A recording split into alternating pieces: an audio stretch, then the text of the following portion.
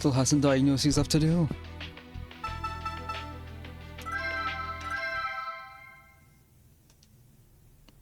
Yeah, the patient made it. I called in a special surgeon. I see. And the cause of it all? Could it be an epidemic? I can't say. Like you, I'm getting a bad feeling here. We need to look into this as soon as possible, then. Yeah, you're right. Gabe? You sound tired. Did something else happen? Nah, it's nothing. I've just been fed up with myself lately. What's wrong? You don't seem like your usual self. Yeah, don't worry about it. Anyways, try and get over here as soon as possible. Well, all right.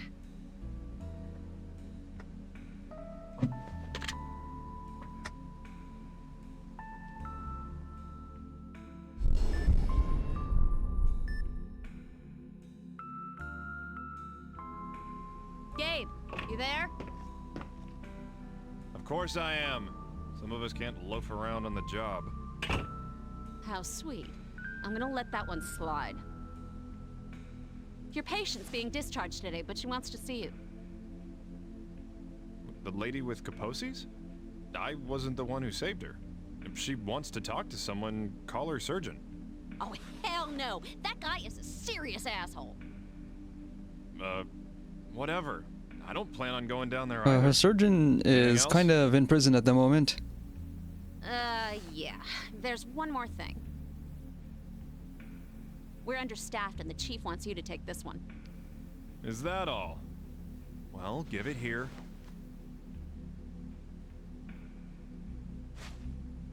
But the patient's... Joshua? Well, if you don't want to, I can ask another doctor. What kind of doctor would I be if I chose my patients?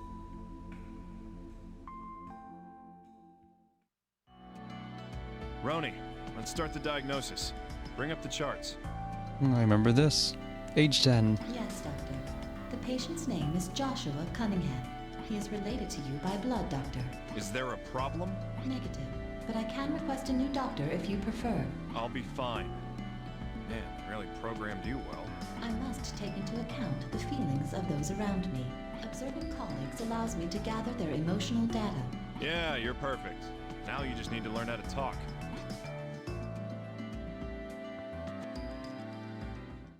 Okay, Oh,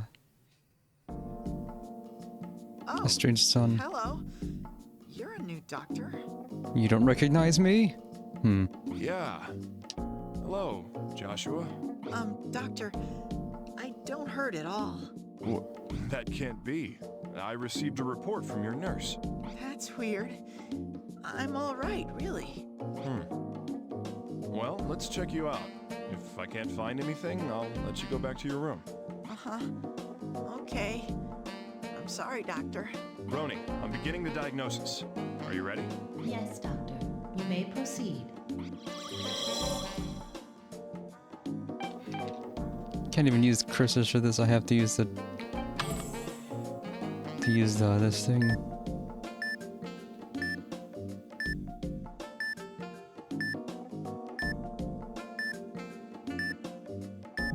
Looks right to me.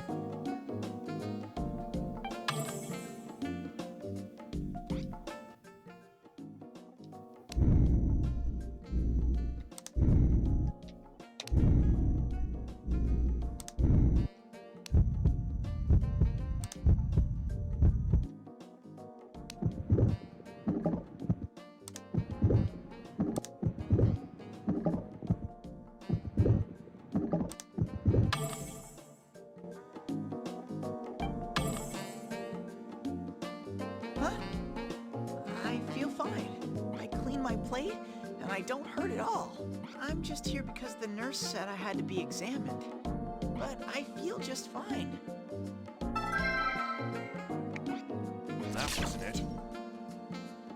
You think maybe she mistook me for some other kid? Oh, but don't blame her. She's real nice. She's always worried about me and does a lot. I wonder, maybe I did something bad. She was really worried about me. Oh, tell me more about this? That's odd. He really does seem to be fine. Huh? Yeah, I mean, there's nothing wrong with me. Well, all right.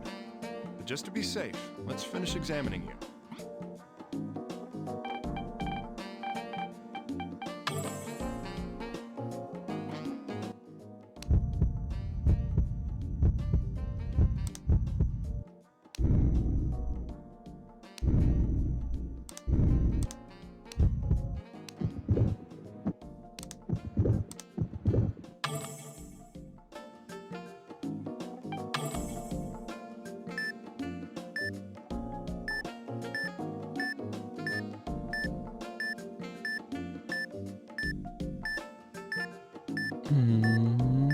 What about the discontinuity from the last patient? And we're not gonna worry about that?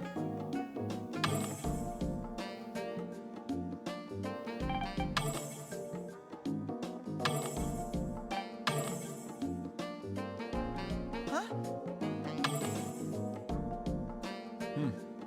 Huh? Well,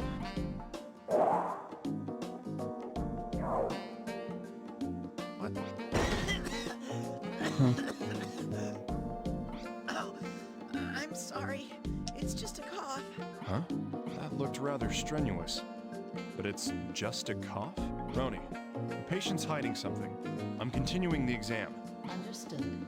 Proceeding with the diagnosis examination.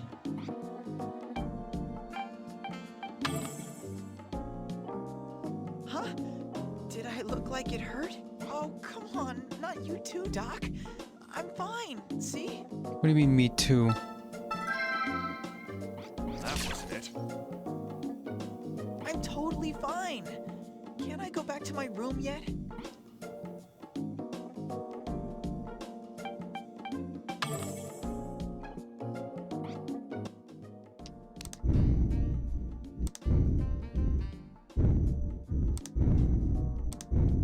Sheesh.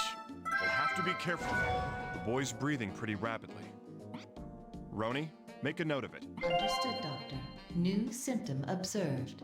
Rapid breathing.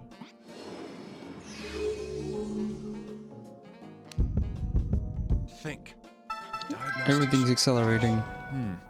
His heart rate's increased. Is this a symptom? Or is this a symptom or is it just stress? Roni, record this. I think this is a definite sign. Understood, Doctor. New symptom observed. Increased heart rate.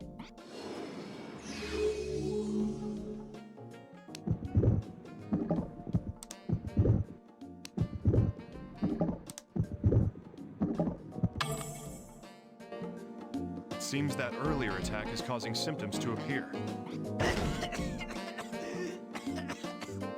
There it is again. There's no mistake about it. Hey, show me the hand you covered your mouth with right now. Huh? It's nothing. Come on. Jeez, this kid's gonna try and hide as much as he can from me, huh? I need to see what's on his hand.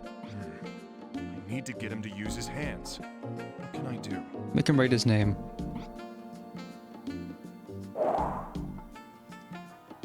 Sheesh. We'll have to be careful here.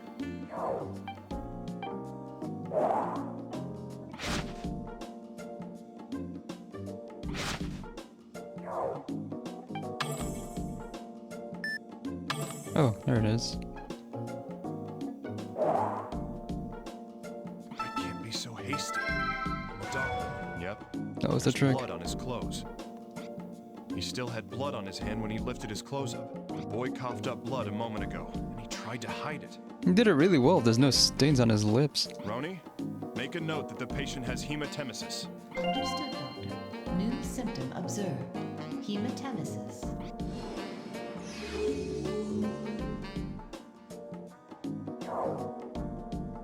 Hey, kid, why are you trying to hide your symptoms from me? Well, why would you say that?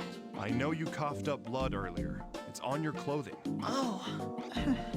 No, that's not blood. That's It's raspberry just some jam. blood. I'm full of the stuff. I'm fine. Seriously, who do you inherit this attitude from? Well, we're done talking. I need you to undergo a few tests for me. Roni, get approval for an x-ray. Yes, Doctor. The X-ray examination is now available.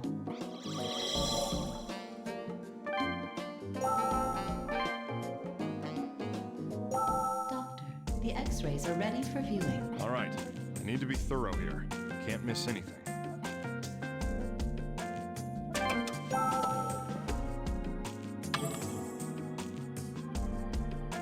Contrast medium, so stuff is brighter than it should be.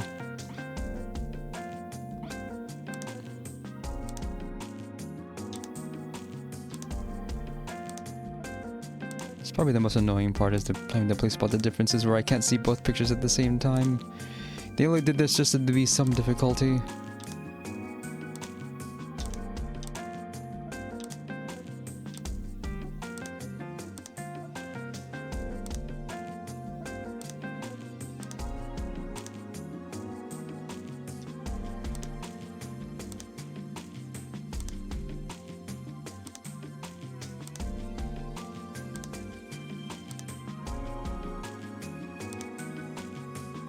Sheesh. Will have to be. There's a cave-in in the gastric wall. The contrast medium is settled in it. Well, this is definitely proof. You can't make excuses anymore. New symptom observed. Caved-in gastric wall.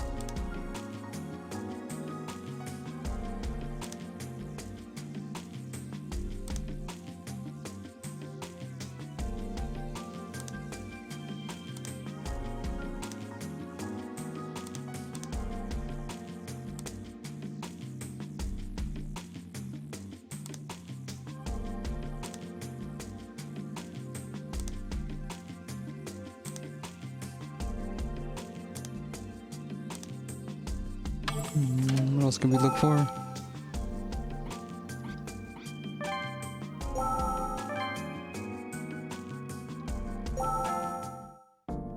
I have proof that there's something wrong with your stomach.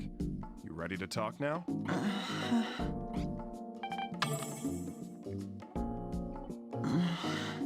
My tummy hurts once in a while, but that's it. Yeah, I don't feel like eating when it hurts. What's wrong with that? Everyone keeps making a fuss about it, but it's nothing, really. Just calm down and figure out what's wrong. You don't feel like eating, huh? Well, given your stomach's condition, I'm not surprised. Roni, make a note. Understood, Doctor. New symptom observed. Lack of appetite. Doctor, I'm okay. Seriously.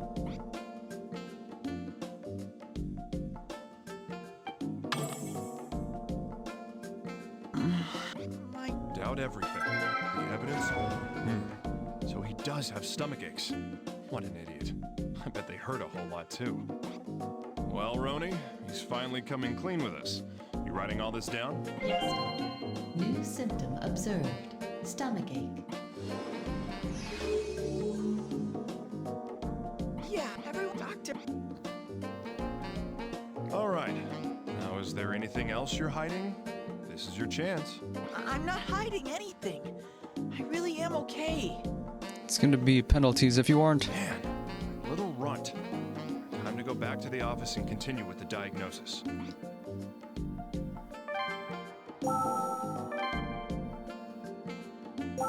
Well, we have at least a few symptoms to work with, Roni. Let's start narrowing things down. Understood, Doctor. Displaying diagnosis candidates.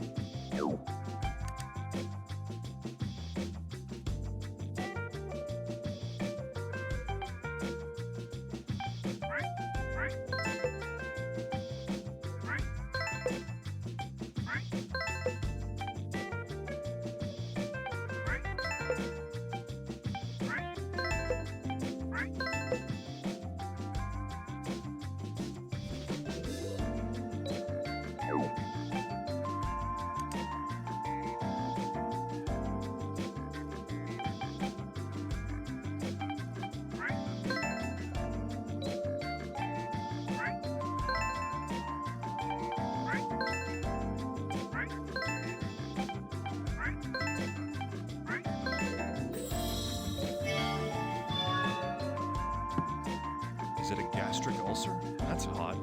Joshua already had endoscopic surgery recently.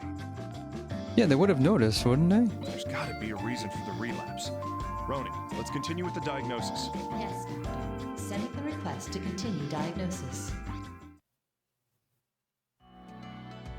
Something's wrong. The ulcers have returned.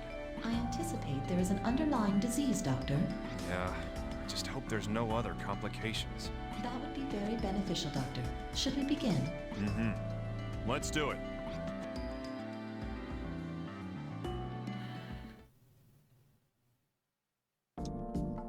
You're having a relapse of gastric ulcers, which I'm guessing hurts a lot. Why do you keep trying to hide your symptoms from me? There's nothing wrong with me.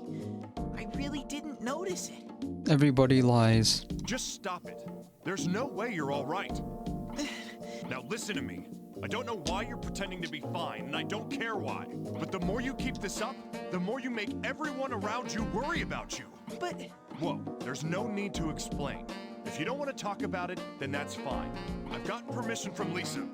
I mean your mother already. Roni, get the examinations ready.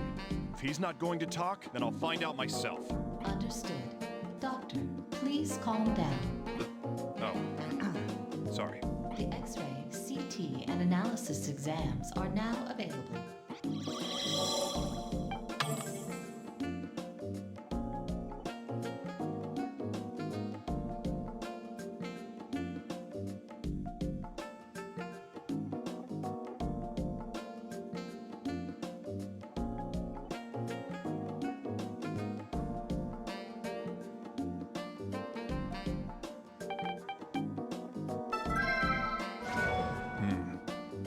serum amylase seems unusually high. Roni, add that to our list. Understood, Doctor. New symptom observed. High serum amylase level. What is this serum stuff? His serum lipase level is a bit higher than I'd like it to be. Roni, record that. Understood, Doctor. New symptom observed. High serum lipase level.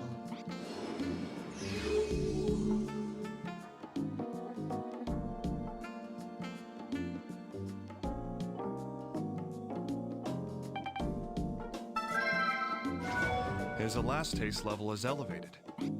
Roni, you got that? Understood, Doctor. New symptom observed. High elastase level. I wish they would explain what these things are. Even if I don't understand it, I'd at least like to hear it.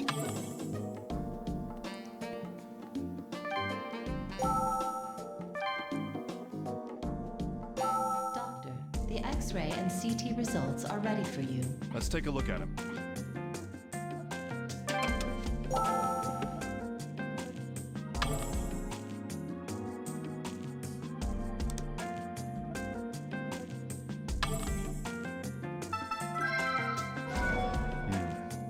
There's an abnormal break in the bowel gas. Roni, record that. Understood, Doctor. New symptom observed.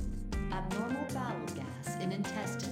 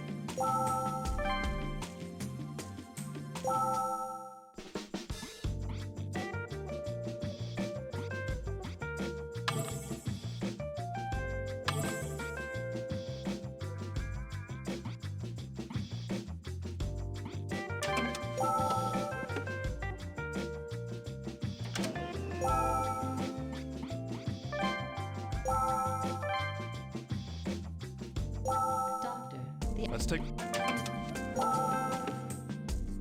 So many CTs and such a pain having to find a difference with them.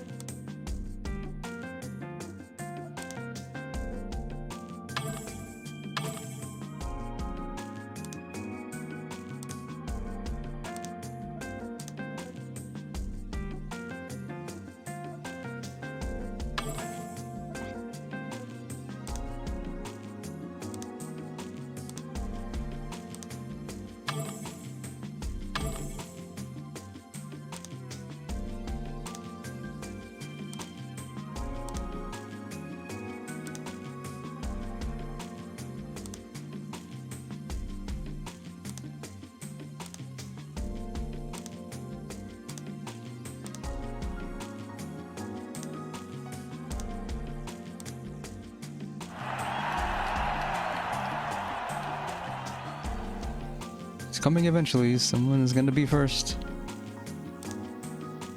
First to be first.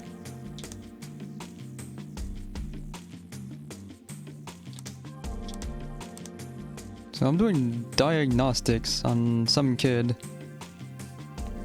And I'm at the part where I'm playing Spot the Difference with CT scans. Making it really hard to find anything here. All because they won't let me see both pictures at the same time.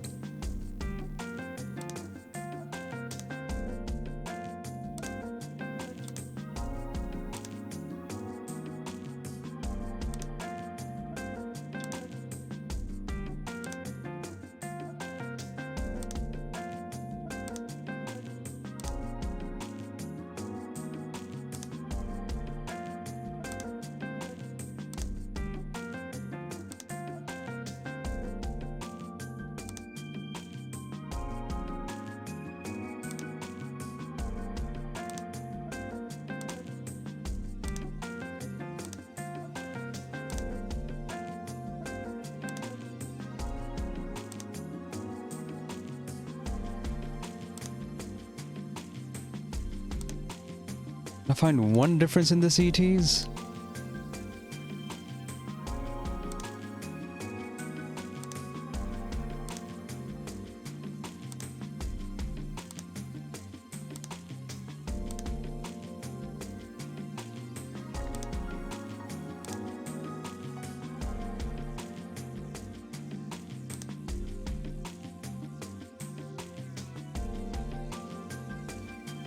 Does my computer's OS have a snipper screen capture ability? Well, yeah, but kind of goes against what I'm doing here.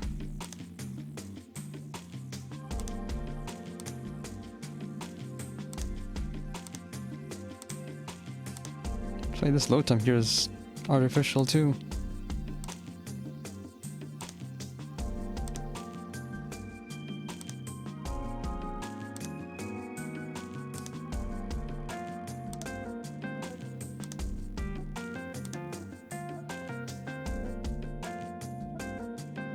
Here's an example.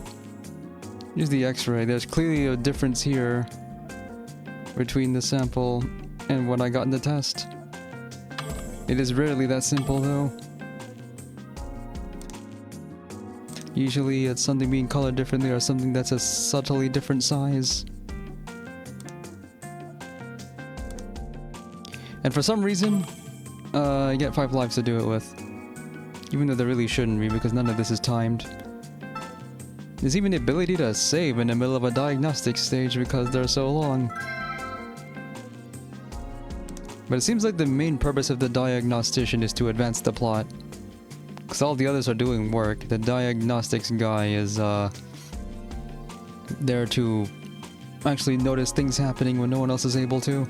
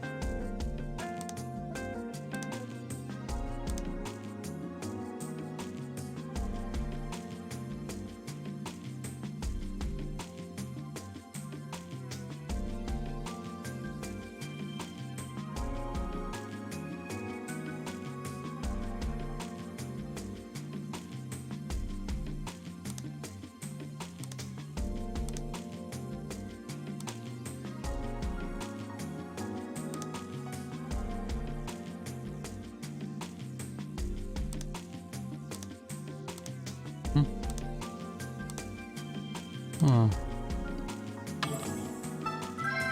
This part's bigger. Well, this isn't normal. His pancreas is swollen. Roni, make a note of it. Understood, Doctor. New symptom observed. Swollen pancreas. I'm looking for spots. I should be looking for size differences. We've got a lot more to go off of now. Doctor, we need the patient's cooperation for any further examinations. Yeah, you're right. I should try talking to him again.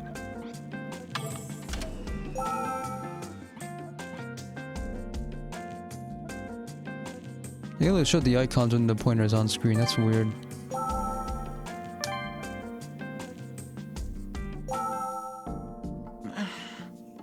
Start talking. Well, I may have been a bit harsh earlier. I wasn't being professional. But you also... Doctor, I know. Just be quiet. Anyways, I want to cure you completely, and everyone is worried about you. Joshua, will you please cooperate with the exams? Sorry. Huh? I'm sorry. I'm sorry. Are you about to pass out? Hey. Hey. It's all right. Don't cry. But it's all my fault. I didn't want my mom or that nurse to worry about me. It's the nurse's job to worry. Come on, dude. Joshua. Oh, by the way, he's his son. They're going through divorce. I'm really sorry. I just made everyone worry even more. I won't hide anything anymore. I want to get out of this hospital. So, please. Yeah, I understand. Actually, my tummy feels a little weird. Can you check it out, Doctor? Of course. Leave it to me.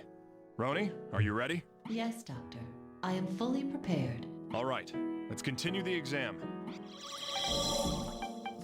Tell me a lie. I'm sorry that I lied all this time. Yeah, the having to go through the questioning, which is fully voiced, kind of like Ace Attorney. You have to point out contradictions. Well, not contradictions, but abnormalities that may result in symptoms being recorded. It's not just my tummy. My back's been starting to hurt too. And if you point out something you're not supposed to, you lose a life. Back pains. His condition must be getting worse. Roni, make a note. Understood, Doctor. New symptom observed. Back pains. It doesn't hurt so much that I can't bear it, but it hurts a lot.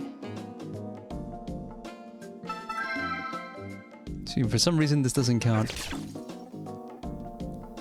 And there's no grades or anything, so even if I run out of lives, it ain't no thing. Also, I don't feel well. I feel like I'm gonna throw up any minute. Don't do it in my office then. Feels like he's going to vomit, huh? Sounds like he's finally telling the truth about something. Roni, this is important. Doctor. New symptom observed. Nausea. And someday I'll be able to actually do gameplay. If there's anything more, I'll tell you right away, Doctor. We gotta do this to advance the plot, though.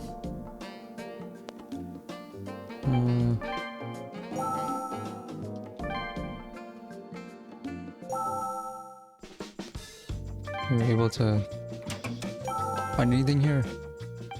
What do we got?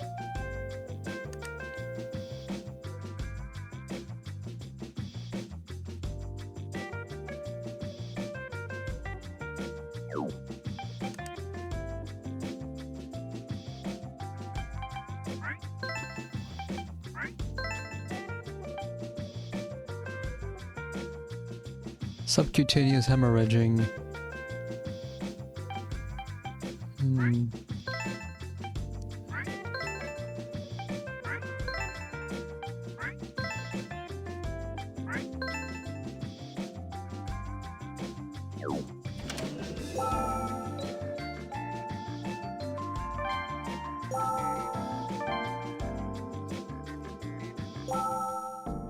Ah, Joshua, how are you feeling? Are you all right? Oh, Doctor. Yep, I'm still doing okay. No, That's a you good boy. aren't. Just hang in there a little longer. Okay, let's look for subcutaneous hemorrhaging. That was in there before. Hemorrhaging spots near the navel. Roni, write that down. Understood, Doctor. New symptom observed. Blood spots near navel. You need to go to ER if I'm looking at this. Hemorrhaging spots on the left side of his abdomen. Roni, put that in his record. Understood, Doctor. New symptom observed. Blood spots on left of abdomen.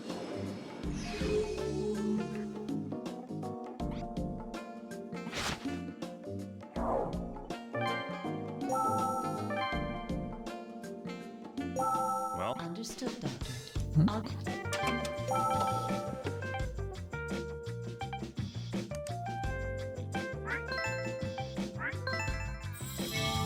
That's the goal of this mode. You have the pancreatitis. But I find it hard to believe this could have caused the relapse of his gastric ulcers. Damn it. There's still something else. Roni, I'm continuing with the diagnosis. We're not done yet. Indeed, Doctor. I will follow your lead. Acute pancreatitis? That can't be the primary disease. It is plausible the chief illness caused it, like the ulcers. What the heck's going on? This happened in last stage too. We can only hope our examination will But answer that, the Doctor. passage of time in this mode is extremely strange. When they request a scan, it's instantly done. We don't even see the patient leave the room. I don't get how that works. Yeah. I hate dealing with all these complications. Phase 3. So, I mean, the last diagnosis must take forever. It's like an episode of have you House. figured out what's wrong with me, Doctor? It's going to take a little longer. Yeah, there's We need to keep examining. yeah, the Roni AI Is your body is all all right? over the building. They established that. It still hurts a little. But you're gonna fix me soon, right? That's right. Hang in there.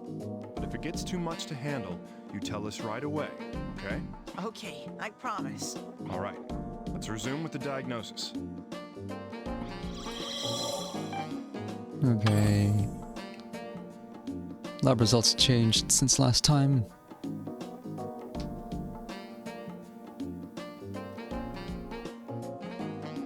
Just check values against tolerances. Look for anything out of tolerance. These are already broken. This wasn't here before.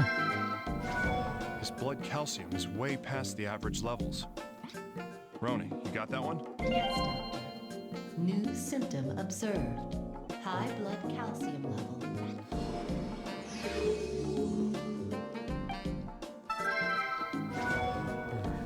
His serum phosphorus level is abnormally low.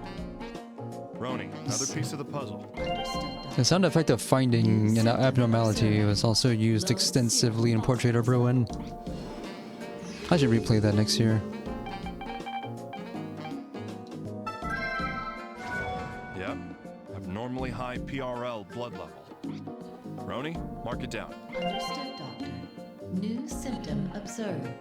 High PRL blood Yeah, maybe I'll play with randomizer.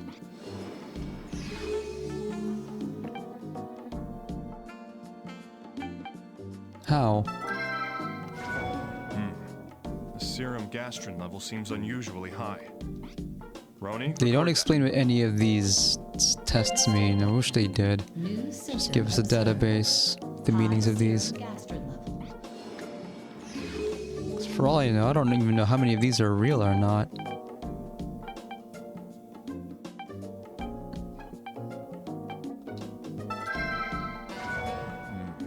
His intact PTH is showing some very high levels. Roni, put it in his chart. Understood, Doctor. New symptom observed. High intact PTH level. What in the heck? A number of abnormal levels have suddenly appeared. The cause is unknown, but the analysis is at least 97% reliable. I know. That's why I'm worried. Let's go back to my office. I need to sort through the latest data. Not yet.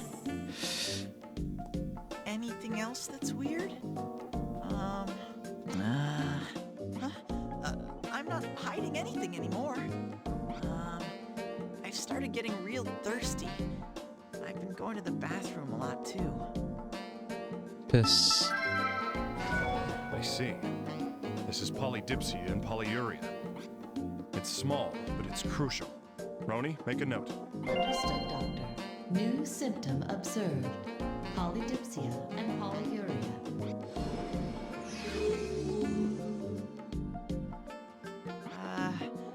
That's it. Is that important?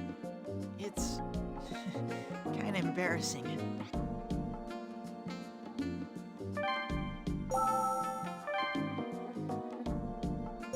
Now, time to narrow down our candidates and see if we can't find the culprit. It's an adventure game with a very narrow, very narrow world. Kidney failure?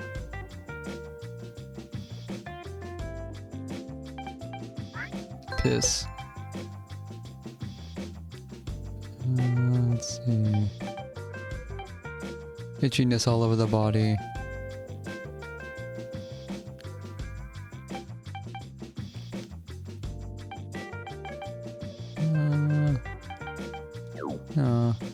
Hyperparathyroidism. Last character had thyroid issues too. I know the first one did.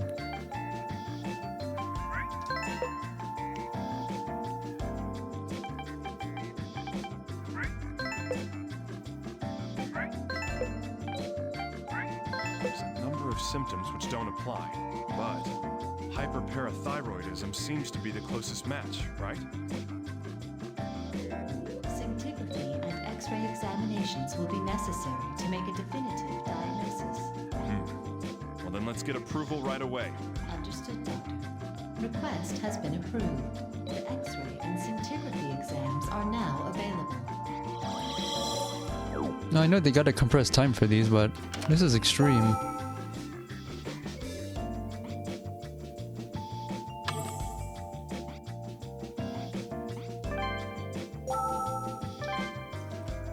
Relationship between Gabe and Roni is almost like Metal Gear. Between Gillian and Metal Gear and Snatcher. Sounds good. Only kinda Let's though. get to it then.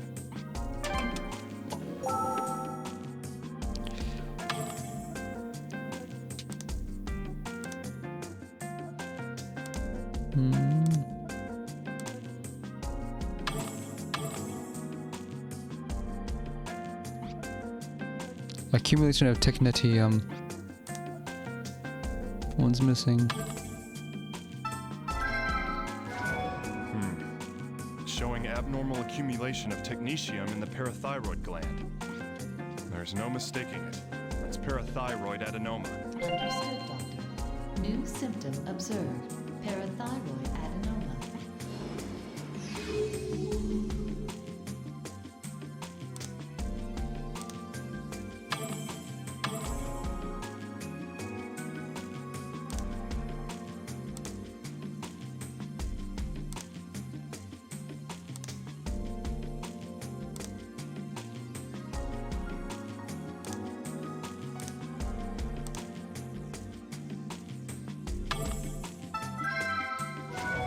Bones in his fingers have gotten thinner. His bone resorption must be advancing. Roni, add this to our list. Understood, Doctor. New symptom observed. Subperiosteal bone resorption. Do they have the osteoporosis at this age?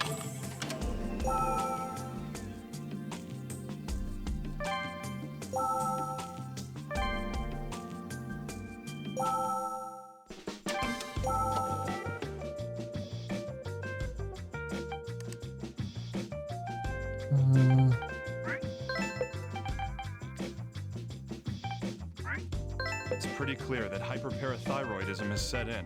But what about the symptoms that don't apply? Doctor, until the primary disease has been identified, we must continue the diagnosis.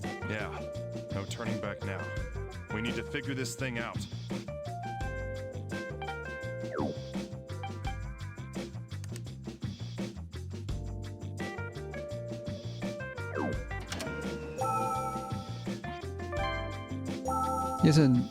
He hasn't started coughing up more blood or anything, has he? He's not bleeding out the eyes. No.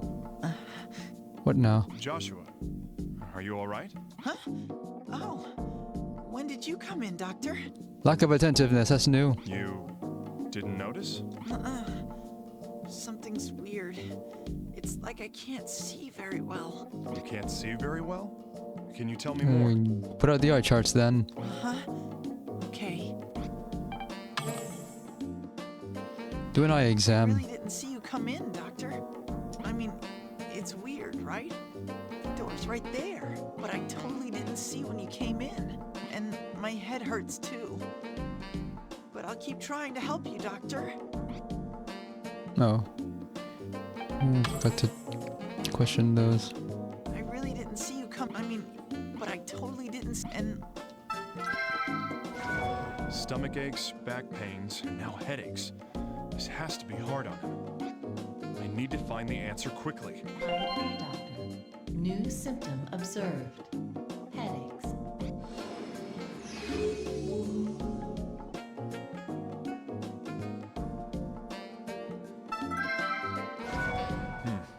He must be undergoing a visual field loss. Joshua, where is it hard to see? Is it the right and left edges of your eyes? huh? Oh, I think so. I can't see right and left. Just as I thought. It could be in the eyes. It could be in the brain. We need to do an MRI. Understood, Doctor. New symptom observed. Visual field loss. And the MRI exam is now available.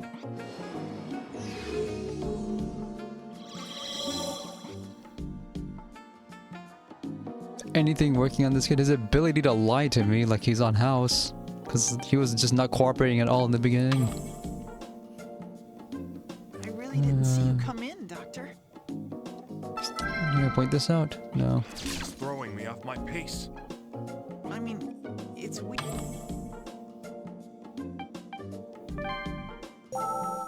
Instant MRI. So instant I didn't even see it happen. All right, let's check him right away. Man. What do we got? Also, like a large language model that's not tuned, it will over-explain everything and annoy you while doing it. Oh, I'm gonna guess something's pressing against the eyes if it's causing visual field loss. I think an episode of House had that.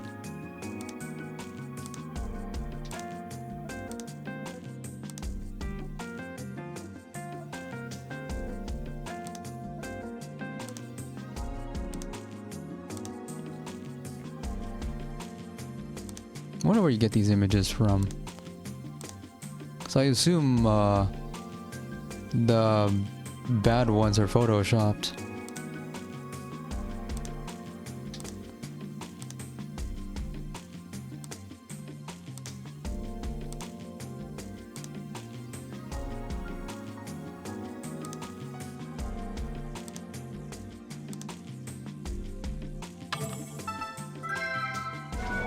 Huh? Pituitary gland's gotten so large. No question. This is a pituitary gland tumor. Gotta do brain surgery. Understood, Doctor. New symptom Yeah, when they say observed. tumor shadows are white, not black. I don't know if that makes it easier or harder to see.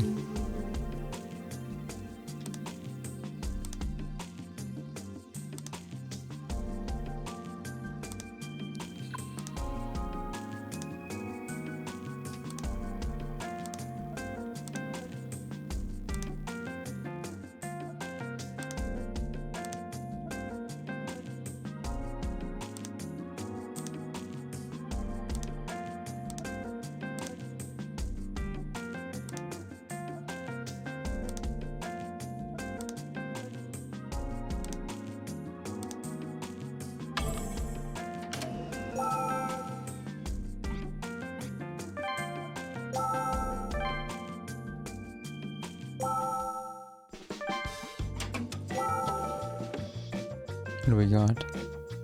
Optic neuritis. Meningioma? It's not this, because it's stuff we don't have. Pituitary adenoma.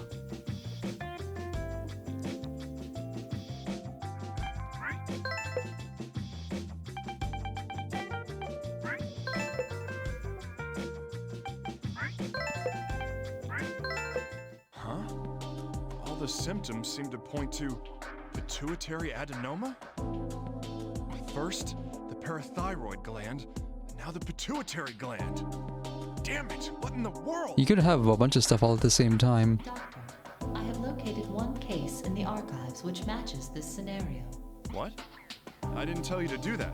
How'd you... I applied the "to hell with that" algorithm recently entered into my registry and made a judgment call. And the AI is making decisions for itself. Huh? The apple doesn't fall far from the tree, huh? Even a robo-apple. Now this is the kind of partner a doctor should have at his side. He's finally starting to recognize the value of the AI. Yes, Doctor. I have indeed been designated as your partner, but the news is not good. This is a disease where the probability of onset is 1 in 10,000. Where is And it? of course, it's Show a me the relative data of the immediately. character. Yes, Doctor. I have added this diagnosis candidate to your database. Got it. What do we got? Vermeer's syndrome. I've heard of this.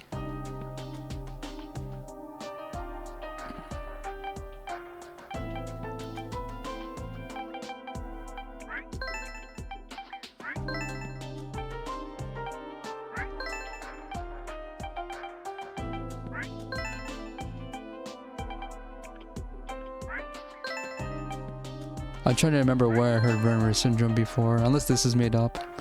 And there's just something similar.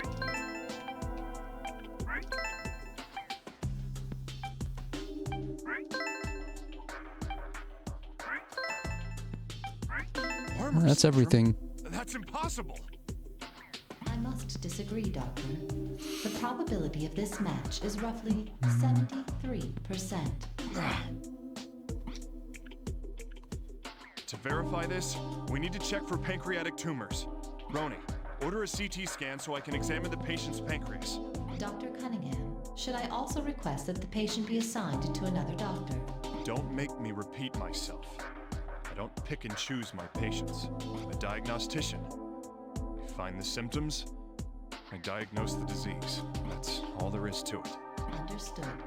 The CT examination is now available. While there should be tumor shadows on the pancreas in a CT exam, they will be very small and difficult to discern with image analysis. Let's cheat on that then.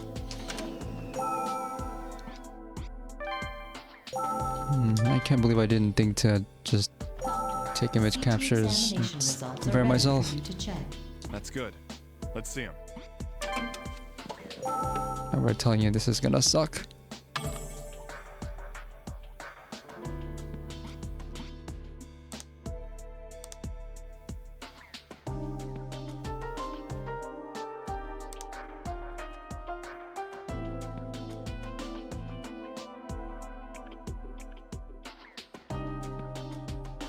Okay.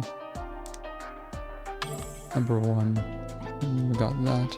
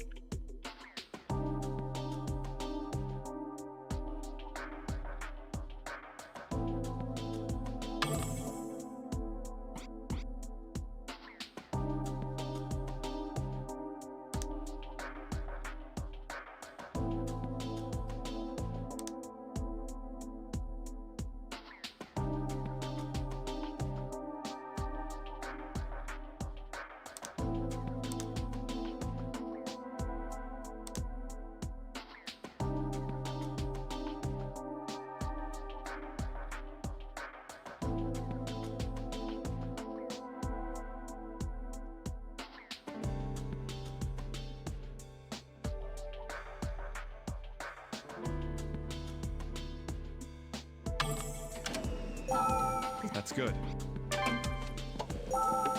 Hmm.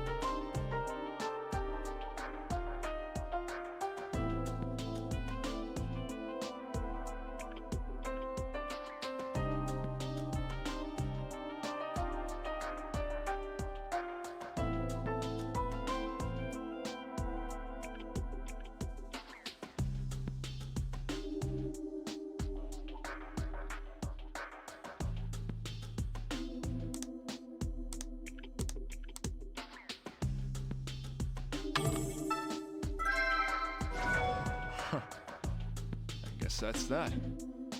These shadows look like pancreatic tumors, all right. Roni, I need to make sure of this. Collate it with the case data. Understood. Now collating. 9 matches with previous cases confirmed. These Yeah, are this is hard to find because it's mixed in with another mismatch. I see. Yeah, I think for once, I'm not so excited about your accuracy. New symptom observed. Tumor shadows on the pancreas.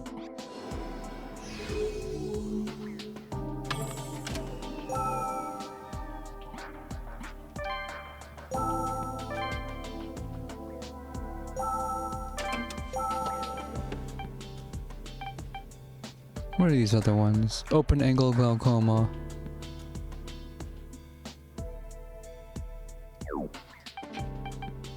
What is this?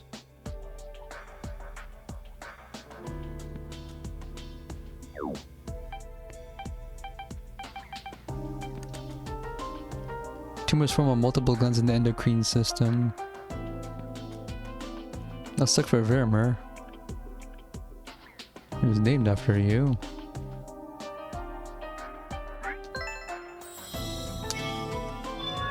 Well, we don't like it, but that's what we found out. The diagnosis. Well done, doctor. This needs to be dealt with at once. If his condition worsens any more, The wife or ex-wife is not going to be pleased with it either way. damn it.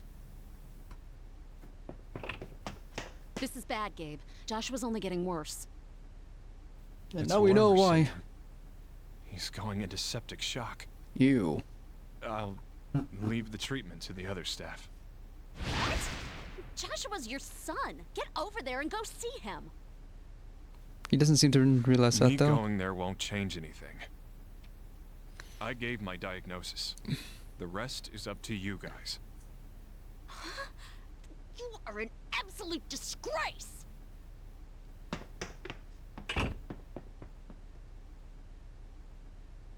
You are incorrect, Dr. Cunningham. What?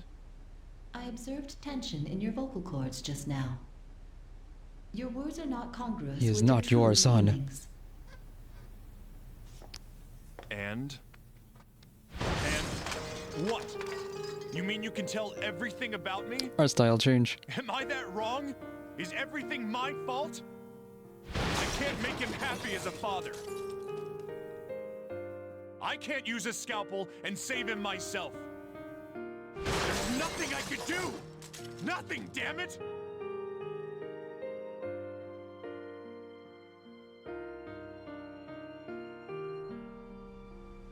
I guess this moment is mandatory for all medical drama shows. Something like It's this all happening. pointless. Everything. Hey, Roni. You know what? I'm the worst father out there. Dr. Cunningham, do you truly feel your work is pointless? Why would it be? Huh? There is one thing that is unclear to me. Like that terminal. So medicine is ultimately That terminal is not the nucleus of the Roni system. Why is it suddenly? Why is the voice system breaking up? with smiles.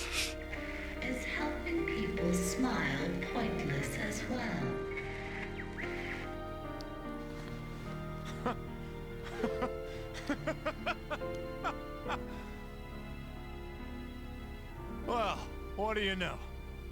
You're right. I can't believe a machine talked some sense into me. Why am I arguing with a computer? Roni, get ready for surgery. Contact the ERN nursing. The operation can begin in 5 minutes. I won't let Joshua die. As a doctor, or as his father. Let's go.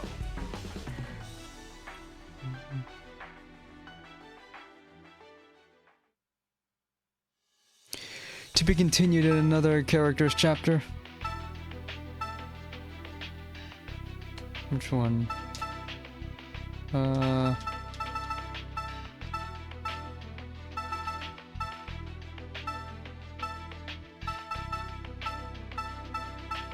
Probably this one.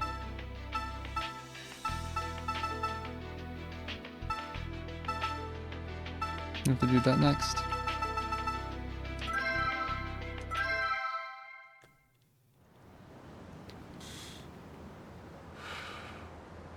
Maybe I should try doing them chronological order instead of all at once. Is it true? Next arc. I've decided to file for divorce. I'm leaving Lisa. She'll get custody and I'll be a bachelor again. And what are you gonna do? After I leave here, I haven't really given it much thought. I'll just go retire somewhere and open up a rustic clinic.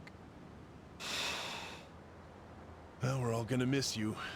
Tomoe, Maria, even the kid. Don't give me that. You guys will replace me in no time. Well, we'll find another diagnostician, but... Gabriel! Old soldiers don't die, Hank. They just fade away. See you again sometime, okay?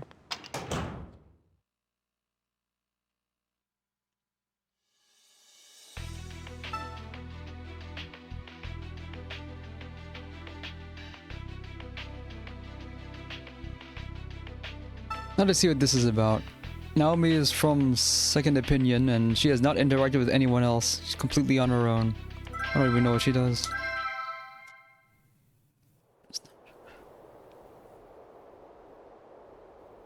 Forensic medicine. Okay, she does forensics.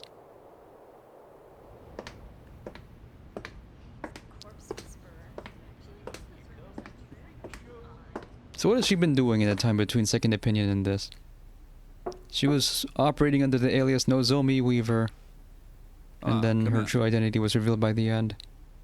Did you call for me, Chief Wayne? Ah, good morning, Naomi. It seems the FBI needs your expertise. I'd like you to head over to the scene immediately.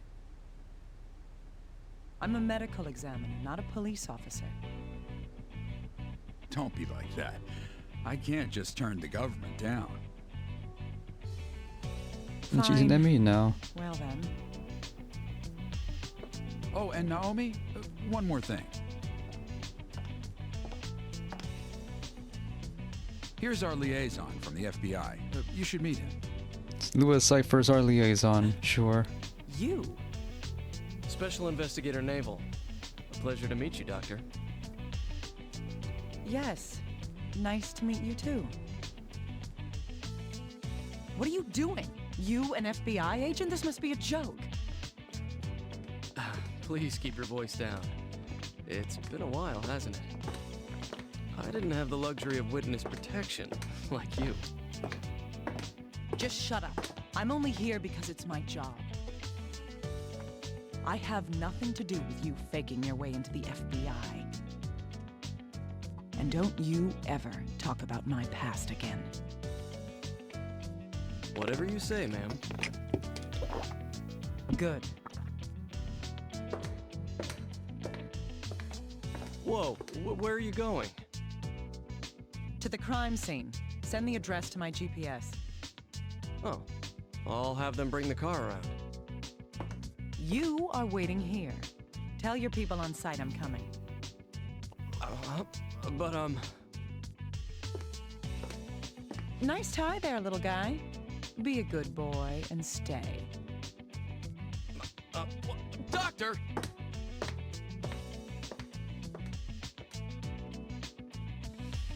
Oh, well.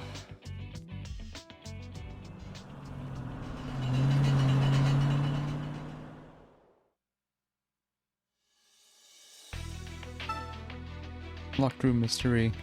Also no difficulty. We're just doing what we can. So 1/3 of the gameplay is just point and click stuff, not action.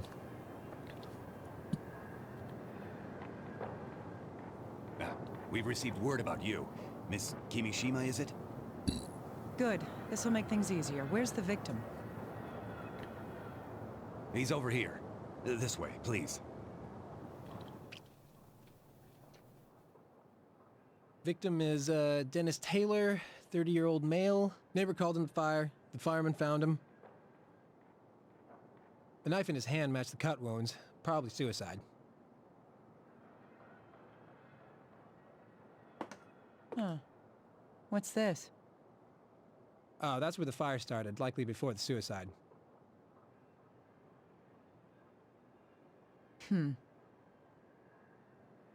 Miss Kimishima?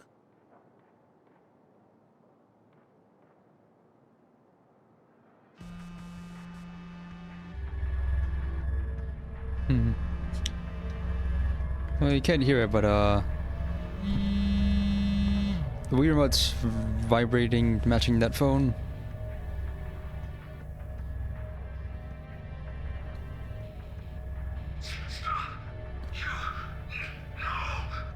What are you listening to?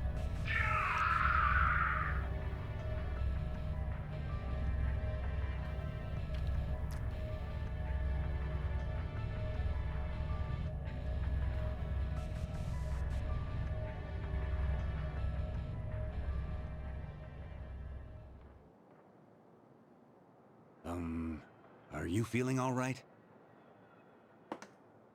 This was murder.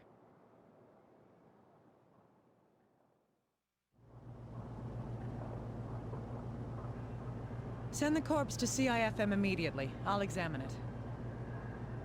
I want all finger and footprints found in that room. If you find anything, contact me directly. I'll be at the lab.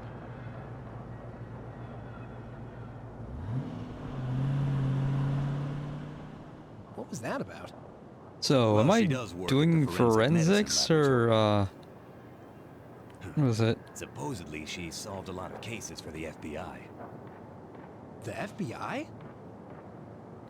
That's right. That means we need to keep out of this. Come on, hurry down to the car for the fingerprint powder.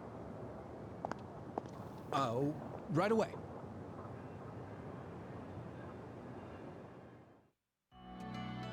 Let's begin. This is Dr. Naomi Kimishima, ID 422194. Hey, little guy. Tell me what we know so far about this. Oh, right. The victim's 30-year-old Dennis Taylor. No, I never seen that. At 3:30 p.m., someone in the same building reported a fire. The firefighters found the body in bed 20 minutes later. He had a knife in one hand and a deep wound on his wrist. The door was closed and chained. It's being ruled suicide. Nonsense. Is that your personal opinion or your FBI training? Look, isn't that the most reasonable fitting explanation? I thought people learned when they grew older. Doctor, what do you mean by that? Let's begin. Show me how this life's flame was snuffed out. The only ME I've seen on TV is the guy from NCIS. He was cool. What do we got? The truth can never truly die. So what is this like?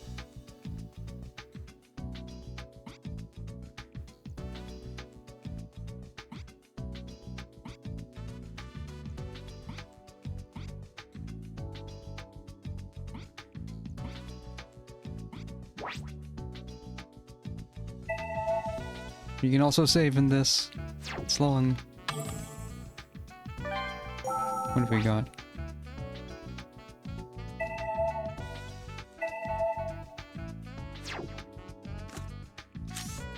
Whose me is this?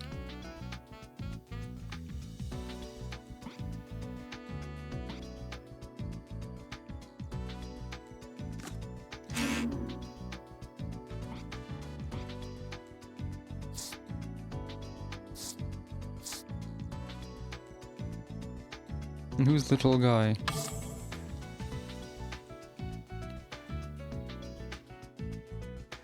Oh yeah, that's the investigator guy. So they created a new me just for this. Weird.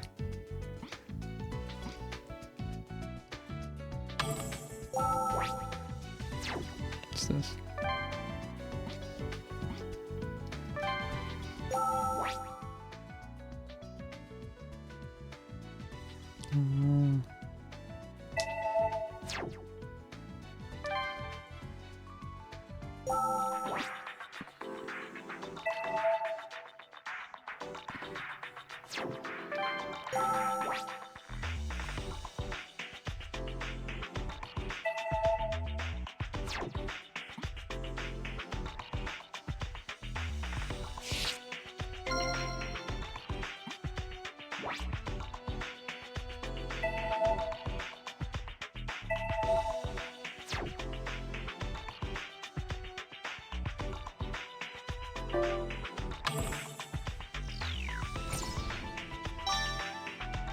Yes, there appear to be spots of hemorrhaging in the eyeballs. This isn't a common condition. Perhaps I should ask Little Guy about it.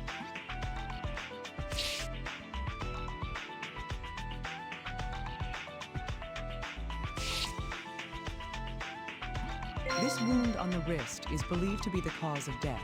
Even though this looks like a self-inflicted wound made with a sharp knife, there's something unnatural about it.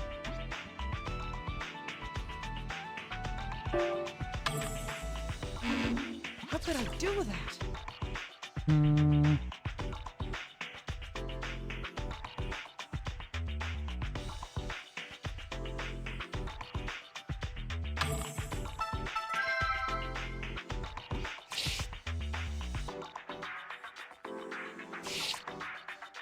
What's this? A bruise?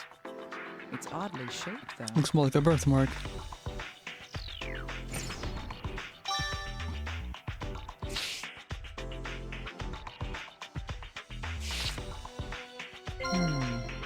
There's something odd about the index finger on the right hand.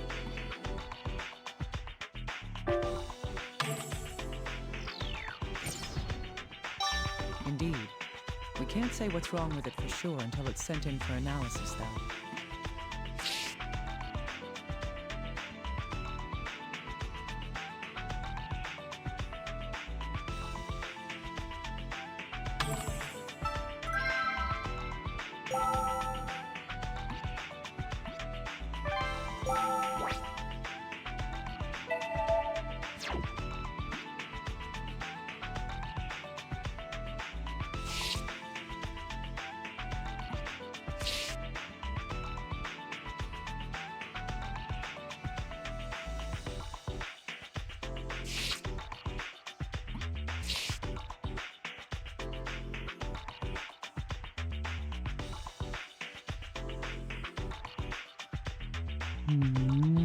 Nothing else unusual here.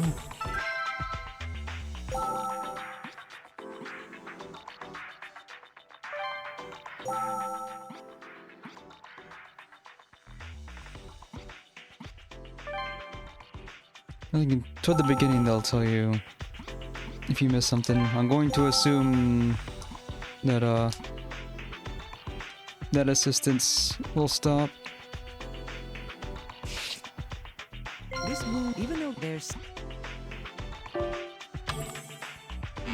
What could I do with that?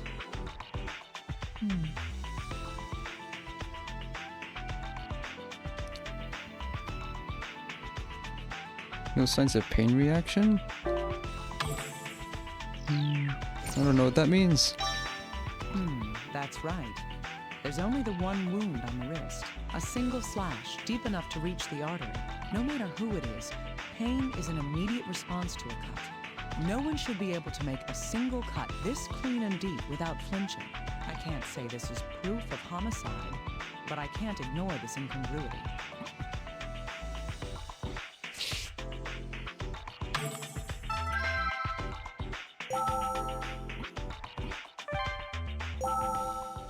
Kinda like the diagnosis, except no computer assistance.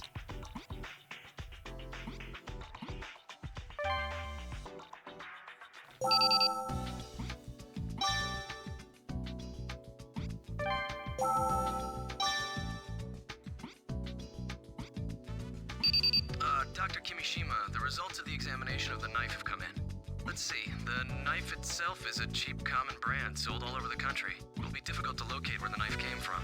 The blood left on the blade matches the deceased's. Only his fingerprints were found on the handle as well. I see. At least one thing is clear now. That is...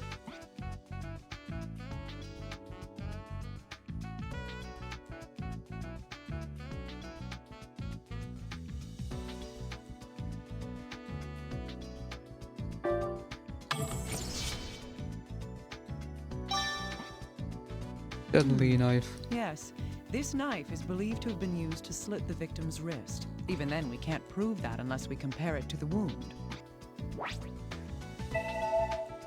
No, you have to do fusions. Just telling you what to do with it.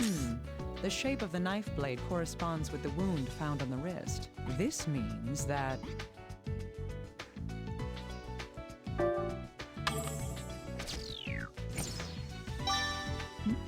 The stars don't add up. Indeed. This appears to be an open and shut case. Then again, this all seems a little too convenient for me. What was the fire for?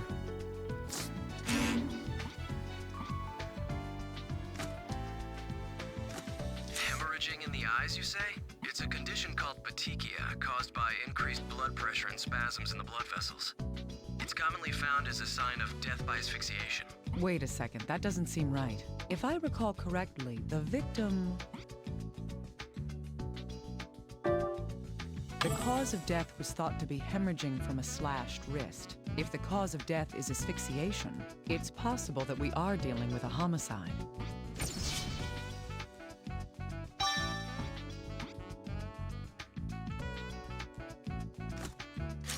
There's no mistake. This finger is fractured.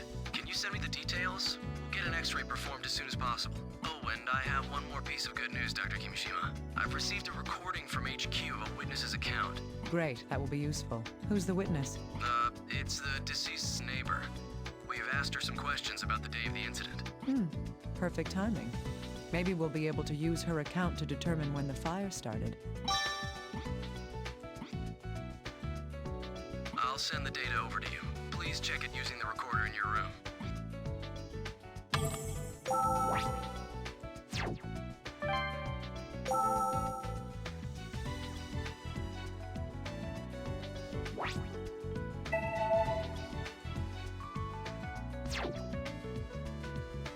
Yes, that's right.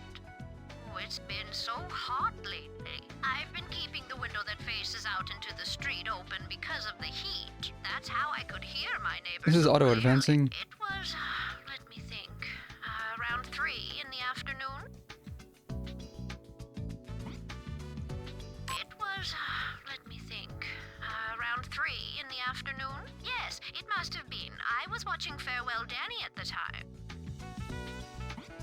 Yes, it must have been. I was watching Farewell Danny at the time. I heard this loud noise from my neighbor's room, and then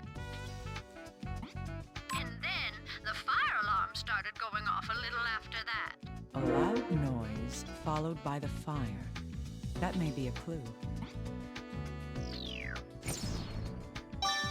The way she described it, the sound doesn't seem to have been something exploding. Could the noise have been made by someone in the room? Or something else?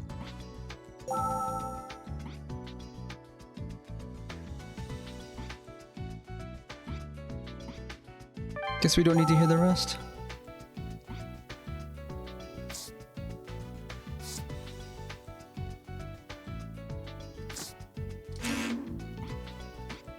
And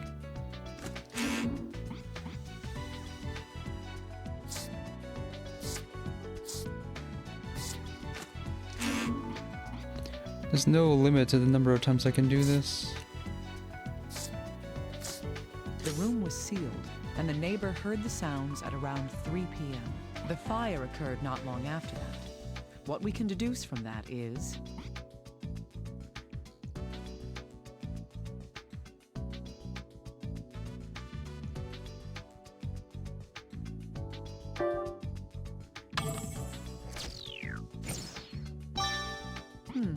That's right.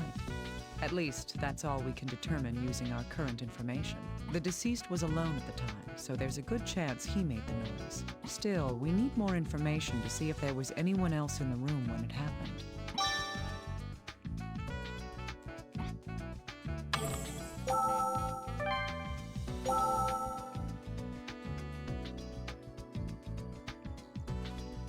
Yes, that's right.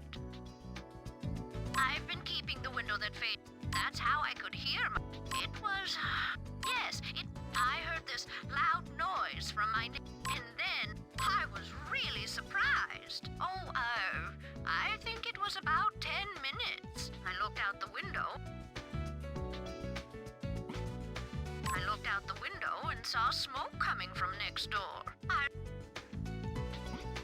ran over to my neighbor's door, but...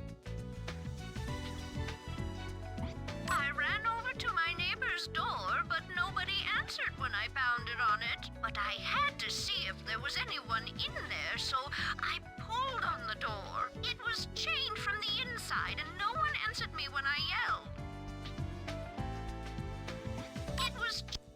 Yes, the fire truck came soon after that. A firefighter cut the chain on the door and went inside. My neighbor? No, it seems he lived alone. Oh, but I remember an electrician came at around noon. Yes, I heard him talking outside the front door, so I...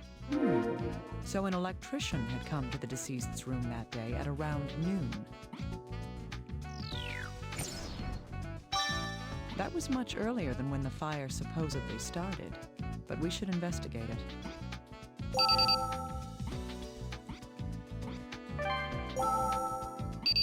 Ah, little guy. Perfect timing. It seems an electrician entered the deceased's room around noon on the day of the incident. If he's talked to your people, can you ask them for the recordings of the interview? All right, I'll contact them immediately. Please do. How's the analysis going? Well, regarding the fracture on the corpse's finger, the right index finger was fractured by an external force. It's rather odd. There are no signs of healing in the fractured area. No traces of healing. That would mean... It was broken after he died, or right before. That's right. Reactions to injury, like minute healing and hypodermic hemorrhaging, are vital reactions. They only occur while the body is still alive. Thus, if there were no vital reactions to this broken bone, the fracture happened... It must have occurred after the person was already dead. That would have to be the case. Oh, and to be clear, there's no way that the body was damaged during transport.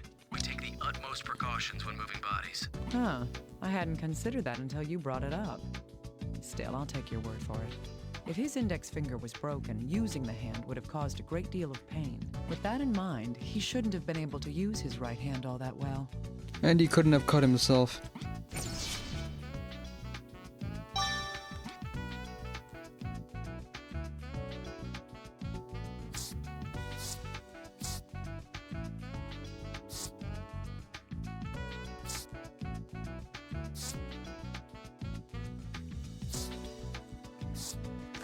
There was a wound in the left wrist and a fractured finger on the right hand. This seems odd because...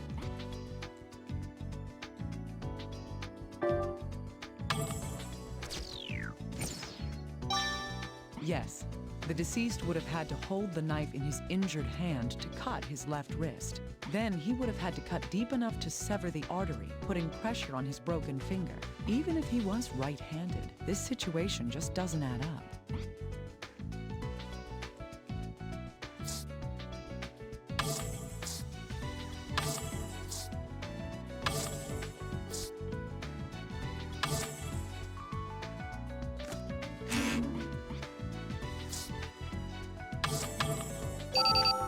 Hello, Dr. Kimishima. Got the small talk. What do you want? So cold. HQ's questioned the electrician that the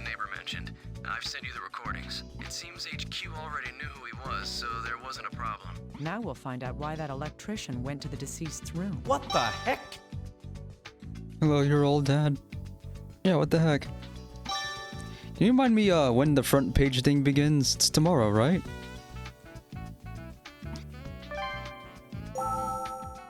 Witness B. What do you gotta say? Yes? Oh, yes, that's right. A murder? Yes, that's fine. He said his air was broken and needed to be fixed. That was... He fixed the air. Next Thursday? We Oh, should okay. focus on that. What time next Thursday?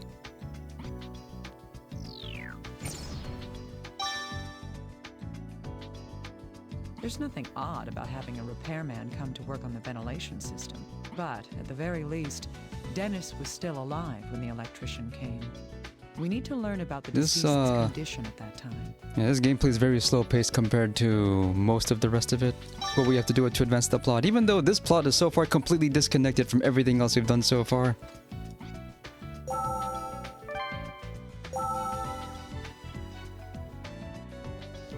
Oh, you get all of 24 hours to do it?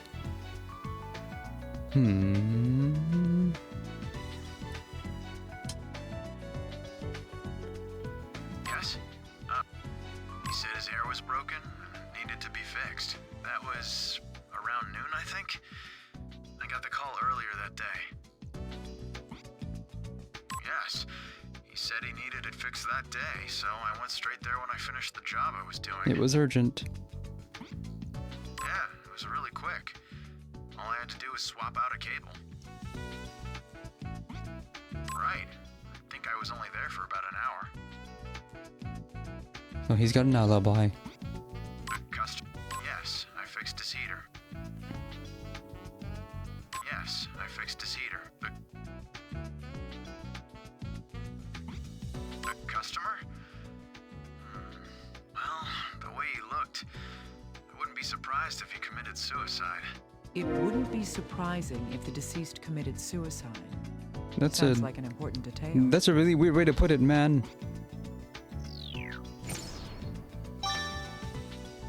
Does that mean the deceased had a motive for killing himself?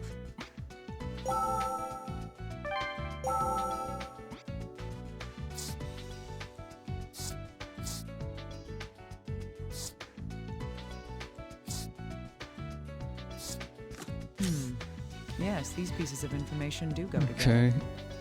On the day of the incident, the electrician had been asked to repair the deceased's air. But this is only the first stage, so it's pretty simple stuff so The far. electrician went to the deceased's room at noon and left after finishing his work. Both the deceased's neighbor and the electrician himself agree on this. That's corroborated.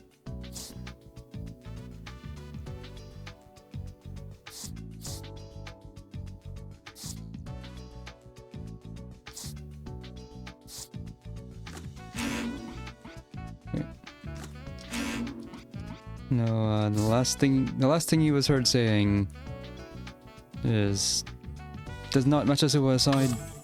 We don't know what this is about. You have anything else to say?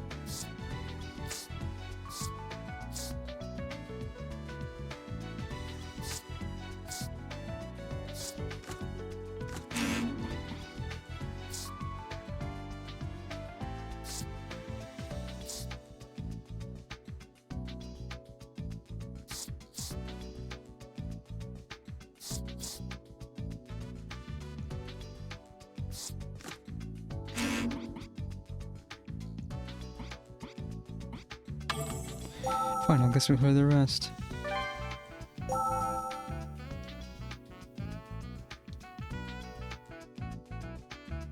It was chained from the inside, and no one answered me when I yelled. Yes, the fire truck. We don't get an came AI to soon help us with after this. that. A firefighter cut the chain on the door and went inside. My neighbor? No, it seems he lived alone. Oh, but I remember an electrician came at around noon. Yes, I heard him talking outside the front door, so I don't think I could be mistaken.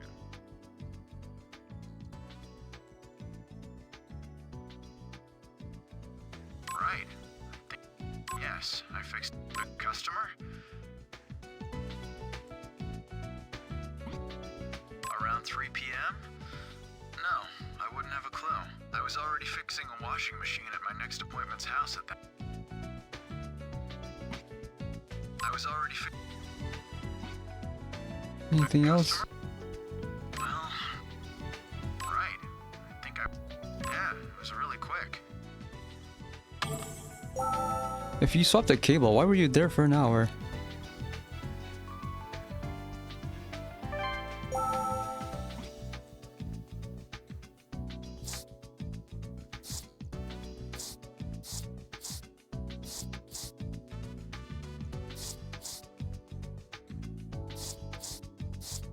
Indeed.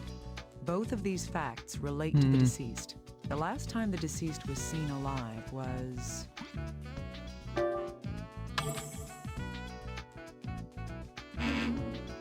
Oh, seen alive. How could I do that? Let's have a heart on that. That's right. At that time, he seemed... Depressed. Yes. What a weird way to put it, This though. comes from the electrician's testimony. The last time we believe the deceased could have been alive is...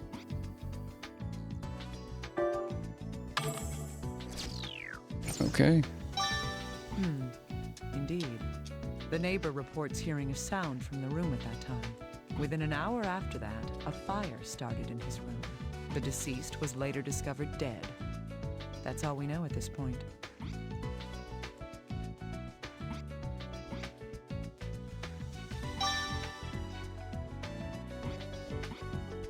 Hey, little guy. I want to go through the information that we've gathered so far. All right, let's piece it all together step by step. Let's do that. The deceased, Dennis Taylor, was found dead in his apartment. Let's see. His body was discovered because...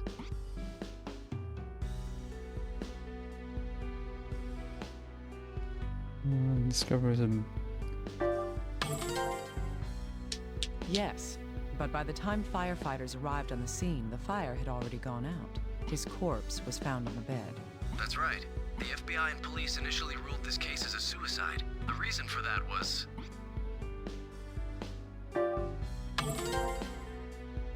That's correct. The other reason was...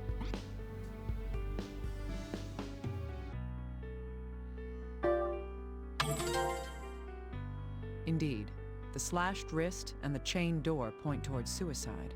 It would seem he was so desperate for death that he would both slit his wrist and set his room on fire. That isn't a surprising conclusion. The knife blade does match the shape of the wound in the wrist. The blood on the blade matches his DNA. Lastly, the deceased's fingerprints were found on the handle of the knife. Those are all true, but there was something odd about that wound on his wrist. First,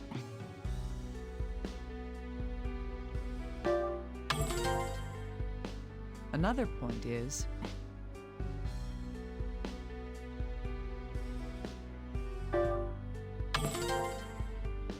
his finger was fractured. Would he have been able to use a knife with a wounded hand?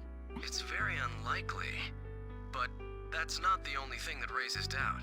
If he did die of the knife wound, he would have bled to death. However, investigating the corpse points to a different cause of death. That is...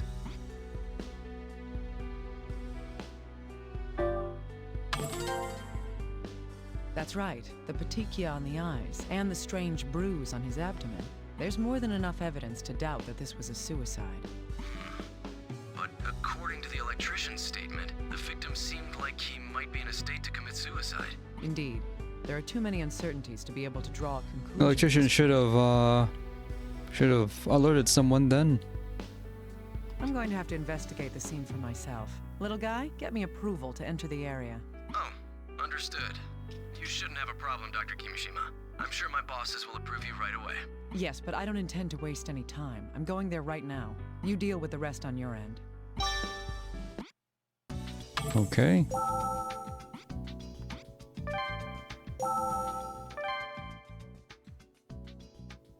Load times. Now we are playing Ace Attorney, or Ace Attorney Investigations, I guess. Except it's in first person and not dude walking around. Now that I look closely, the burns are most severe right here. What was burning here? If I send this for analysis, I might find out what was on fire on the table. I don't have any other tools yet.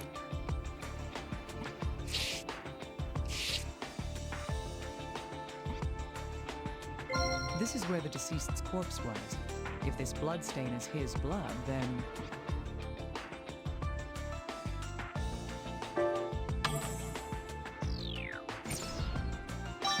Yes, the injury was on his left wrist. From the position of the blood stain, it would appear he was lying face up on the bed.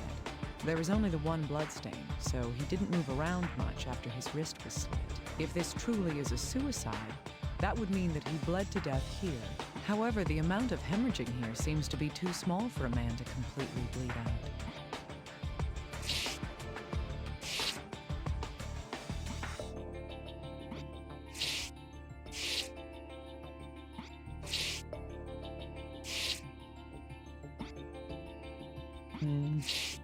Ashes reach up to the ceiling. What happened here? It's the ceiling fan. There's a speed selector and a timer. One of the I don't- blades seems to be What is this broken made of off. that it can bend like that?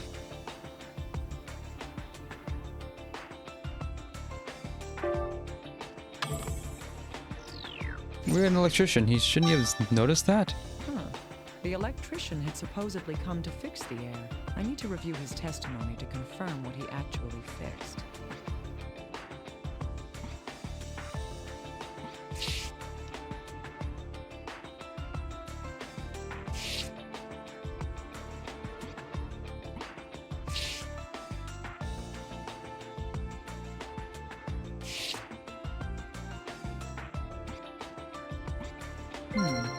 Who's this in the picture? The deceased's friend? I see. I was so caught up in the case that I didn't check the man's background. Hello, little guy. Can you hear me? I didn't even think to check here. I was just clicking randomly. Something, Dr. Kimishima? Yes. Can you do me a favor and look into the deceased's friends? I'm going to send you a picture right now. Try getting a hold on whoever that is. All right. Is there anything in particular you'd like us to find out? Let's see. First, about the deceased himself. It'd be great to find out more about the day of the incident. All right. I'll make preparations to have them question. I'll send you the recordings of their answers, so please check the recorder. Good. I'm glad you can get on this so quickly. I'll be counting on you.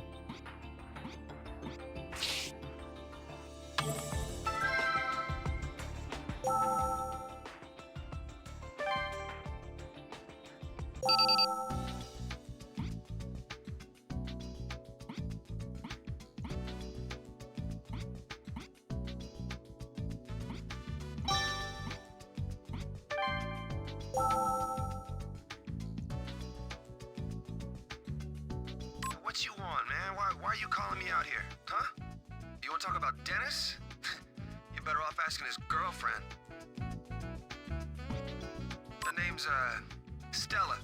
Yeah, she's at the club down on Roulette Street. Yeah, she can probably tell you more about Dennis than I can. That guy, huh?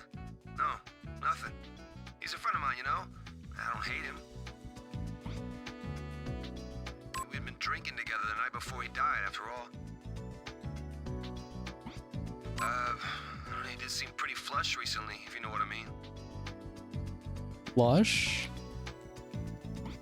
He called me up out of the blue and said he'd pick up the tab that night.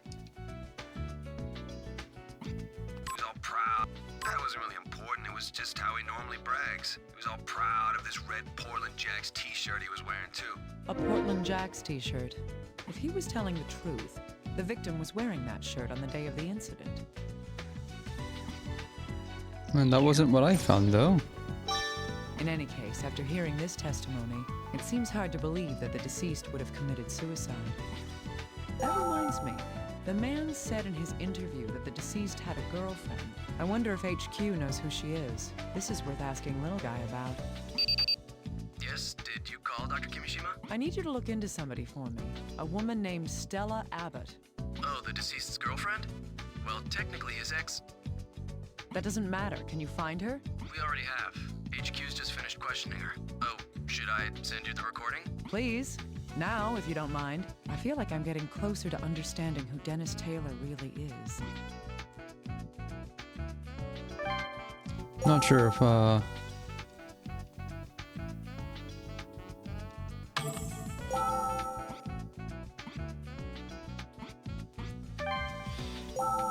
the people in the beginning of the game going to have any kind of impact by the end? Ace Attorney's usually good about that. At least the later game was. This is not a Portland Jacks t-shirt. That reminds me. Someone mentioned the clothing that the deceased was wearing on the day of the incident. That's odd. There's nothing that stands out about the clothing. Somebody said something about what the deceased had been wearing that day.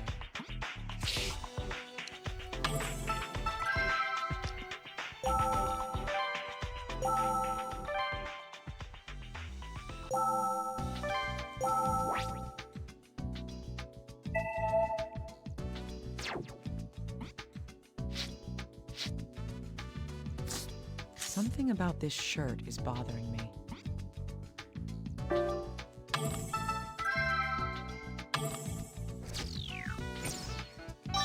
That's right. The deceased was apparently wearing a red t-shirt on the day of the incident.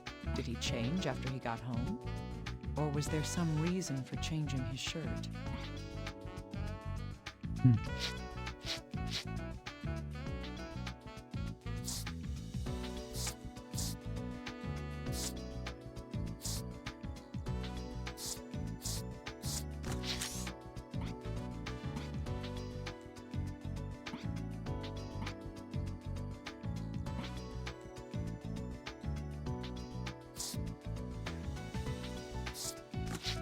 Bloodstain. One moment, please. No. I did some quick calculations. A stain of that size would take about 800 milliliters of blood. That's a lot. The average adult male would have to lose at least 1,500 milliliters in order to bleed to death. This means that... This isn't blood.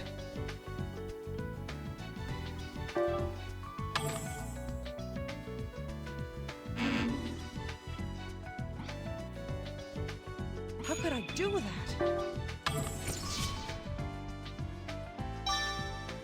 Well, the amount of blood loss required varies from person to person, so this isn't quite proof. It is unusual, though. I'll have to remember it.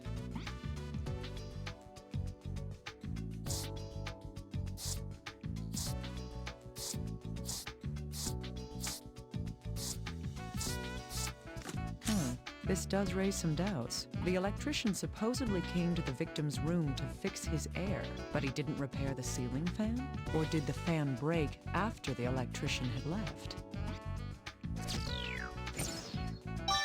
In any case, I'll need to hear his account again.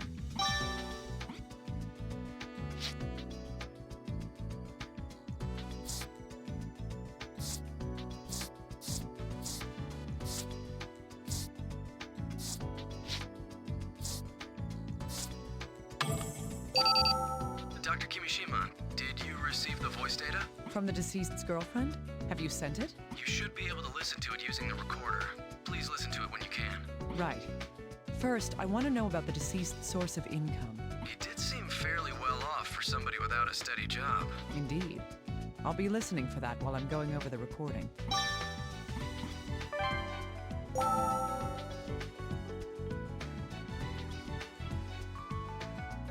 Yes. Hey, when I rewind it, or when I rewind or fast forward, I have to start the playback again. That was got the call early. Yes, he said he needed it. Yeah, it was really quick. Right. I think I was only there for about an hour. Yes, I fixed his heater. He fixed the heater. Something about that seems odd.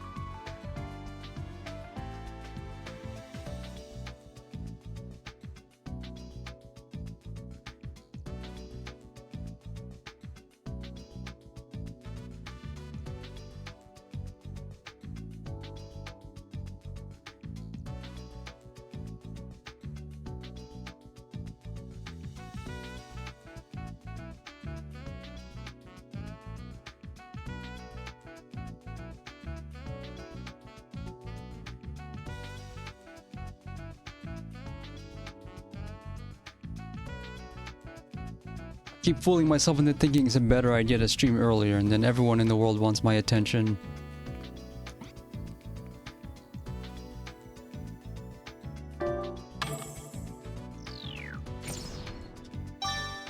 Yes, the deceased's neighbor mentioned that.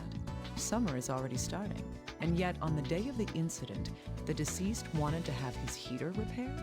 There's something strange about this. What is he heating?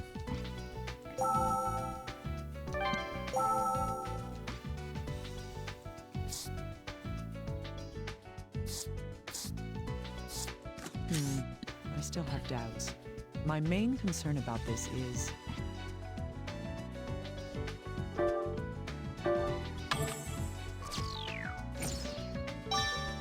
Yes, fans circulate air within a room. Yes, they If the do. owner was having his air system fixed, the fan should have been considered part of it. Why then would the electrician fix only the heater and not the ceiling fan?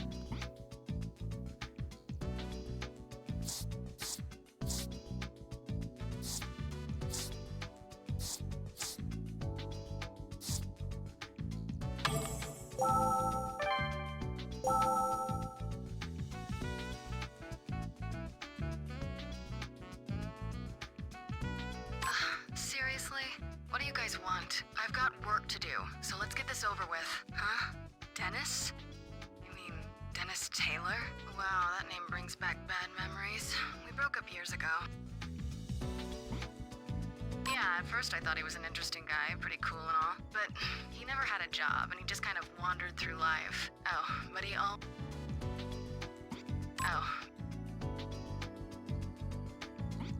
Oh, but he always had money. I'm sure he didn't come by it honestly. Ugh, are you really this slow? Don't you get it? Drugs. He was a drug dealer. He did transactions. The deceased's been holding on to quite a secret. I'm going to have to change the way I approach this case.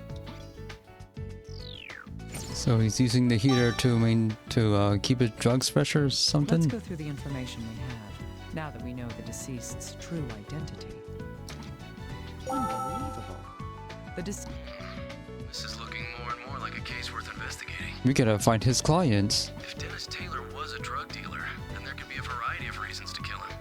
Still, I can't let my prejudices cloud the truth. I need to remain objective. However, it seems that we're going to have to change our views regarding this case. Right. I'll prepare the CSI's ALS. ALS? The advanced light source that can adjust the wavelength being emitted? That's right. An object's visibility depends on the light being reflected from that object. The ALS lets you select a particular wavelength to focus only on what you want to see. Or hide what you don't want to see. Oh, no. I'll try using it. Thanks, little That's guy. not how that works.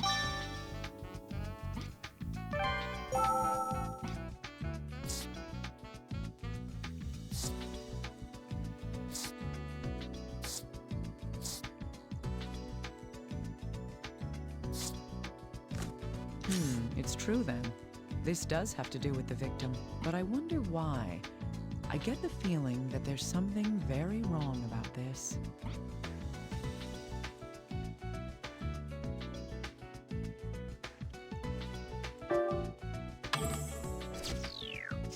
Okay, this is complete. He's a pusher. Indeed. At first glance, it doesn't seem like these refer to the same person at all. On the one hand, drug-dealing scum enjoying his life. On the other, a man with suicidal... Maybe the drugs that make him just look like that. Either one of these clues is false, or there's more to this shady business that I haven't found out. Electrician's in on it too. In either case, the truth of the matter is that he was indeed a drug dealer.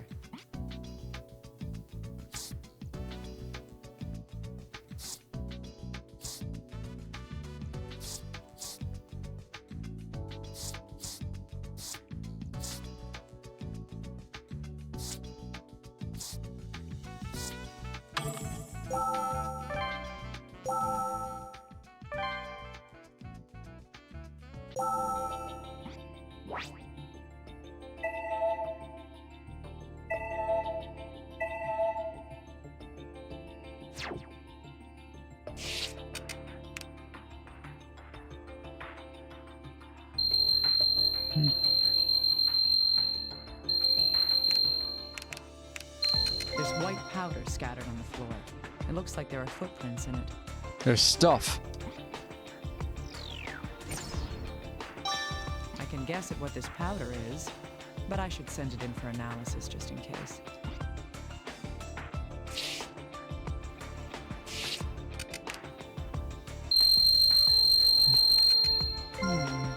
This powder on the floor seems to trail behind the shelf. There's this stuff. Bingo. There's more of that powder inside this hole in the wall. What an obvious place for a hiding spot. Mr. Taylor wasn't all that clever.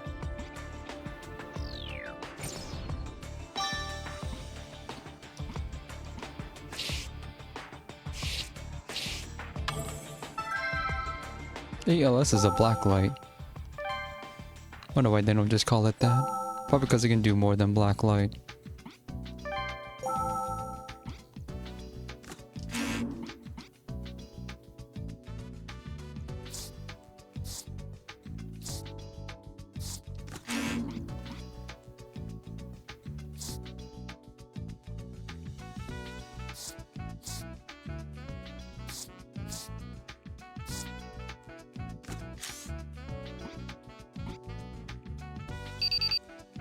Dr. Kimishima, about that white powder that was spread on the floor, there were traces of drugs found within it.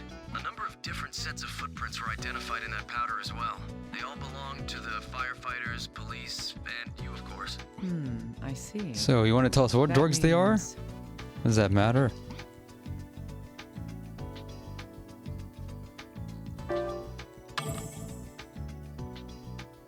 No? That was careless.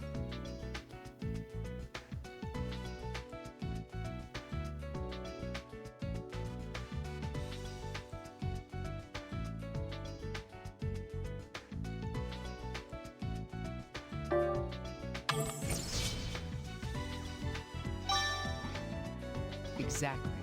That would be the case. The room belonged to the deceased. If the drugs had been spread on the floor before the incident, his footprints should be there as well. But the only footprints in the room were from people who had entered after the fire. This would mean that the drugs would have to have been spread before or soon after the fire began.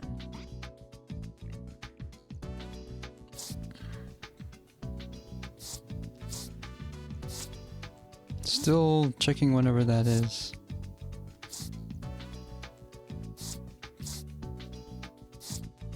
All right, let's go over the information we've gathered. First, the white powder. This Durgs. Yes, the trail of drugs led directly to the hole behind the shelf. If the same powder from the floor was inside the hole, then...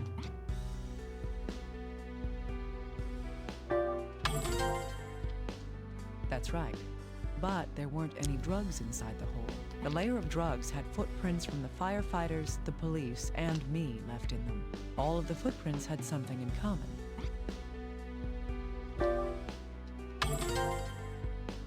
Indeed.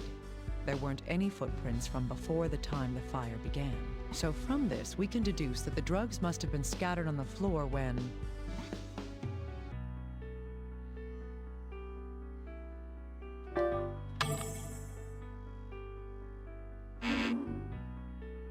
I can't mess around anymore. It's time to get serious.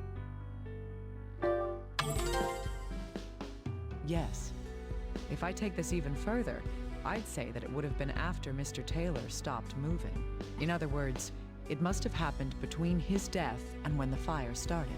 But why were there drugs on the floor? Someone was trying to steal them. I can't make any more rash decisions. I need to think cautiously.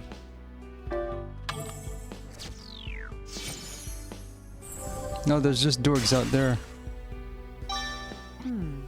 Yes, they must have spilled out when someone removed the drugs from the hole in the wall. Dennis Taylor was killed, and someone walked out with the drugs. I'm starting to get a clearer picture of what happened here, but there's no proof just yet.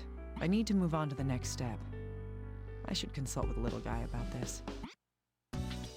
Dr. Kimishima, have you confirmed that it's a murder after all? I don't know how you heard about that so quickly, little guy. Have you been eavesdropping on me? What? No, Forget it. I can see right through you. Oh, right. I have a new tool for you. It's luminol. Do I need to explain it to you? A chemiluminescent material based on reducing 5-nitrophthalhydrazide with sodium dithionite. It reacts to iron and hemoglobin by glowing, making it useful to find otherwise hidden bloodstains. Anything else? No. Good. I just spray this onto suspicious areas, then shine the ALS on it, right? I'm sure it will be useful. Thank you, little guy. You see, Naomi doesn't have to put up with anything, unlike Gabe. You just gotta keep running back and forth. Just like an Ace Attorney.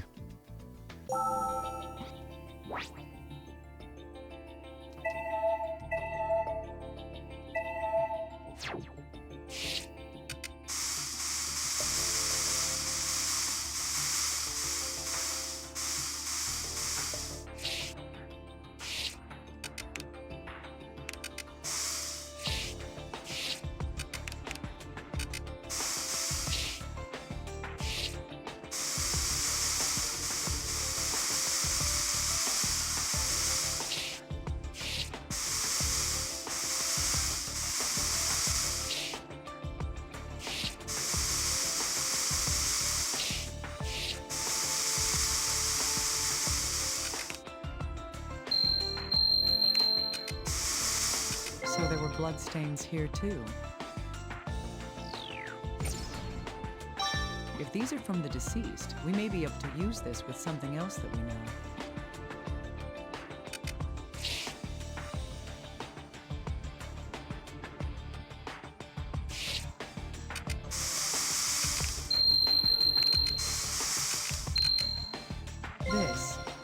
There's a rope wrapped around the shaft of the ceiling fan. There's no mistake. Those are bloodstains.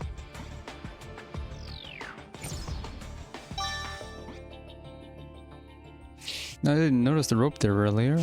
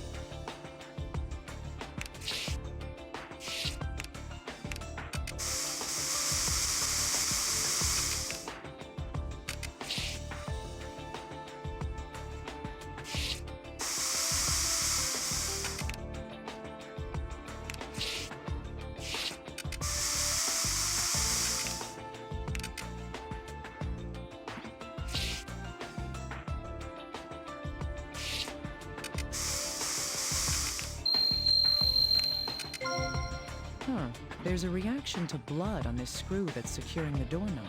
The screw seems rather loose as well.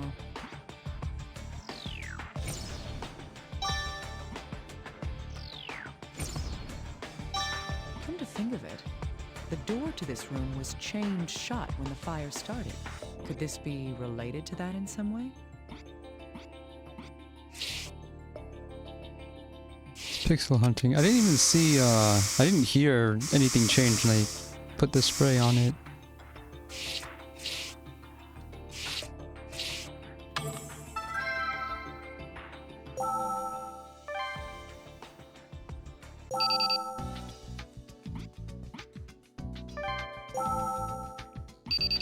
Oh, Dr. Kimishima, sorry for the wait. The analysis of the burnt material has come back from the laboratory. Calcium hydroxide was detected in the sample. Calcium hydroxide? You mean slaked lime?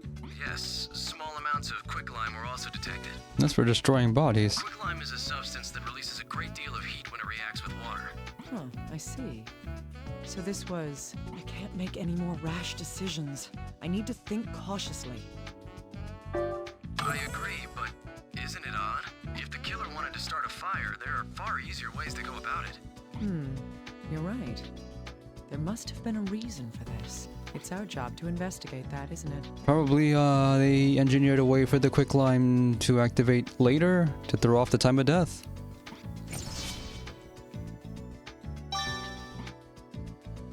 Probably they put it in a bag that dissolves in water, which is why the fire was so isolated.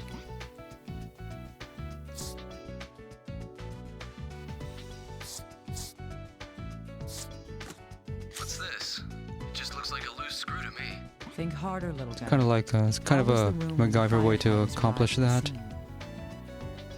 The entrance was closed, but was it completely inaccessible? I can't make any more rash decisions. I need to think cautiously. That's right. The chain on the door had been attached, but the door itself wasn't locked. Sorry, but the door only opens about 15 centimeters with the chain attached. 15 centimeters? That's kind of wide.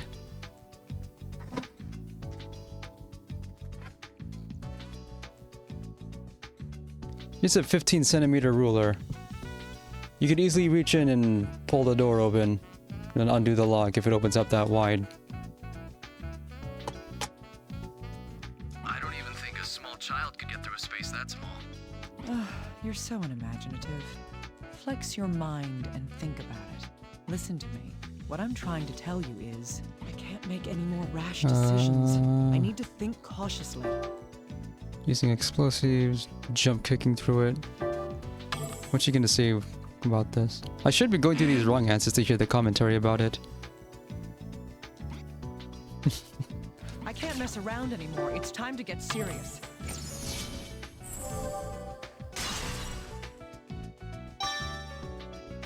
This loose screw tells us everything. With the screw removed, the entire plate on the door can be swiveled around by the doorknob. The plate itself is about 20 centimeters long, so the gap increases to almost 35 centimeters. How big does somebody have to be that he couldn't fit through a space that size? Oh, I see now. That's more than enough room to get past the door. So the killer just screwed the plate back on from the outside after he left the room then. I think that's the most likely explanation. But the killer was in plain sight once he was outside the door. He wanted to finish quickly. The killer couldn't completely tighten the screw and left the area as we found it. Well, that proves that this isn't quite the locked room mystery we thought it was. Huh. Still, this doesn't help us figure out who the killer is. I need to investigate the situation in more detail.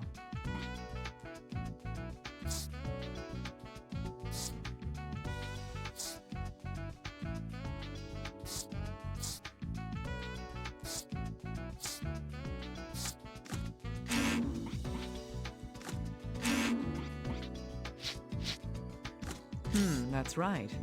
There were 2 different bloodstains left in the deceased's room. Now, which of these bloodstains happened first? I can't make any more rash decisions. I need to think cautiously. Not enough information.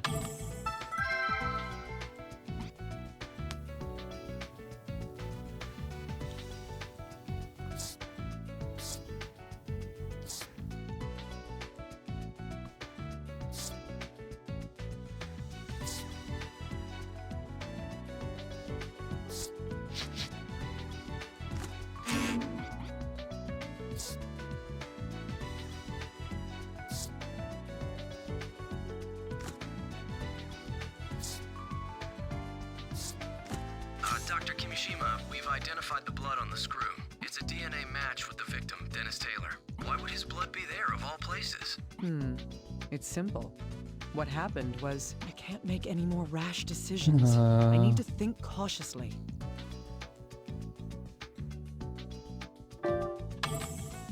No? I cannot make any more mistakes.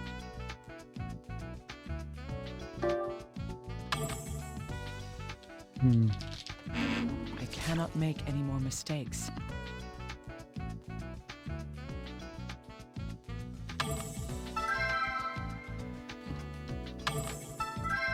Not enough information. I should save. I don't know what happens when I run out of lives.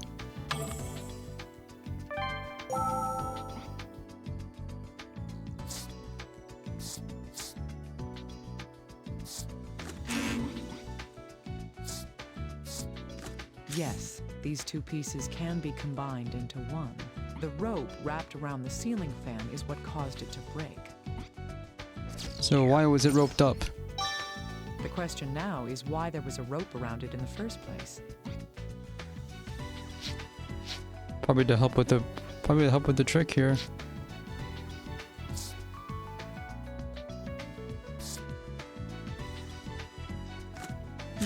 That's right. There were 2 different bloodstains left in the deceased's room. Now, which of these bloodstains happened first? Calm down and ascertain the truth, Naomi. It'll probably be this one because it's bigger, right?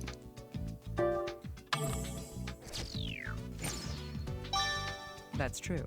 Unless the corpse got up and walked over by itself. It's most likely that the deceased died where the first bloodstains were found, and then was carried to the bed afterwards. That would explain why there was such a small amount of blood on the bed itself.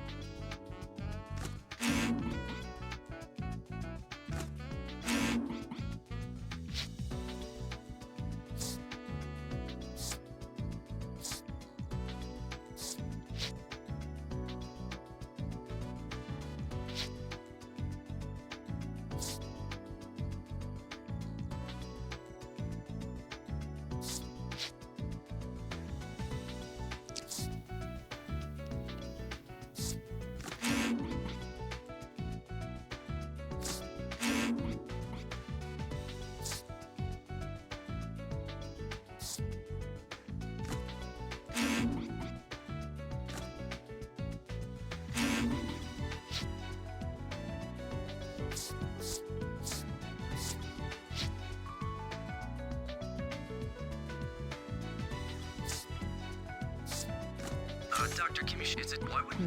Calm down and ascertain the truth, Naomi.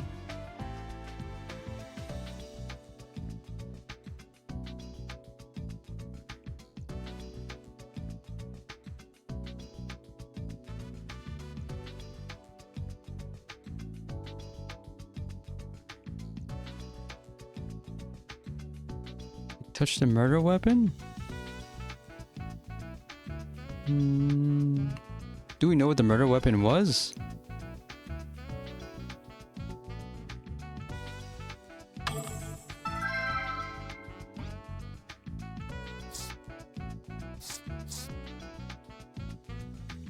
Well, yeah, there's the knife, but the knife was made to appear it was the murder weapon. Was it actually the murder weapon, though? Cause of death was not the blood loss.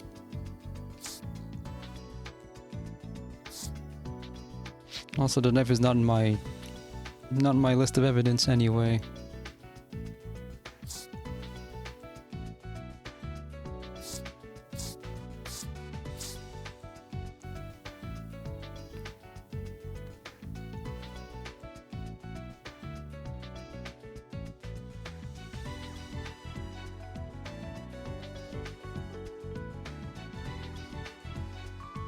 Where's this rope now? Yeah, it's here, but what did it do?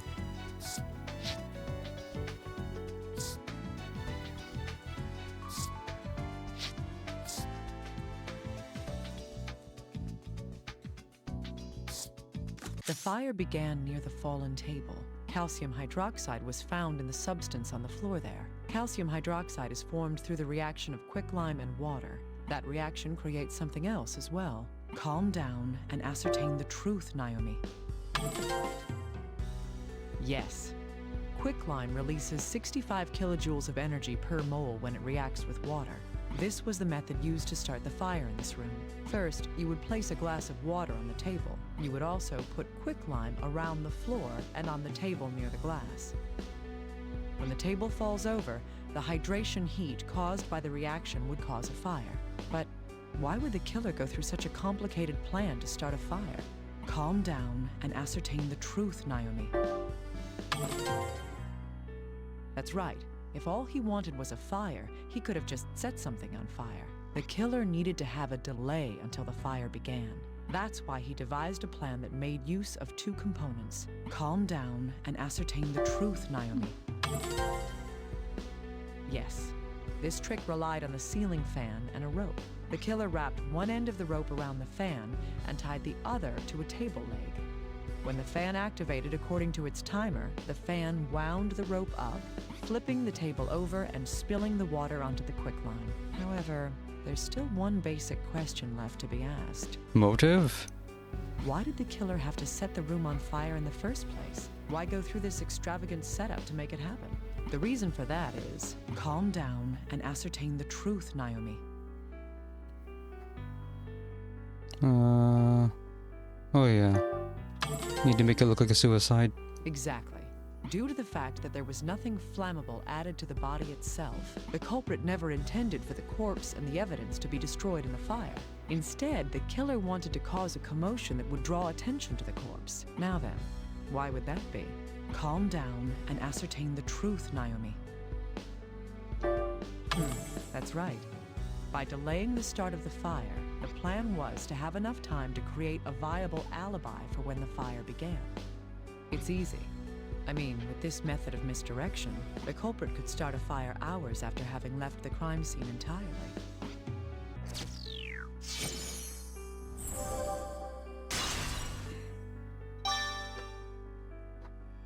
Pretty sure there was an episode of Detective Conan where they did that. This is the entire truth behind this mysterious arson. I gotta save.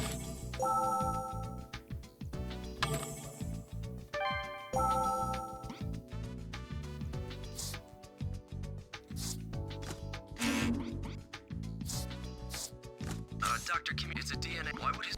Calm down and ascertain the truth, Naomi.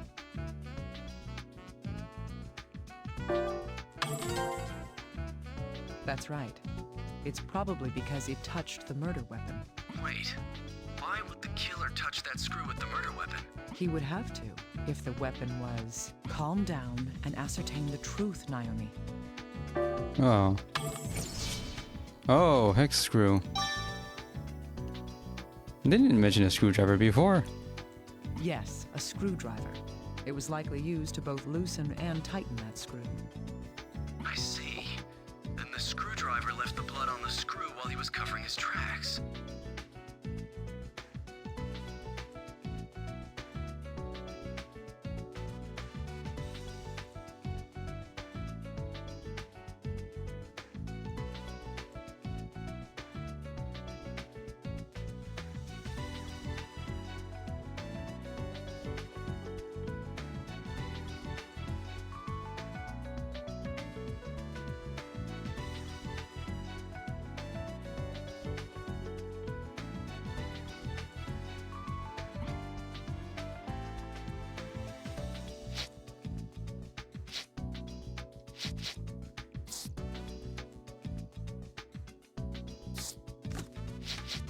Yes. These pieces of information are hiding an important fact. I didn't notice because the bleeding had stopped completely, but this isn't a bruise. It's a stab wound. This strange pattern here is likely... Calm down and ascertain the truth, Naomi.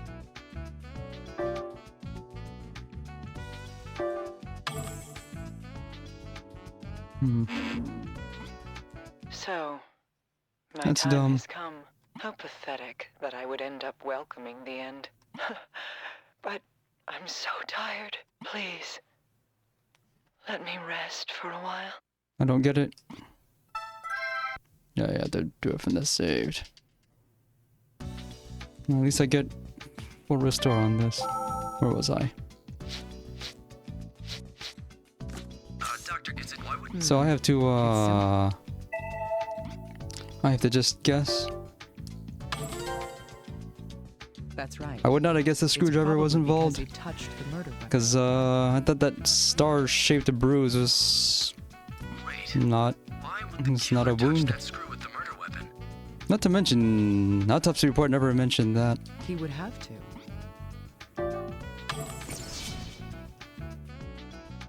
Yeah. Maybe I wasn't paying attention to something. Yes, I didn't. This.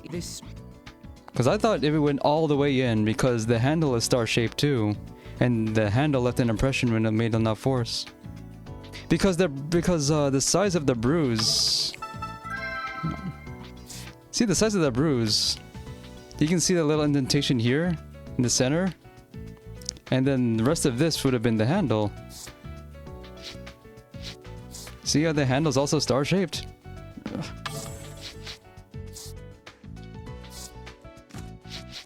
Yes, I did this. Still not the answer anyway. That was careless.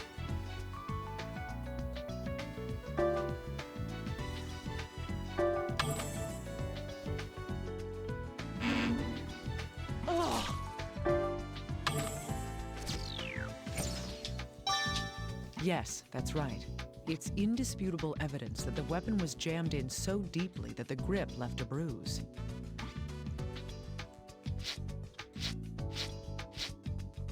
That's what I was thinking. Didn't I say the handle last time? Maybe I wasn't paying attention. So,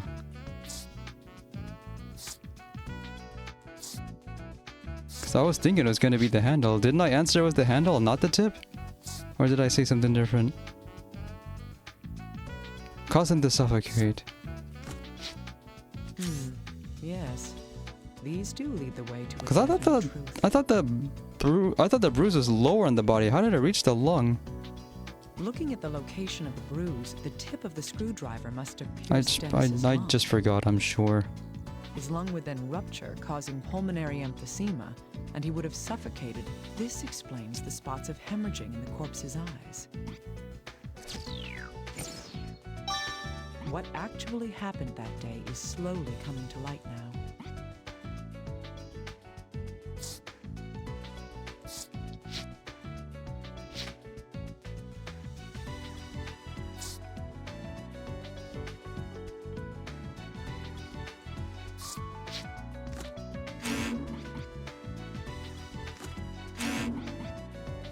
So, any damage to his clothing from that stab? Which there wasn't. Yes. I have to read the text These two after can tell us how the murder after the cards get updated. That's what I'm not doing. On the day of the incident, the killer came to the victim's room and stabbed him in the torso. The murder weapon was... Ice pick, the classic. Yes. The screwdriver pierced the victim's lung, causing pulmonary emphysema. This caused respiratory problems due to lung failure. Thus, the cause of death was... After this, the killer moved the victim to the bed. This is most likely because...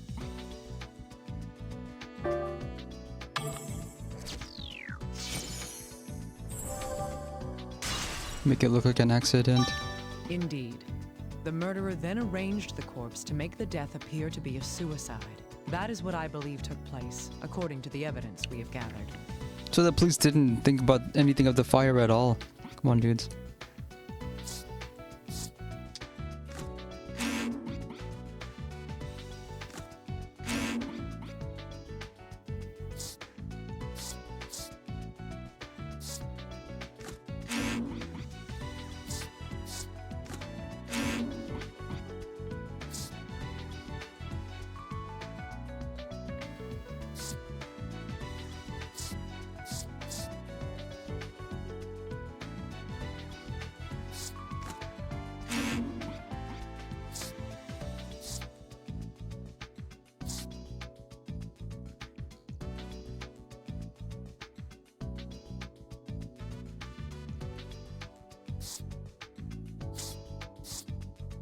Am I missing anything else?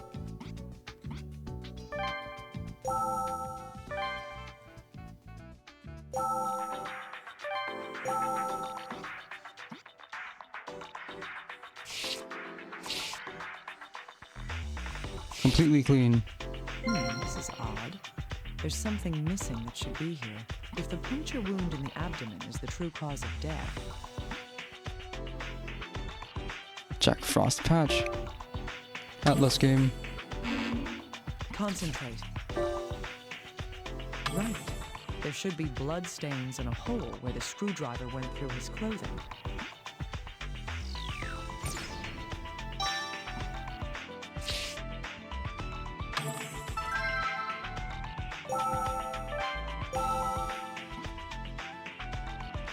Oh, that's why. I thought it was... Yeah, it's here. I thought it was down here. I remembered it being here for some reason. That's where a lung would be. So my memory is wrong. They didn't mention it being near a lung, so I didn't commit it.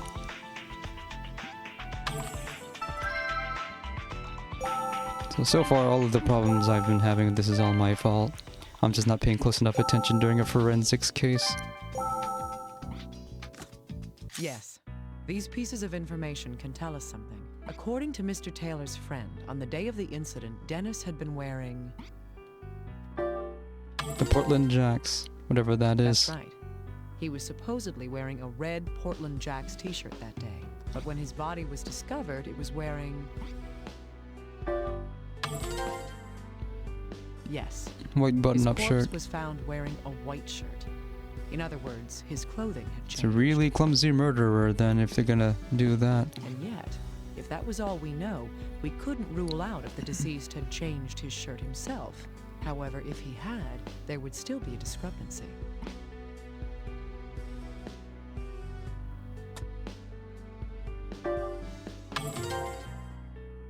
Yes, the corpse had a wound that wasn't reflected by the state of the clothing it was wearing. There's only one answer to this puzzle, and that is...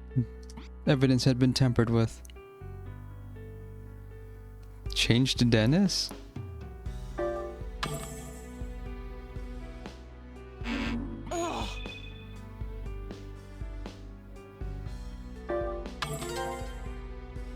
Indeed.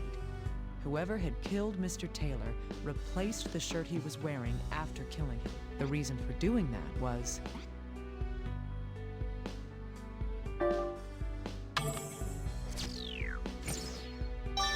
Exactly.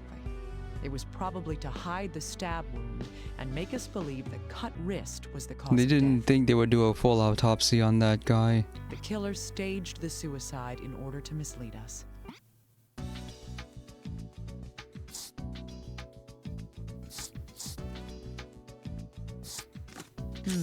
I see. These two are related. There are no vital reactions to the broken finger. That means the damage occurred after death, considering that the killer must have changed the victim's clothing after death.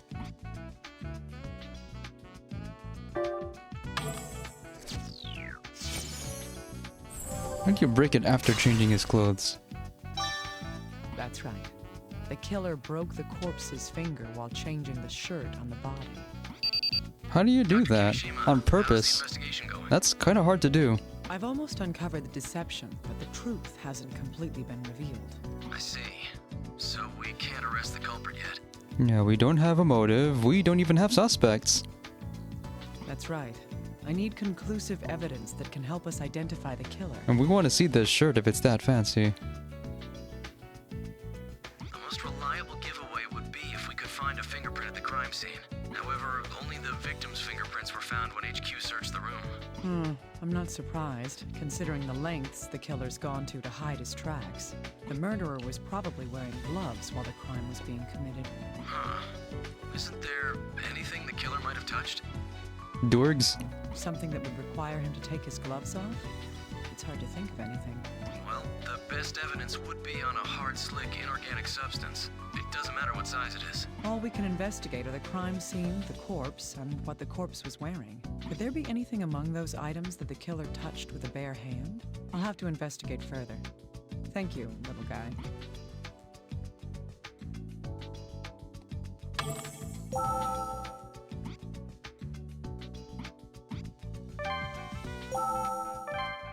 HQ is also doing an investigation. They didn't find anything I found.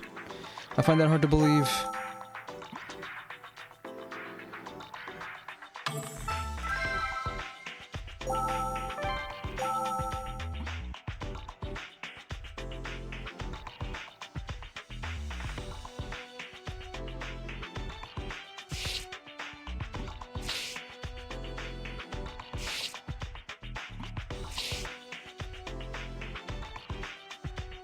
Buttons? The killer put this shirt on the victim's corpse after the murder took place. That would mean that the killer would have had to button the shirt up as well. Buttoning up a shirt with gloves on is no easy task. If my predictions are correct,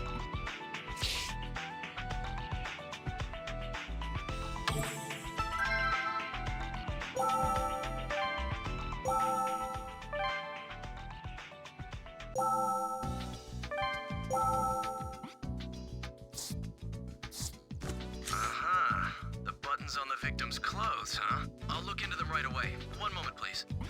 hopefully this will help us find the identity of our mystery murderer. Dr. Kimishima, it was there. I found it. There's a fingerprint from someone who isn't the victim. It's, a right thumb. Great. Run the print through the list of registered offenders immediately. Leave it to me. Such an attention to detail has gone into this. It can't possibly be a first-time offender. It might be a first-time offender who reads a lot of detective novels. There has to be a match for this fingerprint in our records. I sincerely hope so. This case should be over soon. Okay, we have a suspect. Still need a motive.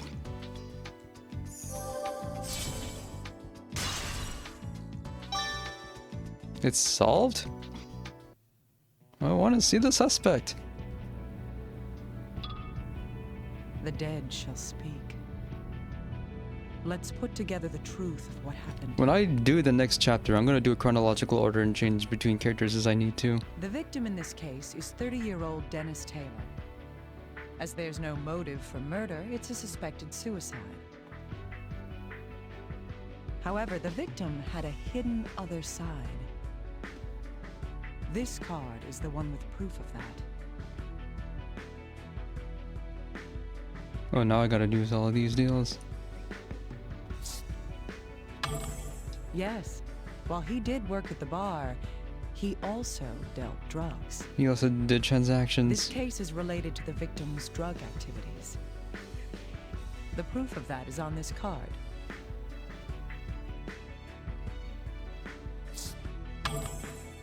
Indeed, the drugs hidden behind the shelf were missing. The killer went into Taylor's room to kill him for his drugs.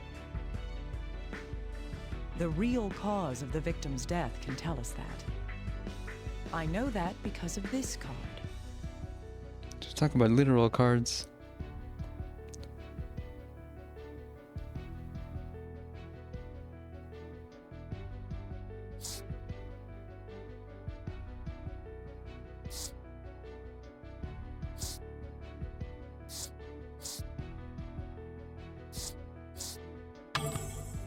Right.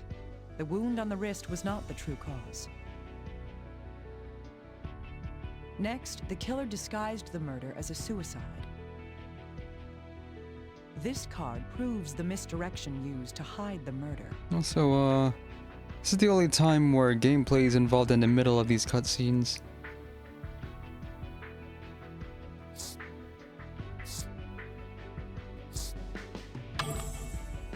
What did I do with that?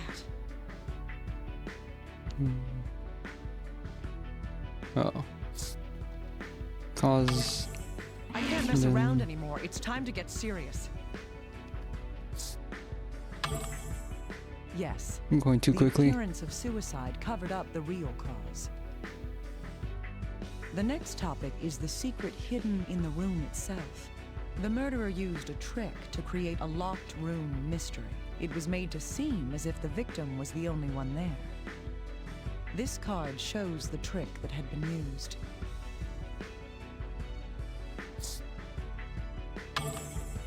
Exactly.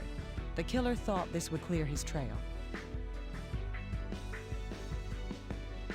And yet, the culprit had one more way to hide from suspicion. That was to hide when the murder itself took place. This card shows how he went about that ruse. It's like I'm, yeah, now this is like I'm, presenting a case to the judge. The murder took place 3 hours prior to the fire's start. It's natural to assume that if the room was locked, then the crime and the fire would be at the same time. The plan was perfect. No fingerprints were left in the room. However, there was one thing the killer hadn't counted on. There was one task he needed to remove his gloves to do. This card is evidence of that task.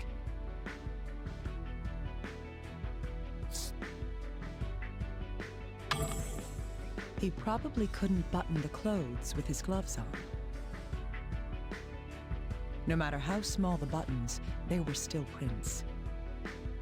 Even a fragment of a fingerprint can be used to identify him. I'm not sure if that's The victim true. must have been surprised. After all, he thought the killer was a customer. This is what he said at the very end. The last words. I'm going to assume last words are always going to be the last card. And I'm still being tried for this. Stop! You... No! The final flickers of this soul's light show me the truth.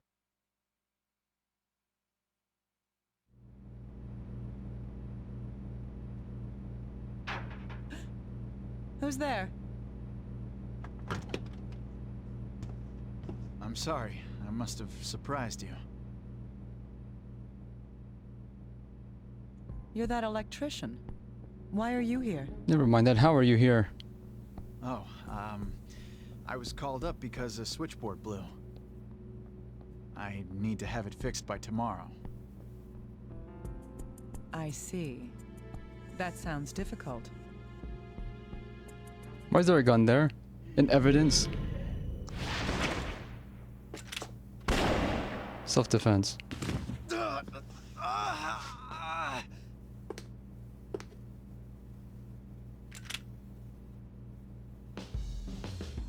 Freeze. FBI. I see corpses all day. One more won't bother me.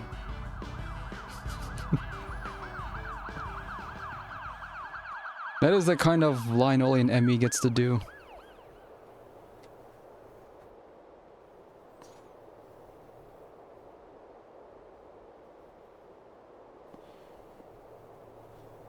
Naomi!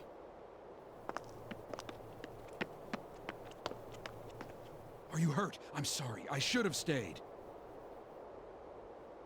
I've solved the case. I'll give you my report tomorrow. The report can wait. Naomi, you must think of your safety. How did he end up over there so quickly anyway? How did he get access into all of that? Nobody lives forever. Even if I died today, it'd just be earlier than I expected.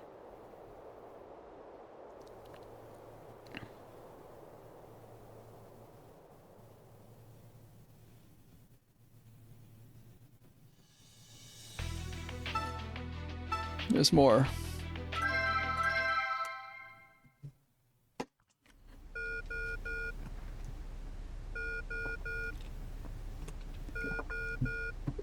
All of that was the tutorial.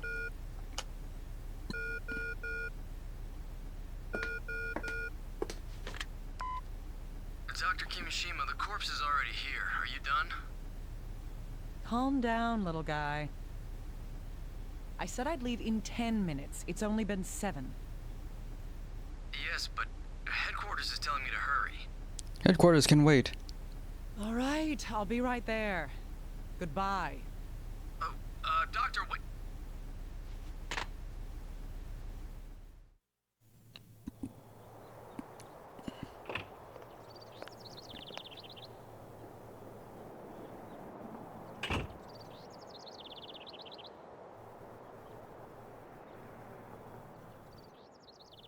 Hey, you want to see a dead body? You shouldn't be allowed here. Do you need something? Yeah, where's your security? Doesn't seem well. You had a Can you fix you had a her, murder please? suspect just walk into the evidence chamber? Why are No, you a small asking me? child? Because you're a doctor, miss. I'm an ME. I only deal with cats after they Hand it died, over. when they run out of lives.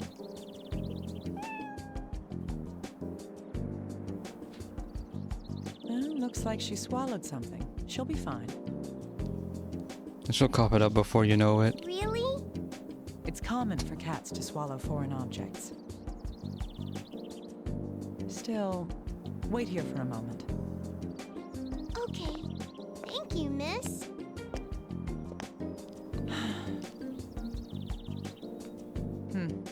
Thanks, huh? Right.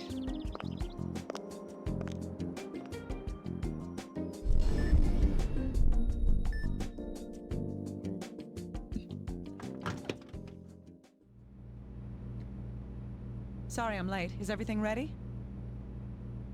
Dr. Kimishima, you're really late. Huh? What are you looking at? Oh, What happened to your hands? A cat did it. A cat?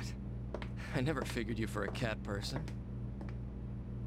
Be quiet. I thought you were in a rush here. Are we ready? You should get that. Yeah, get that patched, or the blood might contaminate the evidence, or something. Hope you can hear that.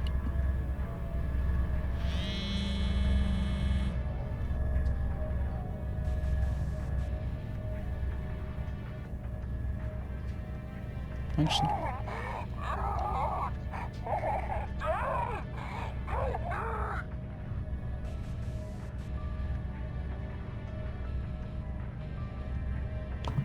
If I had the speaker turned on, you could probably hear that call through the speaker.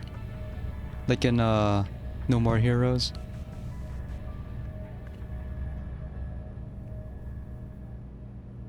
I see.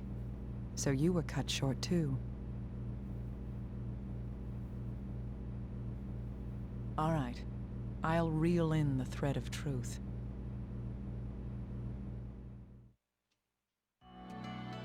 Explain the Unknown. situation to me one more time, little guy. Right. Human bones found in a riverbed.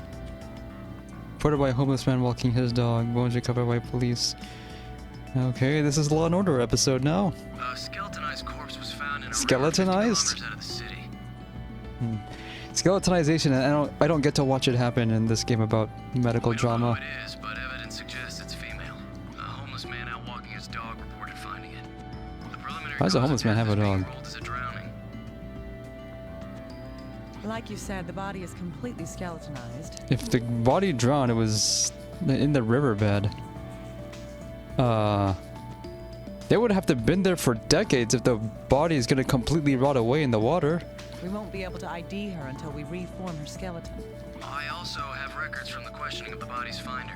Huh, I'm impressed. For you, that's a brilliant move. Please, that's not much of a compliment. I'll leave the recorder here.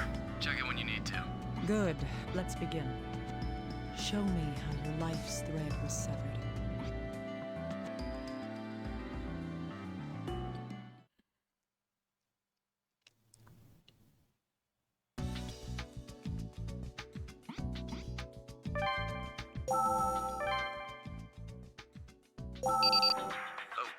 Yes, I can hear you.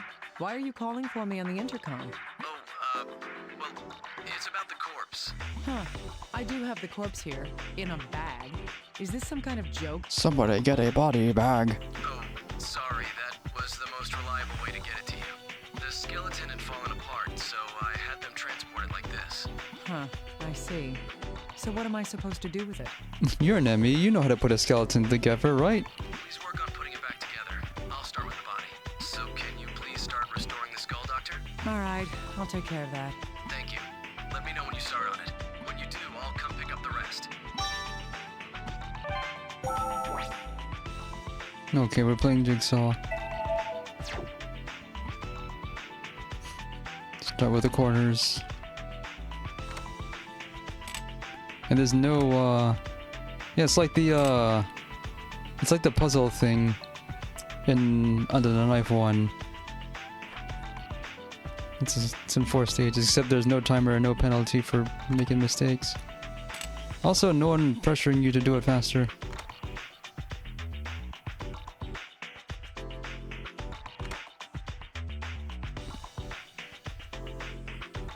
And the pieces cannot be rotated, that's convenient.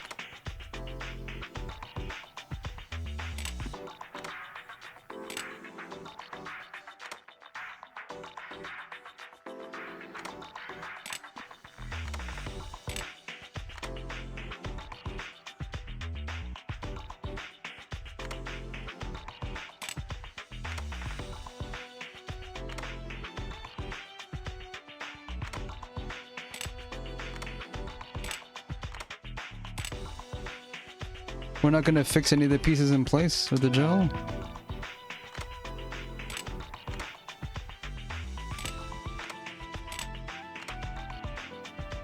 At least they can do is give me a combo bonus if I do it fast.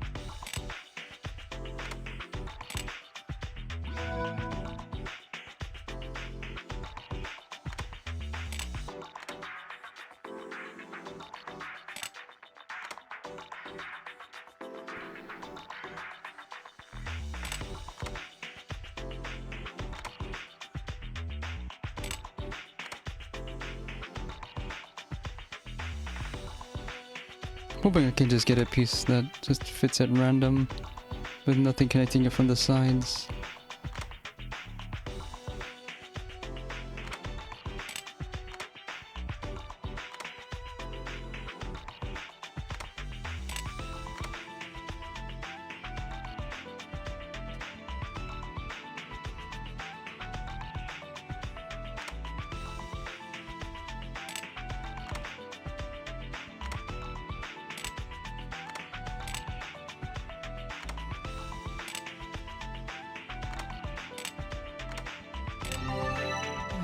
It's done.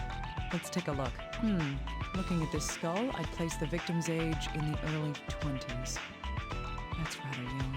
The bone structure suggests a high probability that the victim is female. I might find something out if I have the FBI analyze it in detail. How's it going over there, Dr. Kimishima? I'm done with the body here. Great timing. I just finished myself. All right, I'll put the skull back with the rest of the skeleton. Once that's done, let's begin investigating the corpse.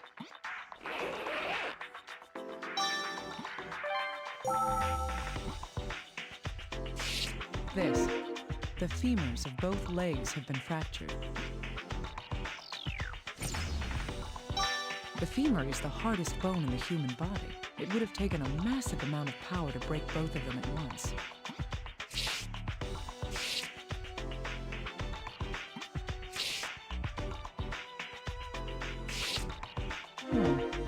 The little finger appears to be fractured here.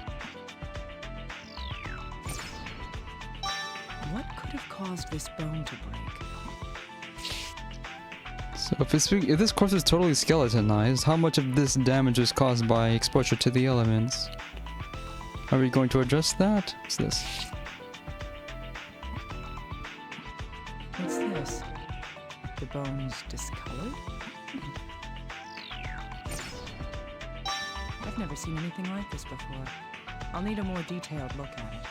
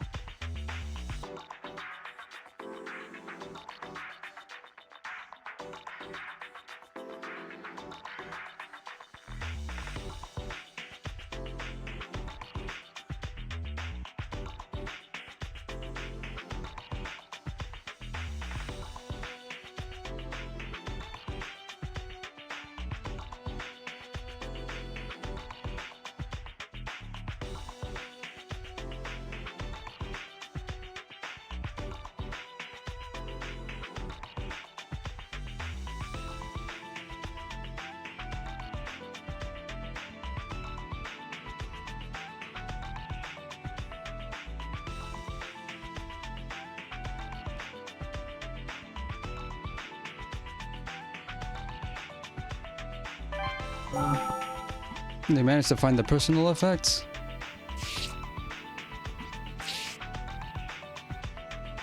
It's a hole here.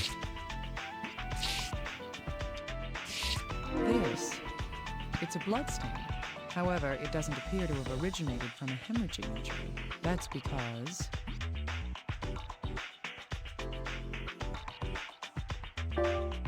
Oh, a lot of blood.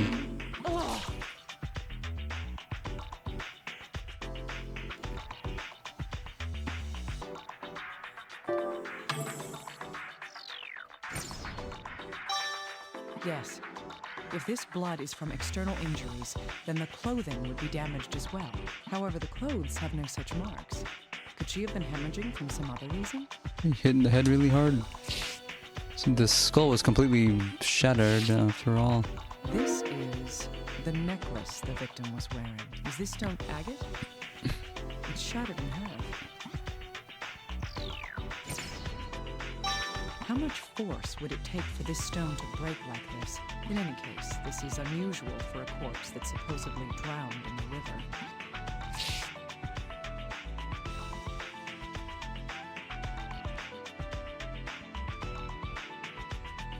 Tire marks? These are tire marks. So was the victim run over by a car? That doesn't make sense though, because the victim was...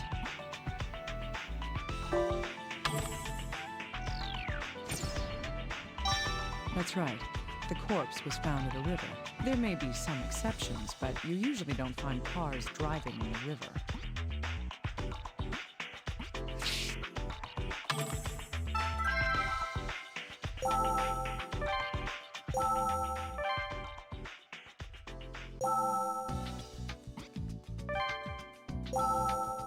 Homeless guy. John Doe, age unknown. Has a dog, and that's all he has. You don't even know his birth date.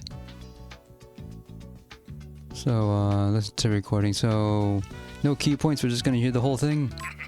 Hey, can you see if they'll get me some of that Mooper's chicken, huh? Oh, this juicy fat drips out when you take a bite. Tasty. Huh? Huh? Sam ain't just a dog. He's my best friend in the whole world. Yeah, it's kind of slightly Beavis-like, but lower pitched.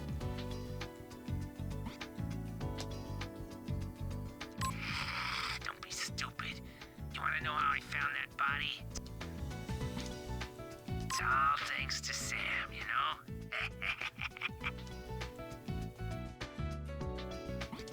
Yeah, see, we were walking down by the river when old Sam, he suddenly runs off, and he comes back with a bone in his mouth. I took a better look, and damn, it ain't no lady's arm. How would you know? How would you know that's specifically a female arm bone? Scared the hell out of me, you know? So I went and called the cops.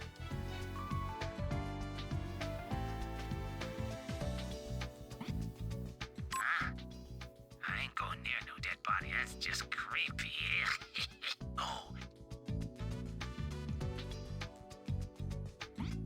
Oh, hey, if she was missing, was there any reward for finding her? Oh, hey, I mean, dead or alive, right? I mean, Little guy, that man who found the corpse might be telling us one hell of a lie. what do you mean? In his testimony, he claims that he never saw the corpse, correct? Yes. Yet there is something he said that he couldn't have known unless he had seen the corpse previously. There was? Wait, what was it? Do I really have to point it out to you? Yes, please.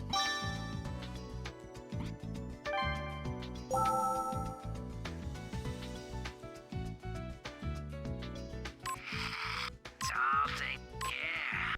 And he comes back with a... He said that his dog had brought back an arm bone.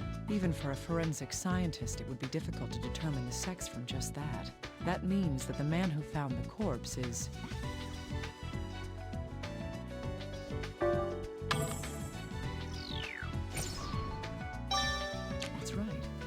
must have seen the corpse in person. He then made an assumption of the corpse's gender based on the remaining articles of clothing.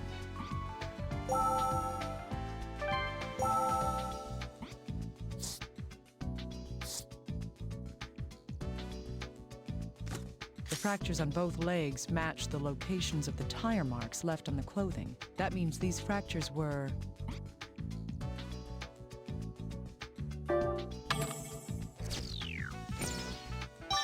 That's right. These fractures in the legs appeared when she was run over by a car. We're sure this is an accident, though? How then did these marks appear on a corpse found in the river? This is a new mystery.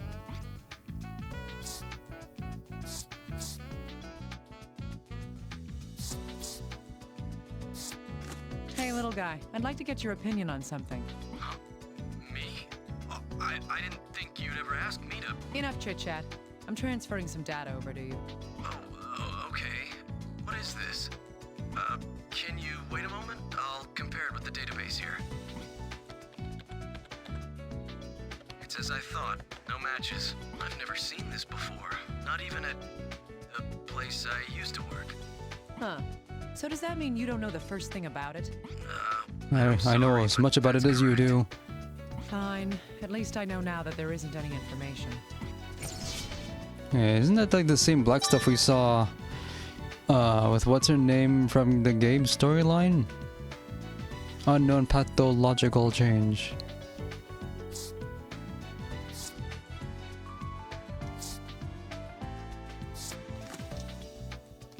Alright, little guy. Let's look at the information in detail. Sure, but why would he lie? A good question.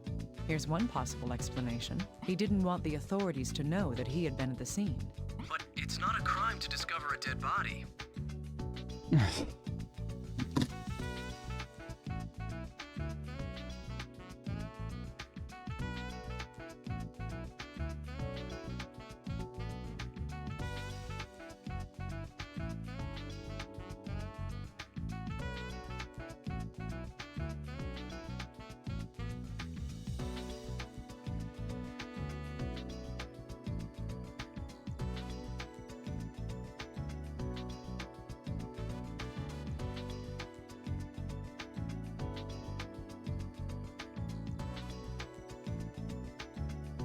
Why would he try to hide that? The most likely reason why he didn't want it to be known is...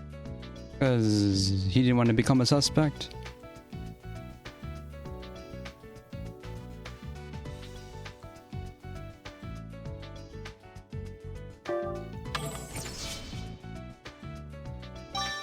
Indeed. Because he tampered with the scene. It's likely that he did something that would get him in trouble if it was discovered. Oh, I see. That would explain his behavior. The question is, what did he do? Probably stole something. Little guy? Go interrogate him once more. Trust me.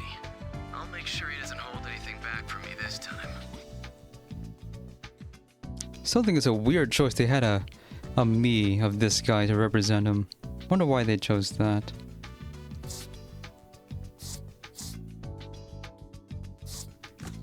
Hey, little guy, can you do me a favor and get a bone analysis? Yes, of course. Is it to identify the body? Mm-hmm, that's right. Start with dental records. I'll get right on that. I'll let you know when the results come in. Yes, please do. All right, then.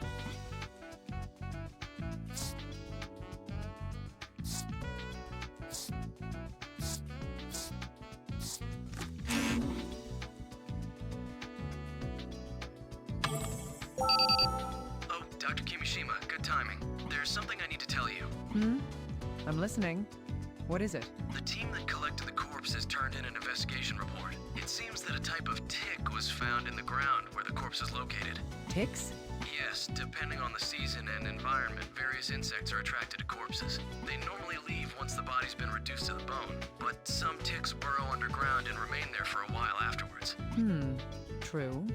They'll leave eventually as well, but perhaps the ticks could tell us something. Collect a sample, search them, interrogate them. That one's not optional. Right. We could use the ticks to determine how long the corpse had been there. Amazing, Doctor. I didn't think you'd know about that. Mm-hmm. So, was the time of death calculated? Yes, it seemed That's not too long, biologically speaking. A month? True, that is rather fast for a corpse to have been skeletonized. All right. Thank you, little guy. That's all the information we can obtain from the corpse and other articles up to this point. So, Dr. Kimishima, is the cause of death drowning after all? No, there's a good possibility that the cause of death was something else. The damage to the skeleton is too severe for drowning to have been the cause. Her skull itself was... Yes, it was completely shattered. Even if animals had damaged the bones, they wouldn't have done that. Her skull was shattered by an extremely strong impact of some sort. A strong impact to the head. That isn't consistent with a drowning. There's more to it than that, though. During the autopsy, the corpse's femurs were... Right. The femur is supposed to be the most durable bone in the human skeletal system. However, both her femurs were completely fractured. This also suggests that some kind of powerful impact had occurred. I see. Also, in the area where the corpse had been found, the water level was low, and there are no waterfalls, rapids, or records of floods. There's nothing in the river itself that would cause such damage to the corpse. Yes, but that's all we know for now. It's risky for us to assume anything beyond that. Little guy, get approval from HQ. I'm heading out to the actual location. Wait, are you going down to the river? No. She didn't die in the river. The evidence we have suggests that the actual place of death was... The road nearby. What? Concentrate.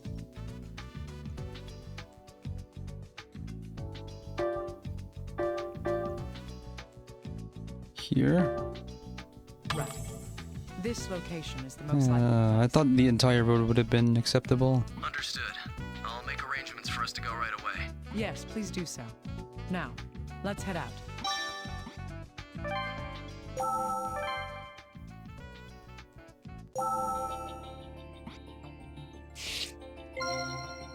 Long skid marks and signs of a collision. What do these tell us?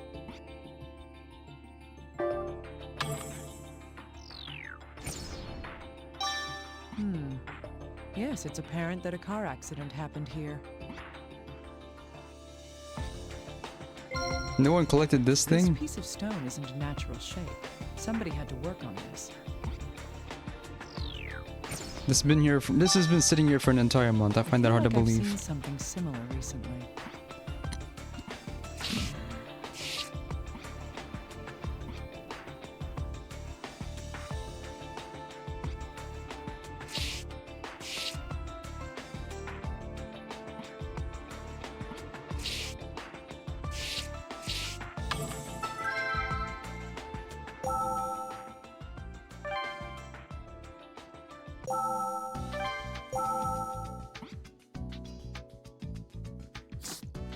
That's correct. The two shards fit perfectly. That clears something up for us now, and that is...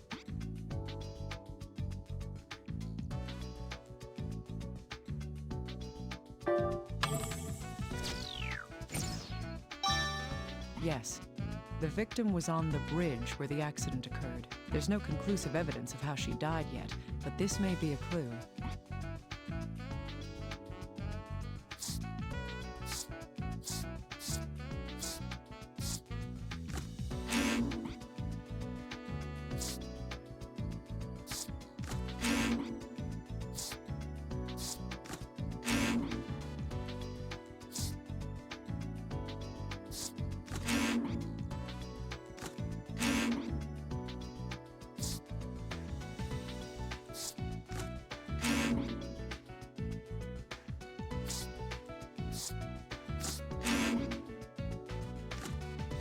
Yes, there's evidence that the victim had been on the bridge when the accident took place. There's evidence of having been in a car accident on the victim's body and clothing. That evidence is...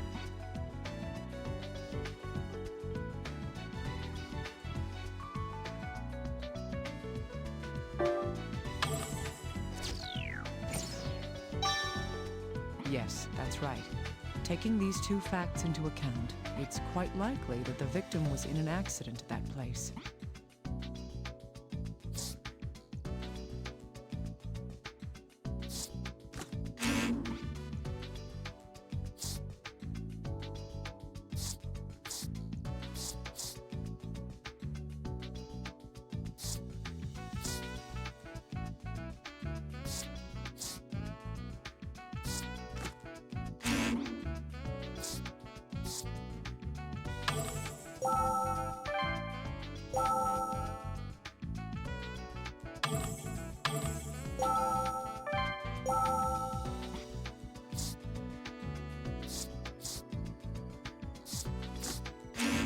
How is that not connected?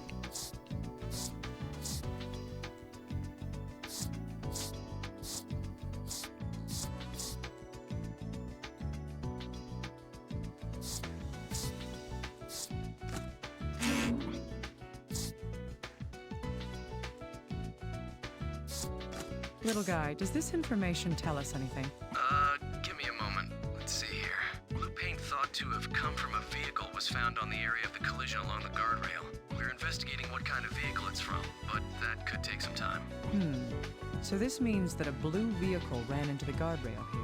Any other details? Well, we can use the skid marks to determine how many tires the vehicle had. It seems this vehicle had 2 wheels on the front axle. Behind that, there were 2 more axles, both with 2 tires on each side. That means there were 10 tires total. Judging from the number and positions of the tires, it must be...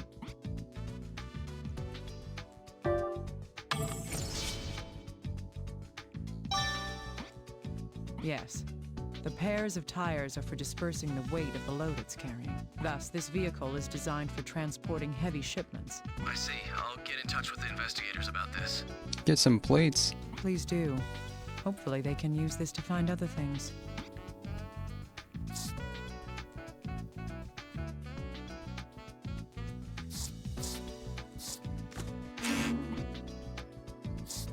If it's a transport vehicle, we should have records of everywhere it's been, right? That was my reasoning. There's no doubt that the victim had been run over in this case. If the victim had been killed in this accident, how long ago did the accident take place? Numbers. How many months ago did the accident happen? 1. Why are there 8 digits for this? Right. The victim died about a month ago. If the victim did die from the accident itself would have taken place a month ago as well. Dr. Kimishima, we've identified who the body was. Great. Was there a hit in the dental records? That's right. The victim here is Veronica Cage. She was 23 years old. It seems she was living with her parents 8 kilometers from where the accident took place. 8 kilometers. We're making progress. Has the family been notified?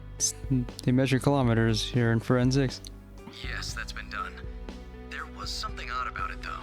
So she's been missing for a month. Now they found her body. Huh, what's that? The parents hadn't submitted a missing persons report, though their daughter had been gone for a month. Where was she supposed to be? You must have had a happy childhood, little guy. Every family has its own problems.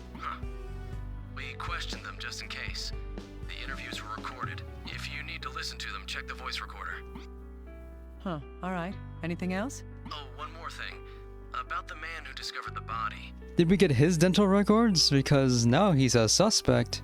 Like you thought, it looks like he tampered with the crime scene. We interrogated him again, and he's currently being detained. You can use the recorder to listen to that interview as well. Alright. I want to know what he'd been doing there.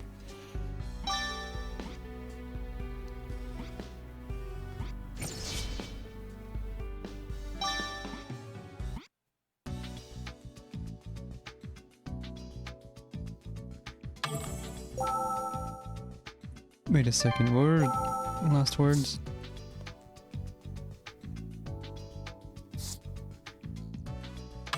She's able to listen to the last words somehow through her phone.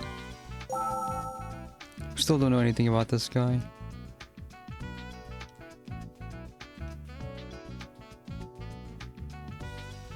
I hate to say this when I know you're doing your best to help, but I've always known that something like this would happen to her one day.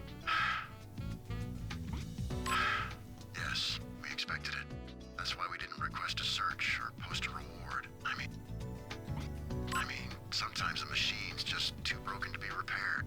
Isn't that right? She's a machine to you? What, this injury?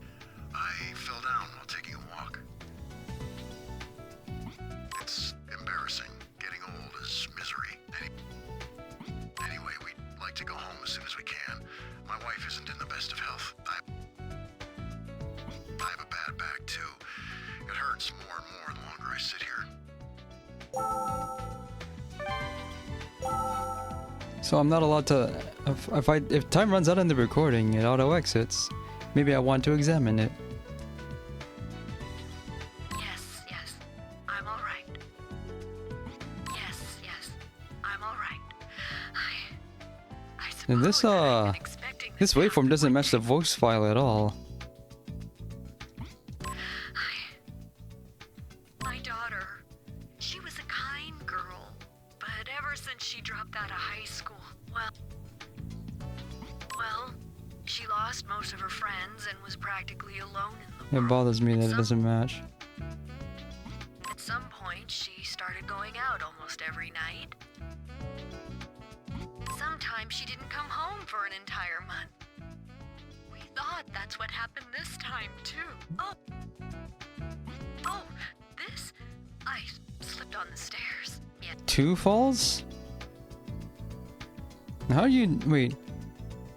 How are you able to see these wounds from a voice recording? Yes, my husband and I are both getting rather old.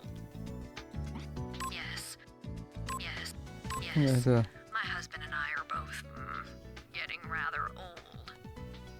It seems that the victim's relationship with her family wasn't going well. Dropping out of high school, going out every night? Sounds like a typical delinquent. That's not the best way to describe it, but I can't say she was well behaved. Yeah, did the parents' testimonies tell you anything else? There's something that bothered me more than just what they said. What caught my attention about the father was... he fell.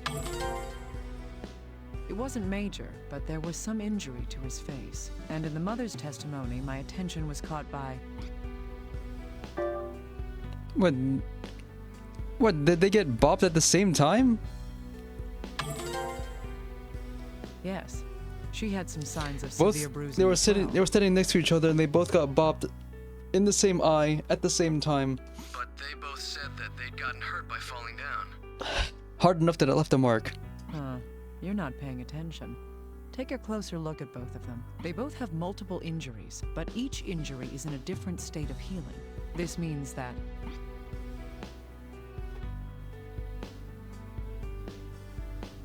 Accelerated healing factors.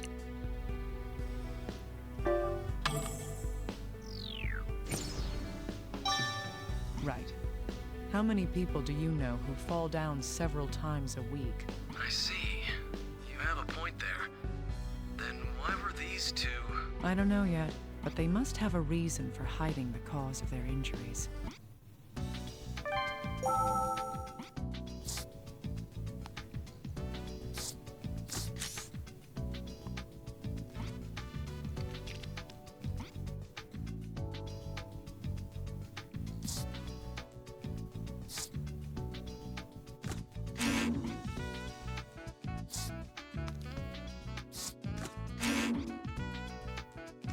Right. Since we now know who she is, this information should be consolidated. I have to do that myself. 23 years old. She must never have imagined that she would die so young. I don't sympathize with you, but I'll do my best. For your sake.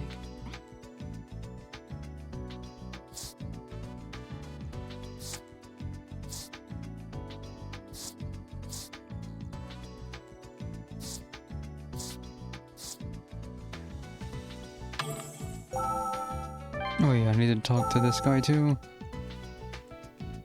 Explain yourself. Sorry. I was, just looking around for anything I might be able to sell. You were looting the corpse. And then we found that woman's, well, his bones near the riverbed. Yeah, Sam was leading the way, and we found that dead body. Huh? Well, I saw the underwear. I mean, it's not that hard to tell the difference. Huh? Yeah. The necklace was cracked, so I took the earring. I looked around for a while, but I only found one of them. And who's gonna buy one earring? I can't even sell it. Yeah, you can have it. It's worthless junk. What a coward. I see. I understand now. He claimed that he hadn't seen the corpse to hide the fact that he stole one of her earrings. This man deserves a severe punishment. I should tell the little guy about it.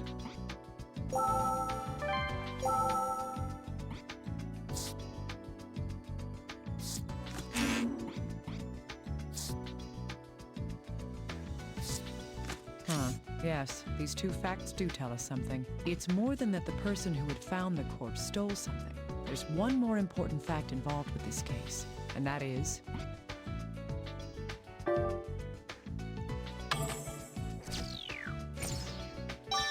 Yes, only one of the victim's earrings was at the scene. Either it came off somewhere, or she was only wearing one all along. Both are equally likely. Where could the other earring have gone? I don't understand the style here.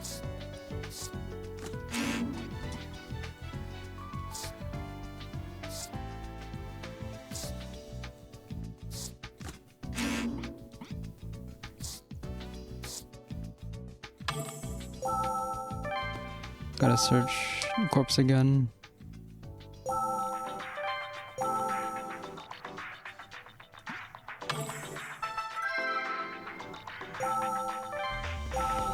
Oh, I guess not. Okay, back on the scene and look for an earring that somehow hasn't been touched in over a month.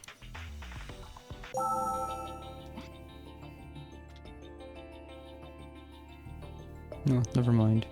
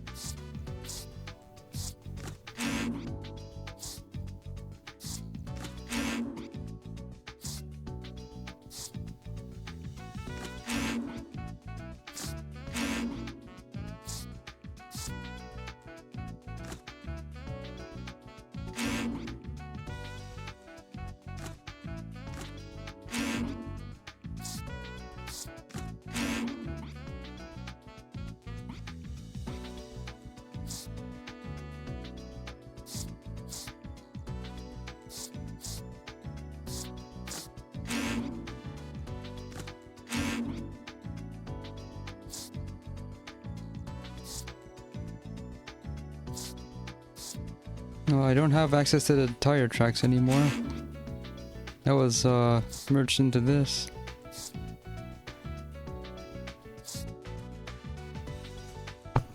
And I'm being hinted that I don't need to do anything else outside of this room.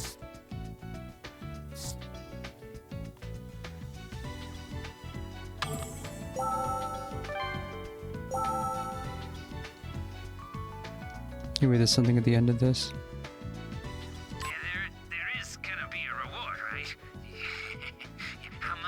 No, there will not be a reward. My parents didn't post one, so you wasted your time. Huh? No reward? Obstruction of justice? Hell, finding that stupid body's brought me nothing but trouble. No cash, and now I'm getting sent to the can. Well, at least they feed you there.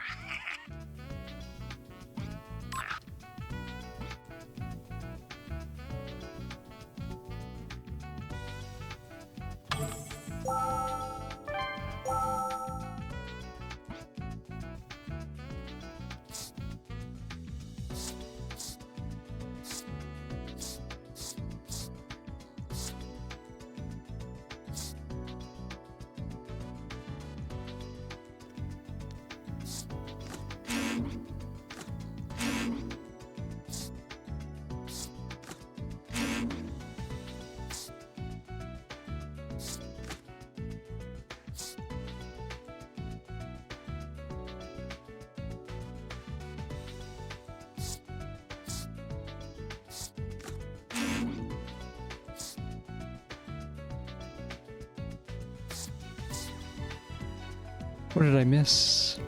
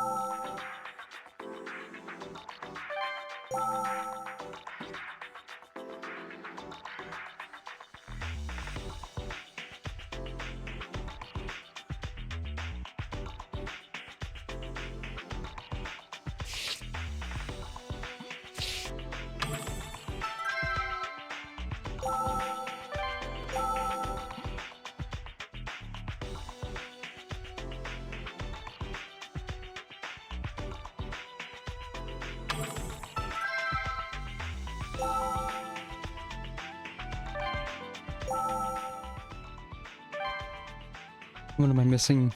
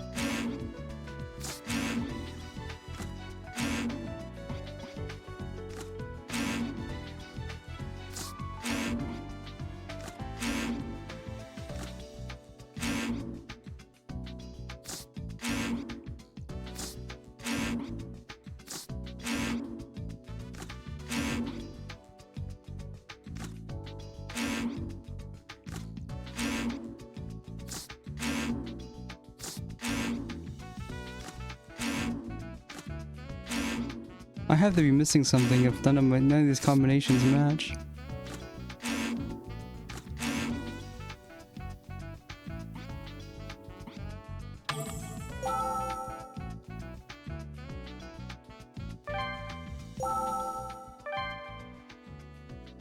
I don't know, all the other things are telling me, there's nothing else here.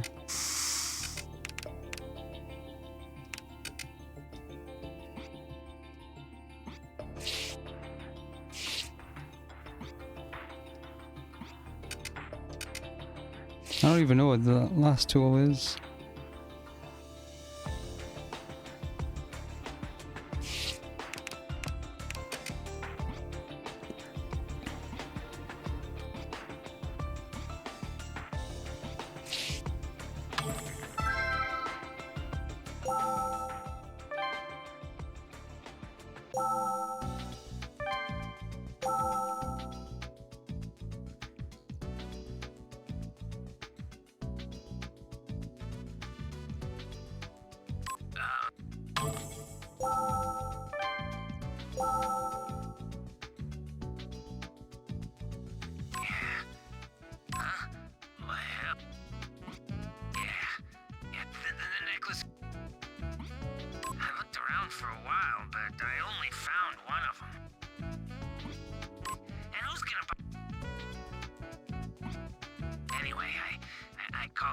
After that.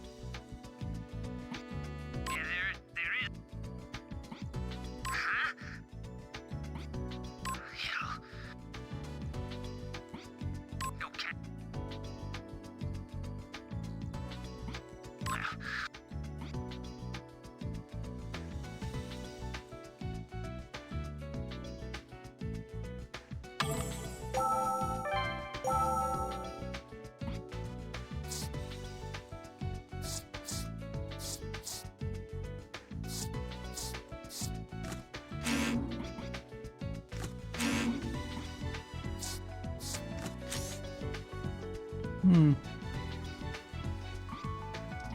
The text said, it text us to analyze the corpse, but I'm not the one who should be doing it. It's fun, intuitive. Dr. Kimishima, we've identified the vehicle from the accident. Good. The text is misleading. For you guys. Hey, come on. We're a national government agency. We'll have the recording from the driver's interview later. He pretty much admits to what we suspected had happened. So, case closed? Not even close. Easy there. It's too early to relax yet. What do you mean? I mean the culprits. Do you think that just catching the truck driver will solve this case? Doesn't it? A 23-year-old woman was walking alone in the mountains 8 kilometers from home.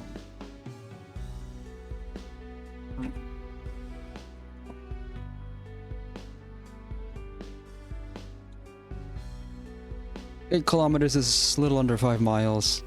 That is kind of far. You think she was just walking the dog? Okay, that does sound odd. So the investigation's not over yet. Indeed. Go look into the parents' hospital records. From the size of those bruises, they would have needed to be treated at a hospital. Got it. What will you be doing, Dr. Kimishima? I'm going to investigate the victim's house. Keep the parents in custody until I'm done. Right. I'll tell the ones in charge right now. Due to witness testimony, the time of accident is deleted from my evidence.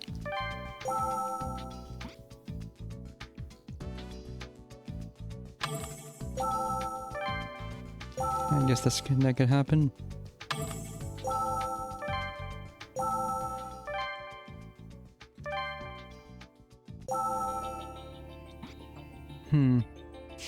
These pieces of glass seem to have come from a mirror. Let's see. This one? Ah, the mirror on the dresser's been broken. I wonder what happened to it. And why were the glass found so far away from this mirror? It doesn't make sense.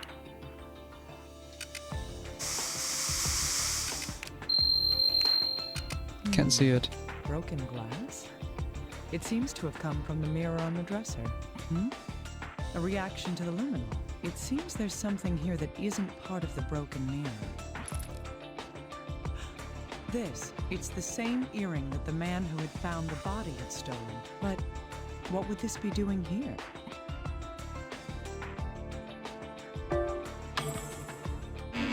That was careless. The mirror universe. Just wanted to say dumb things in response to dumb answers. Indeed. All the shattered glass was neatly placed in one area. That means that someone had cleaned up the glass shards. No, they didn't know. They would be in the trash can.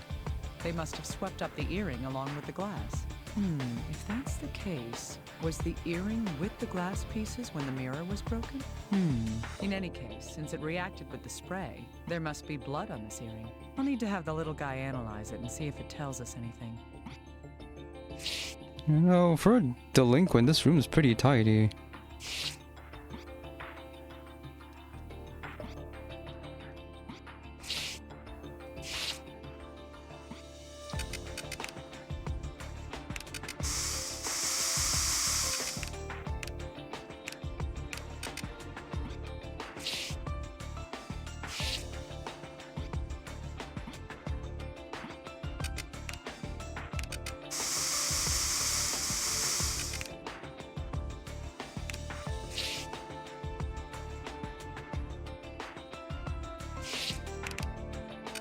It's an ordinary package of breath mints. You can get them anywhere. Still.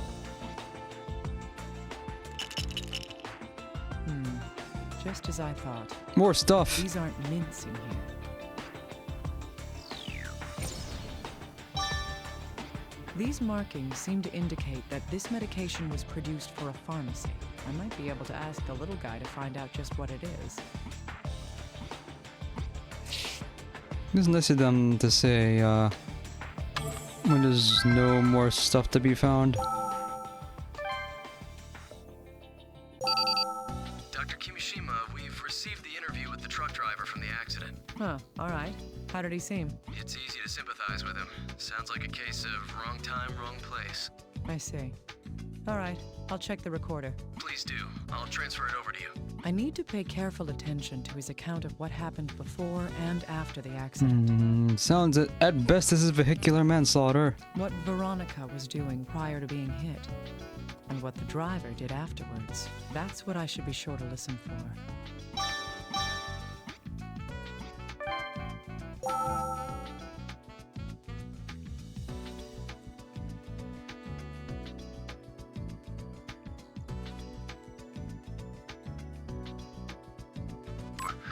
What do you want?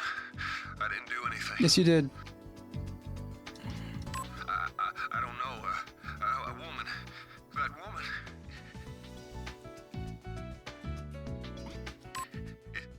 It's It's not my fault. I was supposed to drive a shipment to a nearby town. Damn it. They forced me to do it. Who's they? Why the hell would someone be sleeping in the middle of a mountain road at midnight anyway? It's not my fault. It's not my fault. It's set up. I turned a corner and she was lying on the bridge. She was sleeping on the bridge? This seems a little odd. She was drugged. If this man was telling the truth, then the victim had already collapsed there from the start. They drugged her and they set him up to be charged of vehicular manslaughter. Doesn't seem like he was lying, but what in the world does this mean? I have to go back, get more evidence. This is kind of annoying. Why would it exit me when I want to hear more? What are you? It's not my... I turned a corner and she was lying on the bridge. I slammed on the brakes, but I wasn't fast enough and I ran her over. I got out of the truck to see and she wasn't breathing. I panicked and I threw her off the bridge. He threw the victim's body over the bridge. What charge is that? Obstruction of justice also? Disposed of the body? This means that the victim wasn't knocked off the bridge by being struck by a vehicle.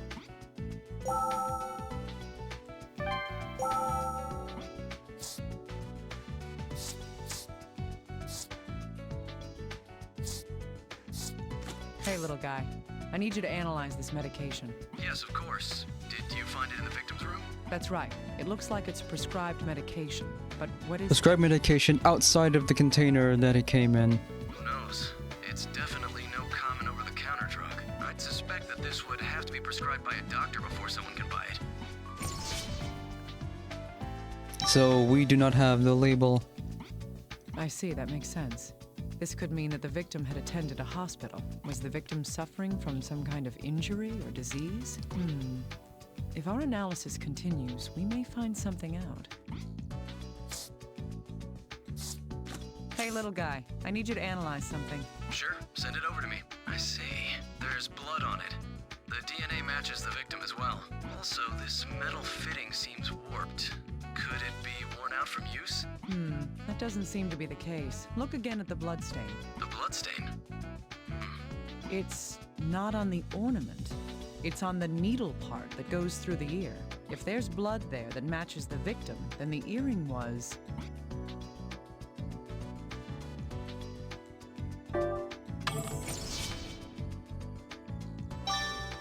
Painful. If that's the case, the damage to the fitting makes sense. But what could happen that would cause an earring to be torn off? A fight, usually? I don't know yet. Still, there must be some connection to everything You else. have to be really clumsy to have that torn off by accident. I think this information may lead us to some more concrete evidence. True. Both of these facts relate to the earrings. The victim was discovered with only one of these earrings, and the other one was discovered in her room with her blood on it. Normally, if someone had an earring torn off to the point that it caused bleeding, they would have to realize that something was wrong. Still, the victim was on a bridge 8 kilometers away from her home. What this shows is that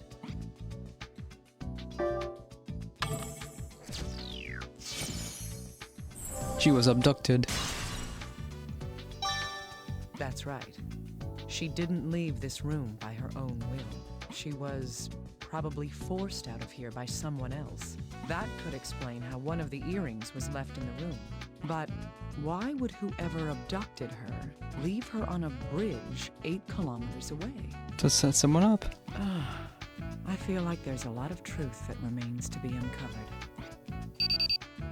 Dr. Kimishima, the results of the analysis on the corpse have come back. Good. Did they find anything new? It looks that way. The report indicates that the fractures to the femurs and skull, they were all posthumous injuries. So these wounds were inflicted after she died? Yes, that's what the report says. Okay, that's why she wasn't breathing, because she was already dead. She was definitely set someone else up to take the fall. And she was thrown off a bridge.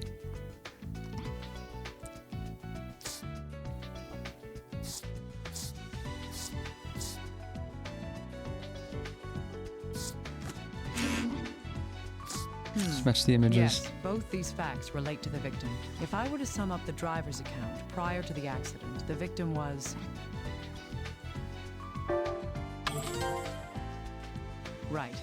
The victim had already been collapsed on the road, and after he ran her over, the driver... Didn't think to call the police. Yes. He threw the victim over the bridge. He's gonna pay for that. Little guy, what's the FBI's opinion about this? He's already admitted to killing her.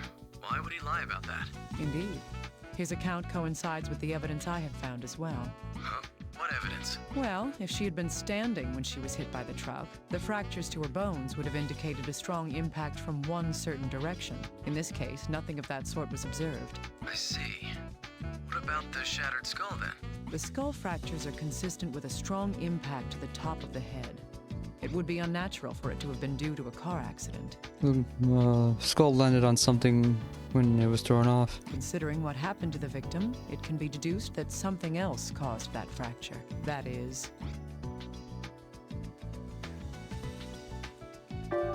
Yes. If she was unconscious when she fell from the bridge, the fracture due to an impact to the top of the skull is understandable. I see. You're right. If this is Ace Attorney, we would see a diagram of the body being thrown and hitting something on the way down. Yes. However, that raises questions about the victim herself. Why in the world was this woman so far from home? And why would she be lying in the middle of a bridge in the mountains at that time of night? That's a valid point. I guess there are still some mysteries left unsolved here. Indeed. We'll have to continue investigating in more detail.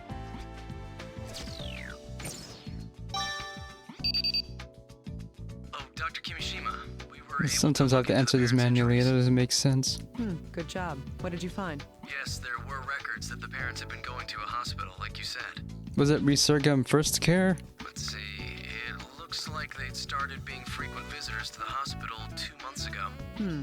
How many times is frequent? Oh, we didn't check every detail, but it was several times, ending about a month ago. The hospital staff seemed worried since many of the injuries seemed to be signs of abuse. Did they tell the doctors who had been physically assaulting them? No, they didn't. However, some of their injuries were quite severe. The mother seemed to have suffered some visual impediments due to a wound on her eye. I see. Further investigation is required to determine who had been abusing them.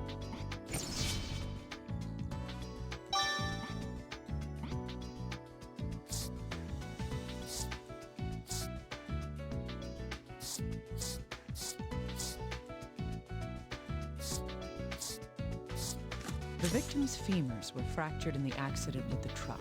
Her skull was shattered when her body was dropped from the bridge. We've confirmed that both those injuries occurred after death. From those facts, it's clear that when the victim was on the bridge, You were already dead. So, you did not cause vehicular manslaughter. Good news for you, dude. yes. Even if she hadn't been run over by the truck, she was already dead. That means that the driver was telling the truth in his interrogation. Then does that mean that she was kidnapped from her room, murdered, and then had her corpse dumped on that bridge? I don't know that just yet. We'll need to investigate a little more.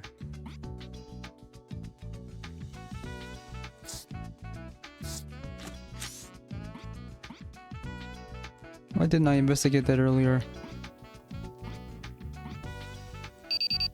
Oh, by the way, Dr. Kimishima. I was supposed to have done it a long time ago. Did you find something out?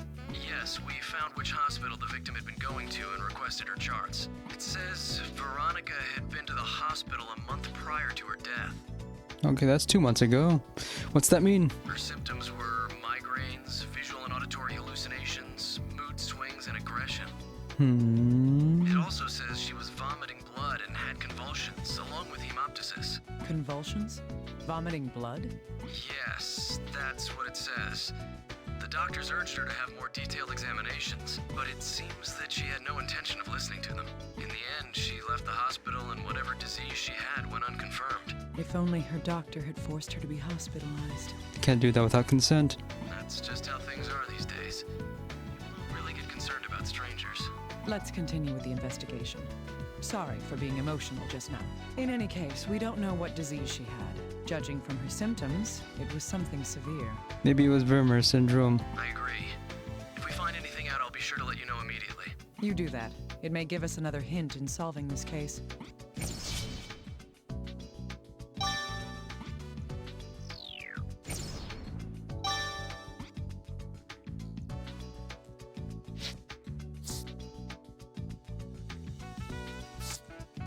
True, these two do share a common link. The victim's hospital records say she'd been at the hospital since...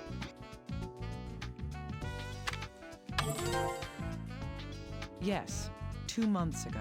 For the month before her death, she'd been treated at the hospital. Now, the parents' hospital records say they'd been visiting the hospital since... Yes, they also started visiting the hospital 2 months ago. Veronica was going for migraines, hallucinations, mood swings, and vomiting blood. And her parents were going after suffering frequent injuries. They were fighting one another over hallucinations and mood swings. And losing. A month before the victim was found dead, the parents suddenly stopped having these injuries. An unpleasant coincidence, to be sure. I hope there's no connection here.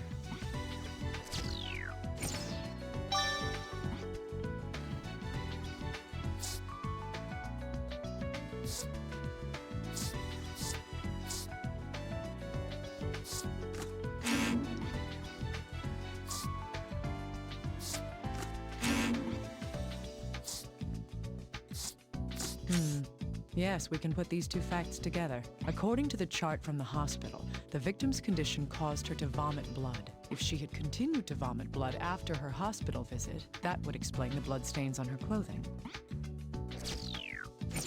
You think the one that's 1 star away from being completed is going to become evidence, but it just feeds a different card that's much lower down.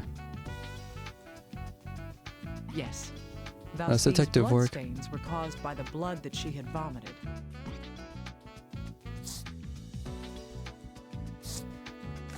We can deduce the victim's physical state from this information. First, the pathological changes.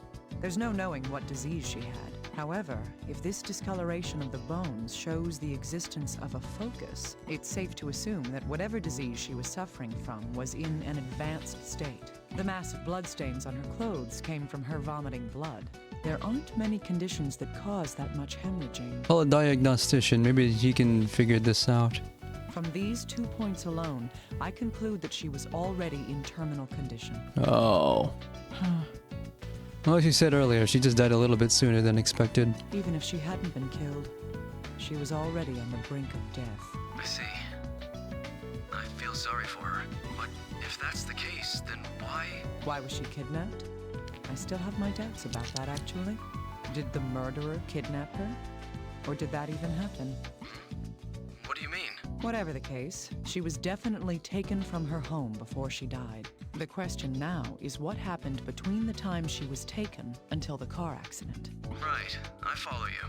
Once we know that, we should finally be able to see the real truth behind this case. Little guy, I'm going to check the victim's room one more time. I thought you might want to, so I have a new tool ready for you. Someone's prepared. And what kind of present do you have for me?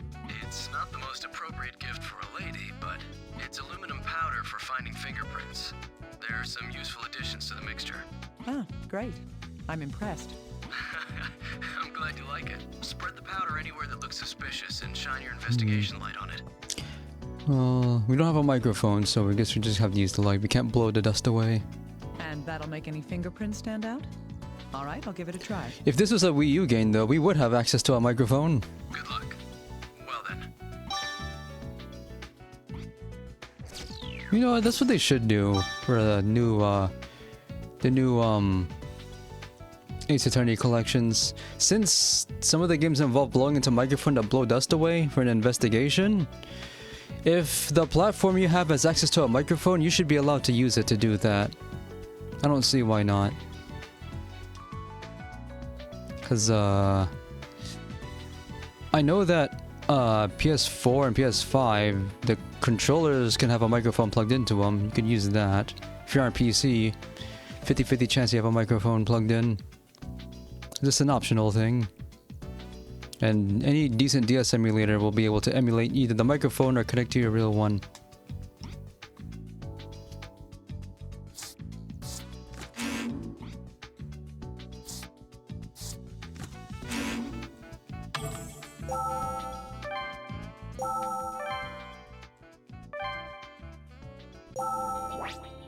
the powder.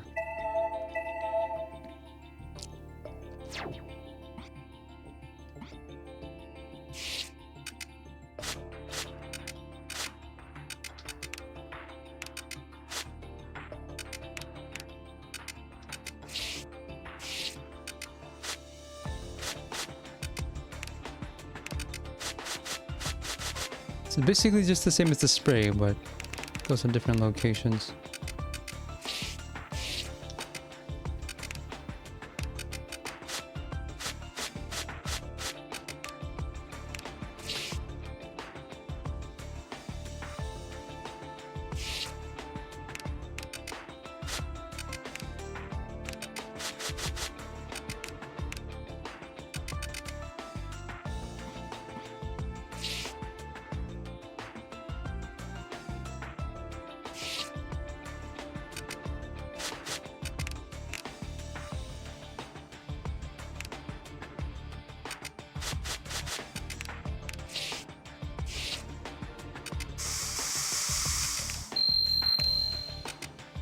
On this earlier.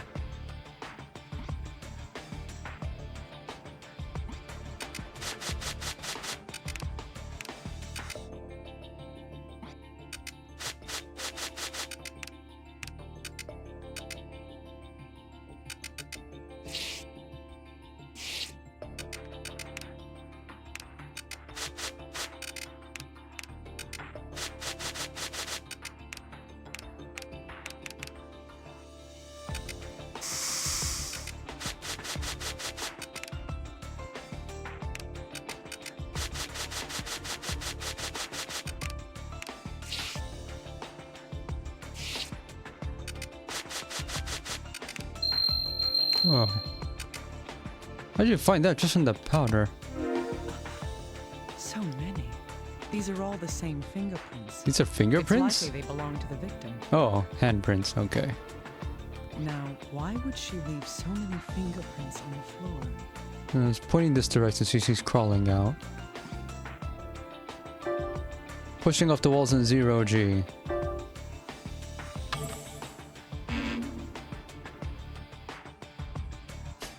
That was careless.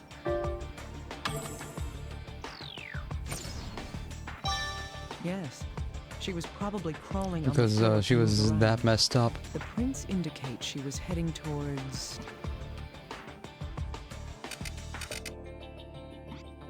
The prints on the floor lead to the room's entrance. They're even under the mat. What's underneath the mat? Nothing.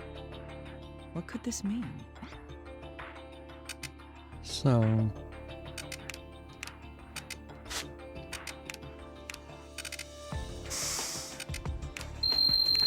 There's no visual change after you use the spray or the powder. Just as I thought. These are bloodstains. They must be Veronica's. Considering the facts so far, these bloodstains must have been caused by...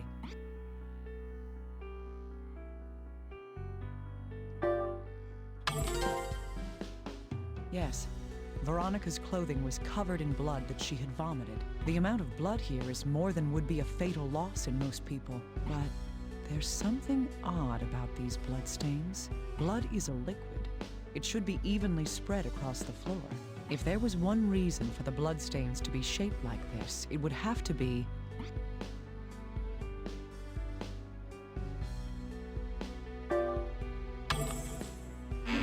I can't mess around anymore. It's time to get serious.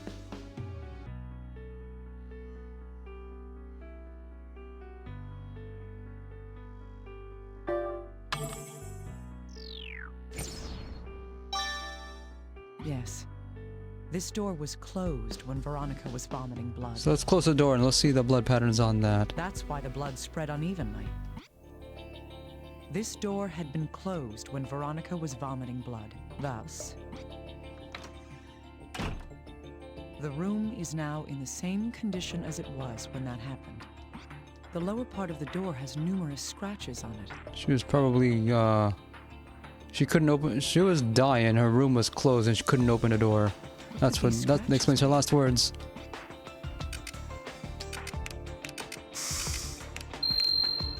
Huh? Bloodstains? Inside inside the scratch marks? From looking at the shape and location of these scratches, they are... I can't make any more rash decisions. I need to think cautiously.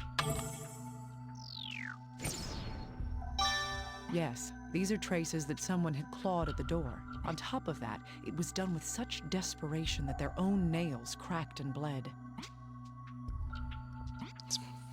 Kinda messed up. She was dying and no one was able to help her.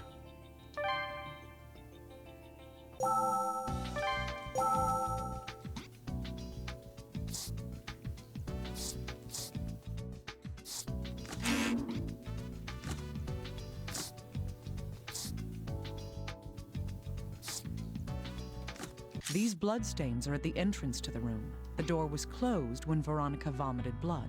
That, along with the scratches on the inside of the door, there's just one sad conclusion we can reach from all this. I can't make any more rash decisions. I need to think cautiously.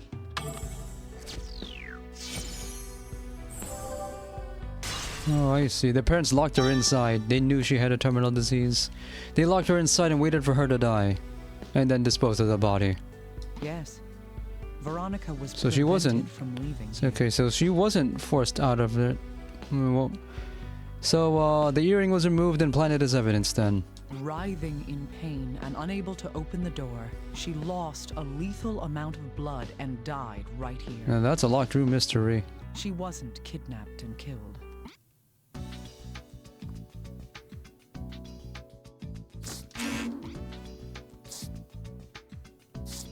Or her hand was broken. No.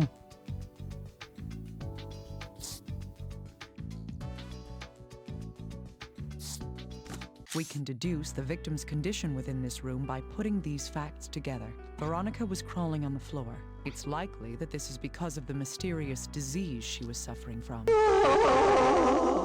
That's exactly what's happening here. She died a really horrific death. It sapped her strength to the point that she was unable to even stand. She had an attack of her disease inside this room.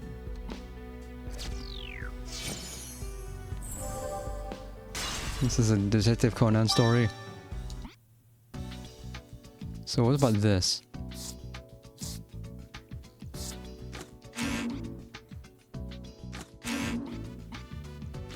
Can you do something for me, little guy?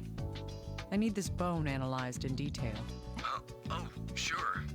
What do you mean by in detail, though? I just need to know if this fracture occurred before or after. I am talking to a me for some reason. Got a really weird design decision. Must have happened while she was still alive.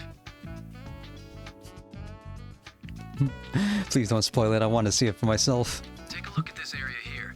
You can see where it started healing. Great. What happened? I thought as much. All right, thank you. Pre-mortem There's no fracture. knowing yet if this has anything to do with this case, but I do know now that this fracture occurred while she was still alive. Also, this Naomi Kimishima is from Second Opinion, and she's just back, but she's an ME and not a surgeon this time.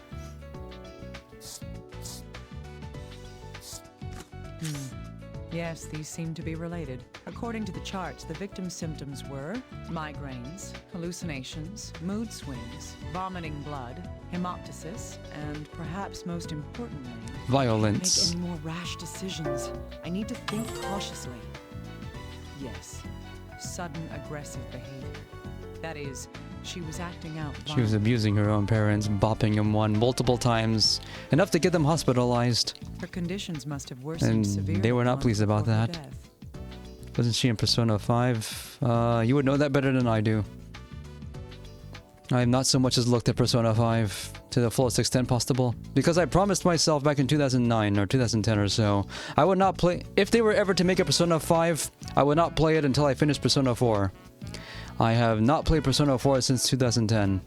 If I'm going to play it, I'm going to start over from scratch and play in the lowest difficulty just to mitigate their grinding. I could play it on Vita. I have a PS TV that I've never used once. That is, her violent tendencies would have increased in frequency and severity. But as far as the other, like for the diagnostician guy, we have House at home. And also, our house at home has Metal Gear Mark II. I have not played Persona 4 Arena. Or the sequel. Because that was one of the few... Like, I think that's the only PS3 game that was region locked. I don't think we ever got an explanation for that either. Do we have scrubs at home? I don't know, I've never seen it. But one of the guys is secretly a superhero, so probably.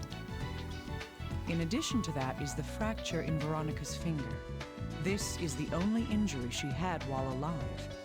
No, she had two. Busted her ear too. That's a common injury when people hit things with their fists. On the other hand, the parents... His name is, his name's Captain Eagle, and he's not very popular. They keep blaming him for stuff because the people are stupid. If I were to consider all these points, those wounds were... Their own daughter Make bopping any more him. Rash decisions.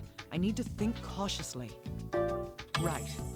The hospital records of both the victim and her parents, they show that Veronica had been physically abusing her parents. And the police were never called. Okay.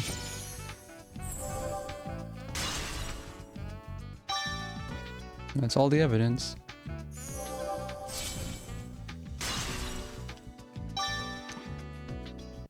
Now, present your case. Oh yeah, the corpse was skeletonized, literally. Let's put together the truth. Like they even call it skeletonized. Oh, that's what reminded me of Hotel Dusk. 50 This part. kilometers downriver of the city. The victim's name is Veronica Cage. She was 23 There's years nothing old. like it, but the summation here reminds me She was of it. suffering from some sort of illness. It caused her severe pain along with mental instability. When she couldn't go on, she snapped and turned violent.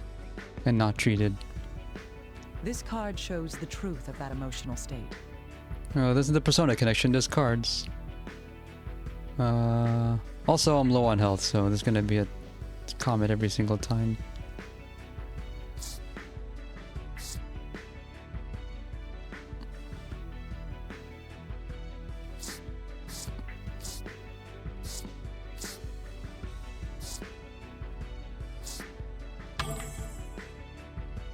The patient had frequently physically assaulted her parents. I know it's supposed to be dramatic, but This this looks same funny for disease some reason. finally caused her own death as well. This card shows evidence of that final attack.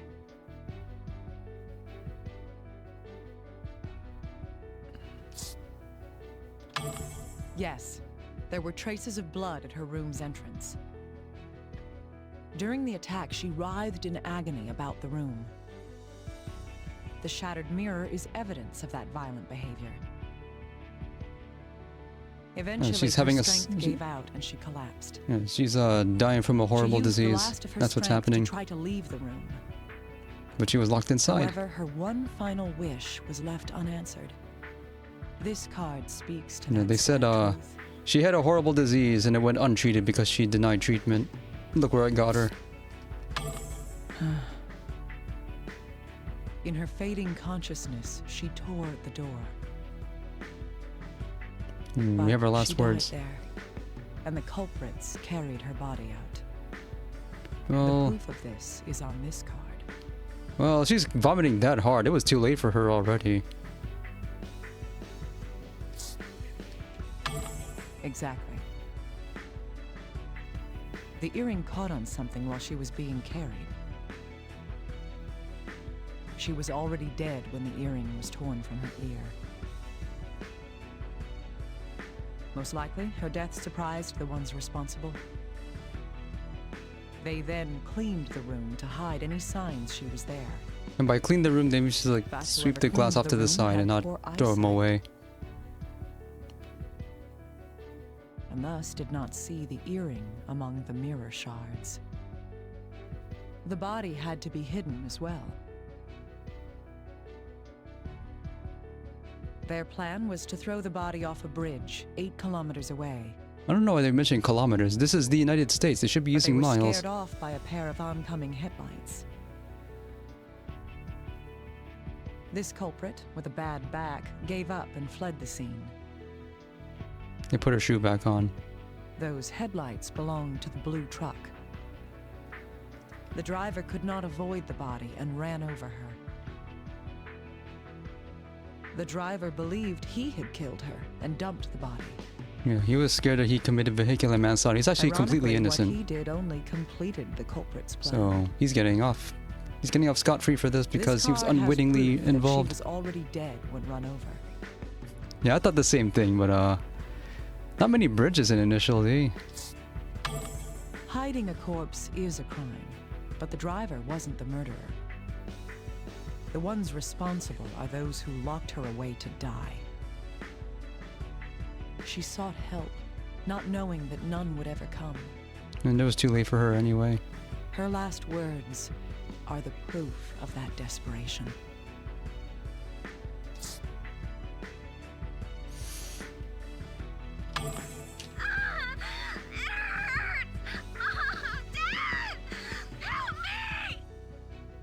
Rip.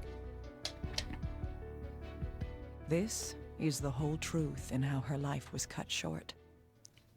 Cut short because she denied medication. I don't know what the dead want, but the truth must come out. I'm going to see the ones who cut your life's thread short. Oh yeah, so in the tutorial case, the one before this, the murderer just managed to find himself inside of the evidence locker and attacked Naomi, and she shot back. The medical examiner. What brings you here? It's never ever a good sign when the medical examiner visits you. Your daughter died in suffering.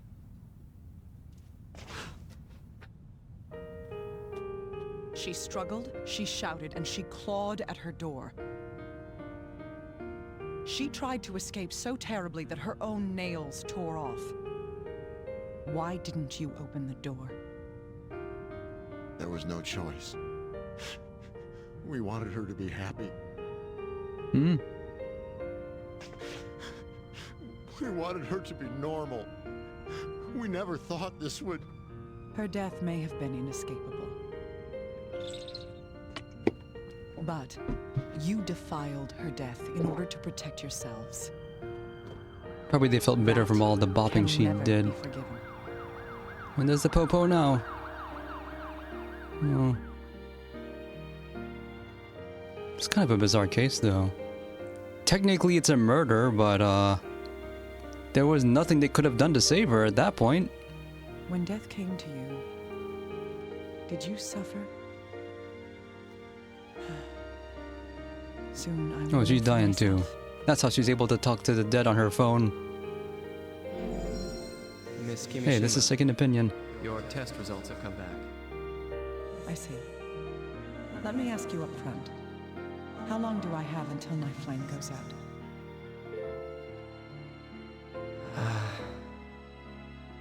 A year at best. Maybe 6 months. Okay. We have a time limit for this storyline then? I understand. Thank you, Doctor. Dr. Kimishima, the helicopter's here to take you to the lab. All right. Look, wasn't she a part of Delphi, though? Or was she a double agent? I don't remember.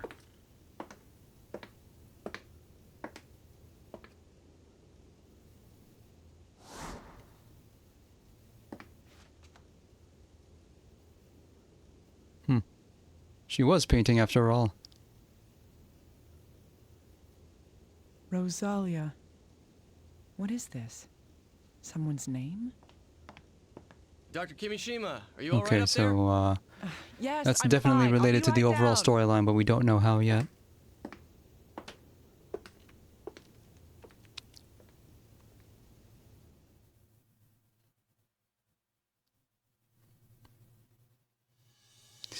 This part's long. There's more. Okay, so this is a timeline that shows everything in chronological order. I've been doing each one character at a time, and we hit a lock. So dots are where the characters is not involved. Oh yeah, you missed this extremely stupid use of endoscope I've ever seen. We're using it to search for bodies. Because we had literally nothing else we could have used to do that with. Okay, so... Oh man, this is gonna be long. And these two here is just point and click adventure and not any kind of action. I shouldn't have done all of these at once because it's killing the pacing of the game. I should have been doing... I was thinking maybe I should do everything chronologically, but I gotta do that after this as soon as I can.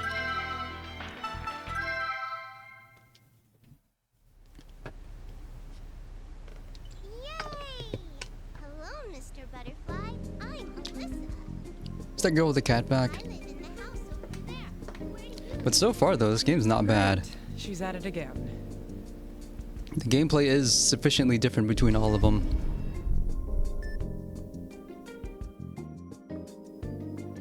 Like, the Hey, endoscopy kitty is, girl, what are you doing? dungeon No crawling. trespassing. Oh, Miss! Chloe's better. Chloe? Who are you talking about? That's my name. Chloe's the kitty you helped. Now she comes over to play. Oh, that wasn't your cat? Glad to hear it. In any case, you're not allowed here. Let me guess, you're Rosalia. Hey, Miss. If you just keep showing up, getting past security. Me? Oh, I'm Naomi. Naomi Kimishima. Okay. Hi, Naomi. I'm Alyssa. I live just on the other side of the garden here. Oh, I okay. see. That makes us neighbors. So there's no security. Yep, so I can come see you anytime I want. Now, Alyssa, this is a place where most people can't. You live next door to the That's why morgue. I need you to. Oh, and who's this little princess? Am I intruding? Chief.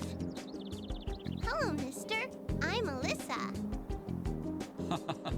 Hello, Alyssa. I'm David. Well, they just don't show any detail at a distance. Can I borrow Naomi for just a moment? Okay, Naomi's got work to do, right? I'll be going then. Bye-bye, Naomi. See you later. It seems you've made a cute little friend. You know she doesn't have any security clearance, right? Do we have security? Now, do you think I'm that uptight? I would like you to be. It's She might not be with like the we're enemy for using all we know. diamonds to decorate the garden. Anyway, you're here to talk about work, correct? I'm listening. Yes, a few hours ago, a body was found in Oxford. The FBI is requesting that we send you to investigate it. Me? Is there some crime involved? It's our job to determine that. What do you say? This is my duty, isn't it? I'm on it. And she has less than a year to live. So, me as well. We have nothing better to do. The victim lived in a cottage in Oxford with her husband. Where's Oxford? The husband called the police saying he had killed her. They're not saying what state this is. When they arrived, she was on Yeah. the floor with a chest wound. She does have a phone and she gets a recording of the victim's last words somehow. Actually, see if we can hear it. Can you hear that?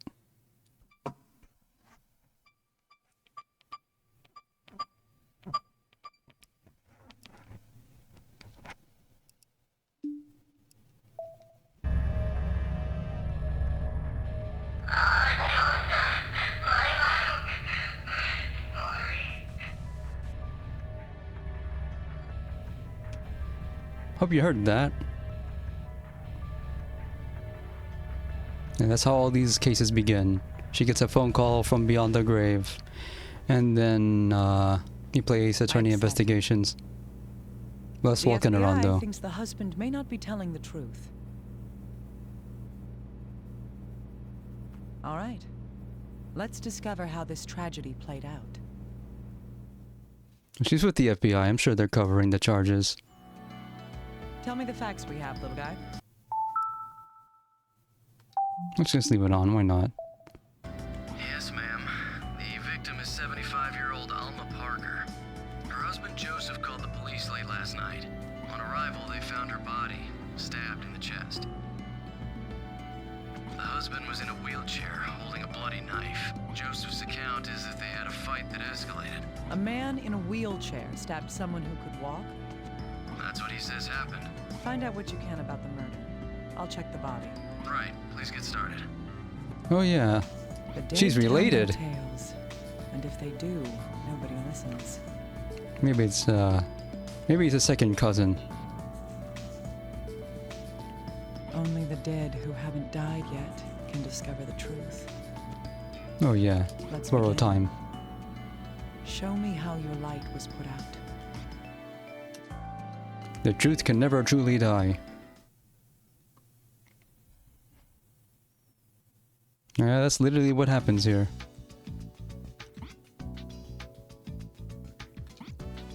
Joseph Parks. Remember Joseph Parks? No, you wouldn't. That's from a different show. Yeah, we actually get to look.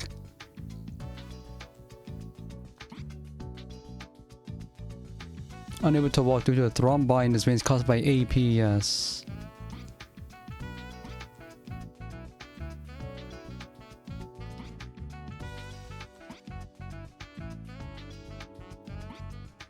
You're allowed to save in this mode, because these take time.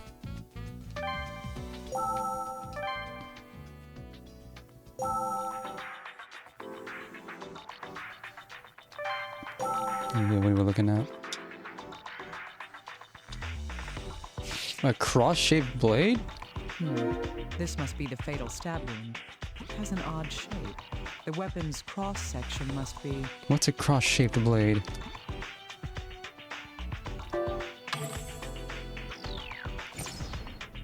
Cut with two swords. Right. The weapon must be shaped like a cross. That weapon most likely penetrated the heart and killed the victim. So Joseph is a Belmont. Hello, Ghost Pilot.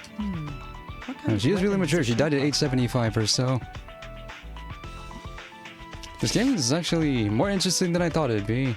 It's just that I killed the it went through. I killed the pacing because I did each character's route one at a time. It would have been better if I spread them out to go to chronological order. This stab Yeah, wound sure, is I don't small, mind. but it's rather deep. The O, it is what it's short for. There's a wound with a similar shape, but it's a different size. That's either an exit wound or it's just bled through. Anything else? What's this? The victim has a wound on her head. It's star-shaped. There's more than one. It's like an imprint from a custom-made What can knuckle the wounds duster. tell us?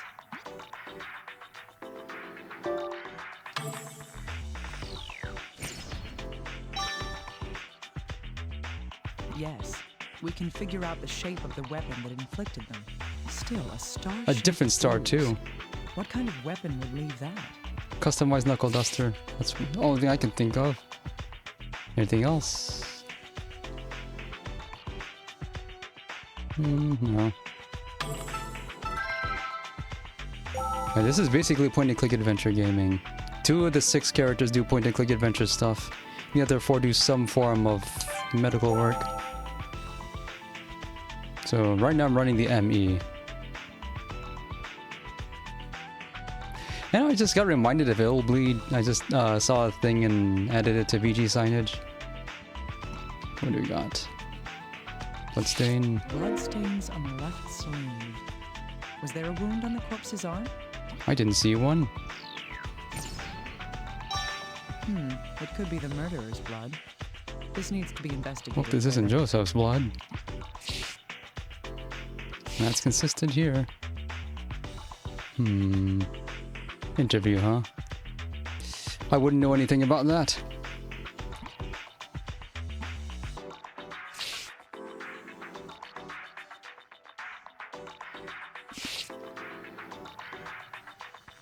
I really want to know what caused this.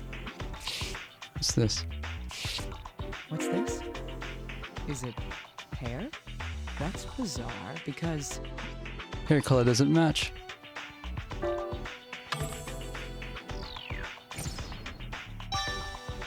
indeed, the victim and the suspect reportedly both have white hair.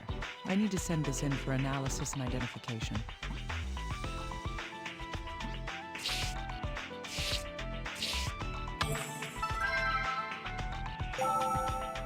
Did I get everything here? Oh, I'm missing something then.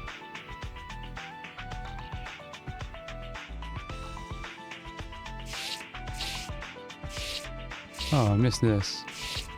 What could this be? I've never seen More a bruise like weirdly this. clean Is it something markings. congenital?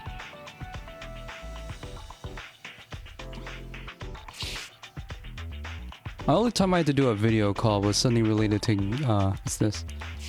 X's and O's. This is internal bleeding. It might have been caused by something pressing against the palm. It would require a great deal of force to leave this mark on the victim. Was she struggling against the murderer? Or is there a different reason behind it?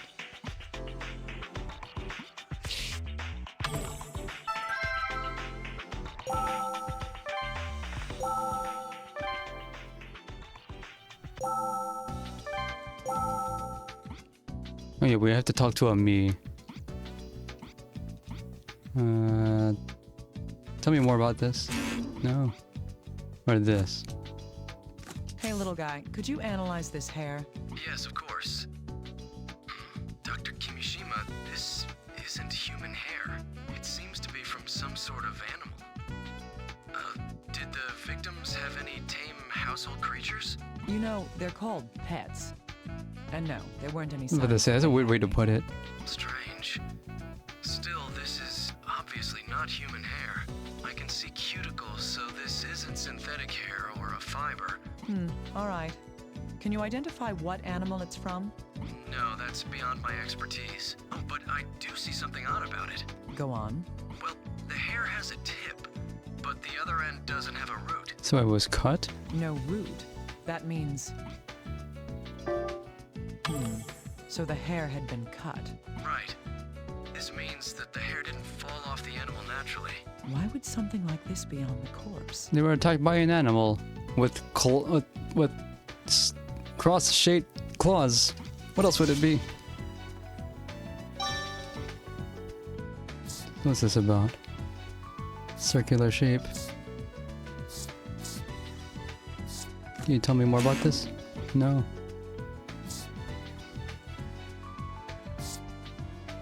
These stab wounds are different sizes, but they have the same shape. We can deduce that these wounds are connected by...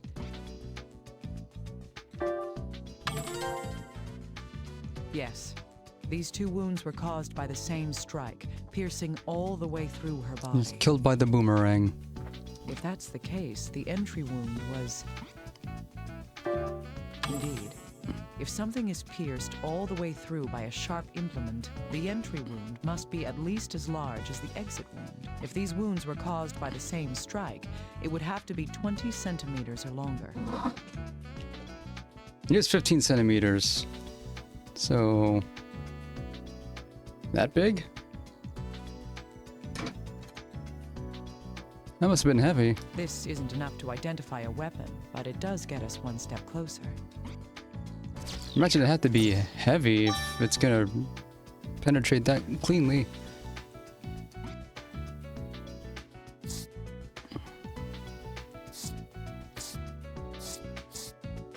This is not 20 centimeters.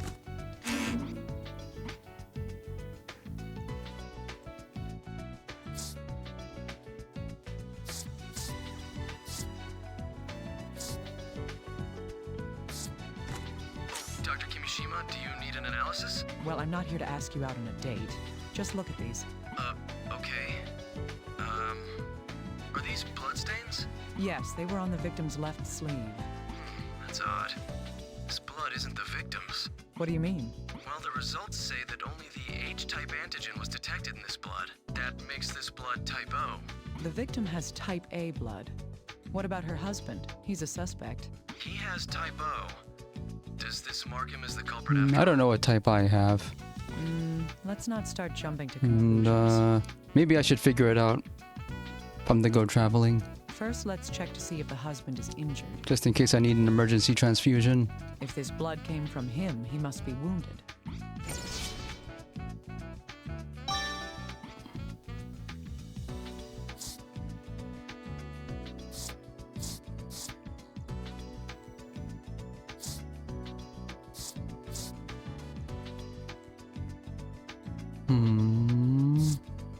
Maybe if you donate blood too often, it leaves a permanent hole in the site where they take it from.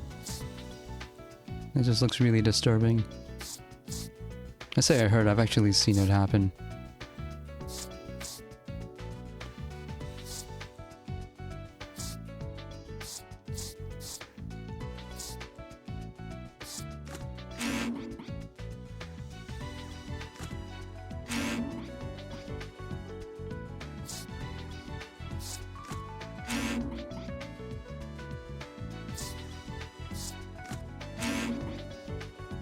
What is this?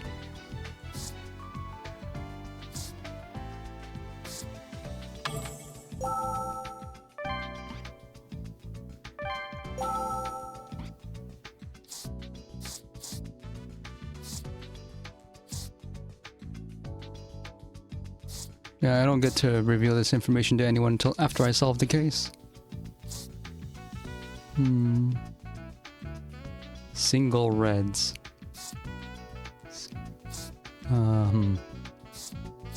I don't have it in me to donate blood. Every time they take my blood at the doctor, I have to be carried out.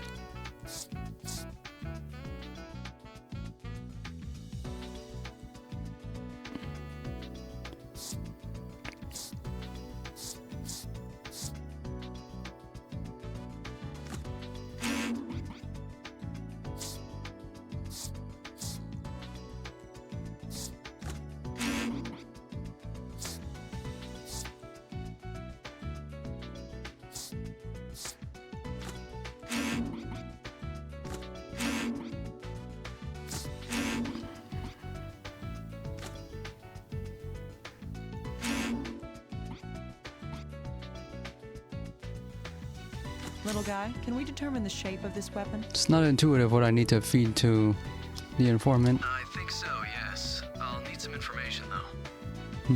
What can you tell me? How big is it?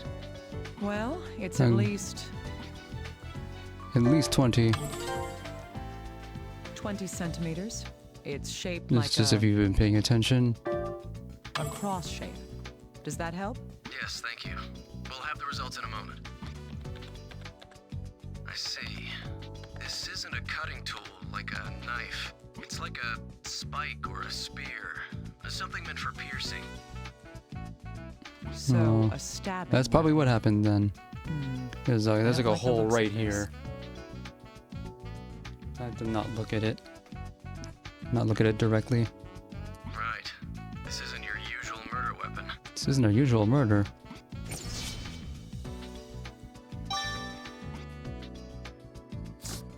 Something's not right. What do you think, little guy? You mean the weapon in the shape of the wound, right? That knife isn't long enough to have done that, and it's nowhere close to the right shape. No, something else has to be the real murder weapon. The second thing this tells us is Yeah, that's the reason the guy I know did that. He did it for the money, and he did not take care to avoid scarring.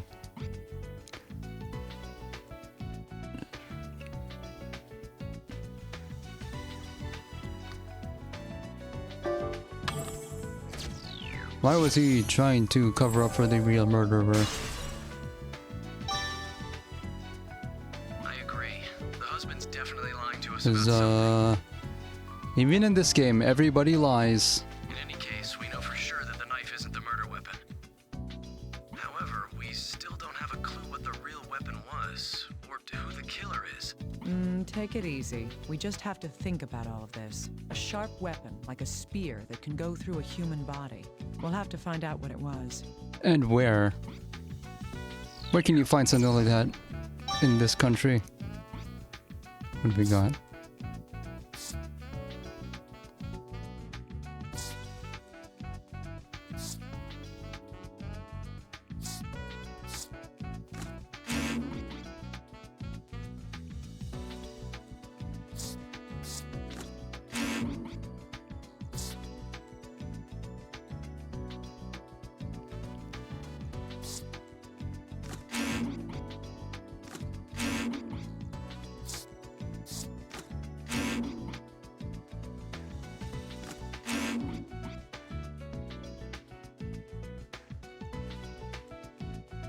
They give you gift cards? What the? Dr. Kimishima, we're done interrogating Joseph.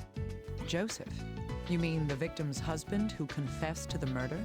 Yes, he just keeps saying that he killed her. We've got nothing to go on. I'd like to hear the recordings myself anyway. I want to know if the blood on the victim's sleeve was his or not. I've already sent you the data. You can examine it whenever you want.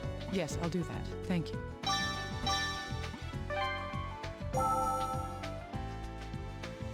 It's doing a false confession. That's obstruction of justice. I've already told you people, it was a domestic dispute. I was angry at my wife and I stabbed her. That's all there is to it. Oh, you don't have to do it. So what if I'm in a wheelchair? It doesn't mean I can't stab someone. Oh, I was gonna say what this reminded me of, but it's actually a spoiler, so I won't. So what if I'm in She was standing right in front of me, so I just shanked her right there. I turned myself into the police right after. You know what happened after that. But what about my hand? I injured it, that's all. How? I see. The victim's husband does have an injury on his hand. So what I don't like is when you find something that adds to your that adds to your pile of evidence, it immediately aborts even if you wanted to listen to more of it. That interface for listening to the recording is not well implemented. What do we got? True. These pieces We of still haven't information tested do the blood share for a some common reason. bond. The blood on the victim's sleeve is type O. Joseph has a wound on his right hand, and he himself has type O blood. There's little doubt that the blood stains on the sleeve were left by him. Oh, okay, I guess we don't need to. That doesn't prove that he killed Alma, though. We'll need more evidence to be certain. Let's keep investigating.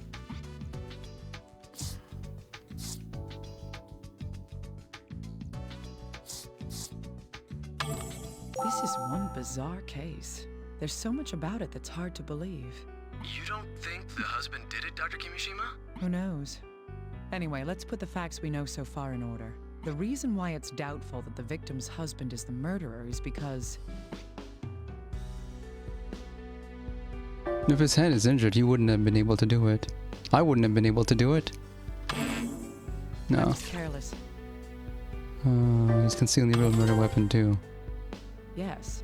The knife he says he used could not have caused the wounds she died of. There are other reasons to doubt him too, no matter what weapon he used. Pushing it all the way through a human body would require a lot of strength. But he's...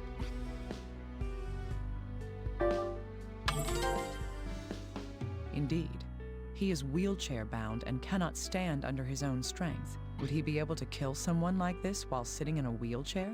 Well, maybe if it was like a spear or a lance or whatever, he could mount it and then joust his way into her chest while she was also sitting. That would work. Maybe they were playing joust and he won and he didn't want to admit it, so she wouldn't feel bad.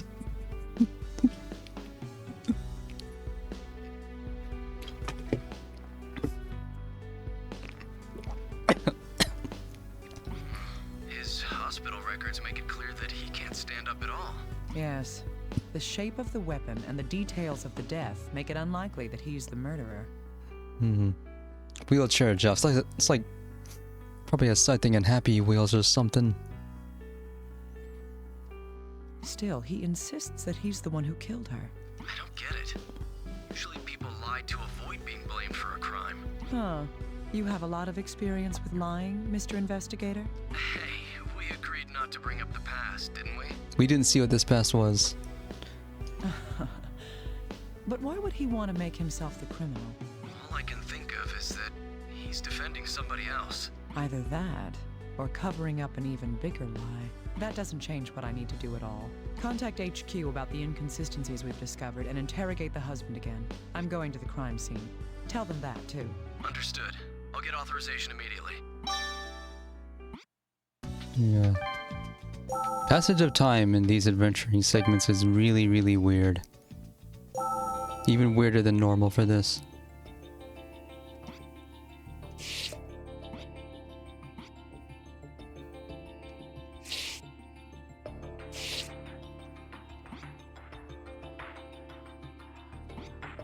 Family photos. Is there a third person in here? What's this?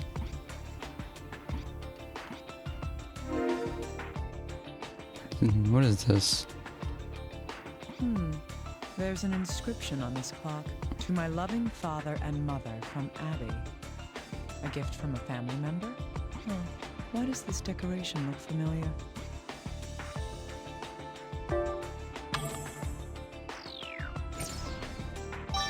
That's right.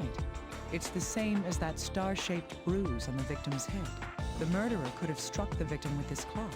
That's overkill. I need to take this back and carefully investigate it.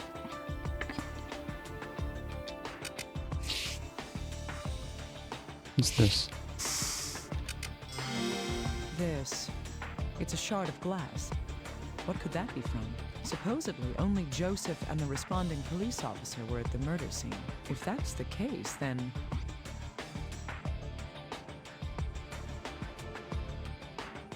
Where's the rest of it?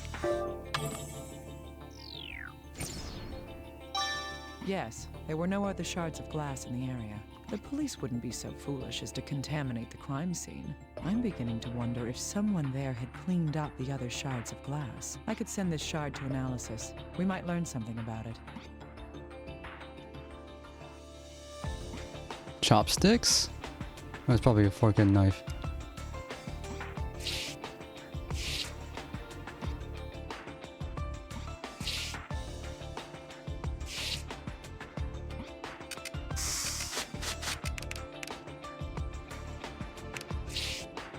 So I have a blacklight deal here. Somehow it is not, the blood here is not reacting to it, even though technically it should. There are traces of something having been burned in this fireplace. It's something other than firewood. I wonder if there's anything left.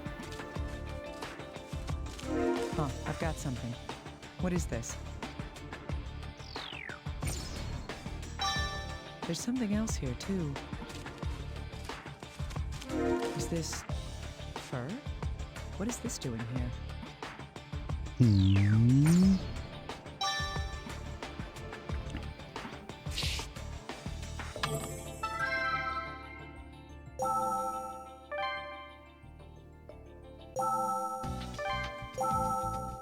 Okay.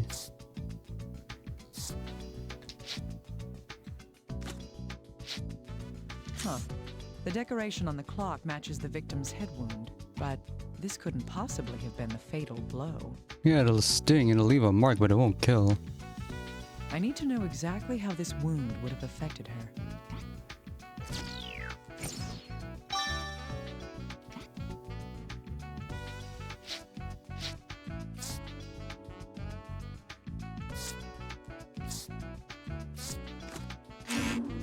Don't get to examine that. These two hairs appear to be the same. So it came from a rug. If that's the case, then the hair from the fur was on the victim's clothing. Why, though?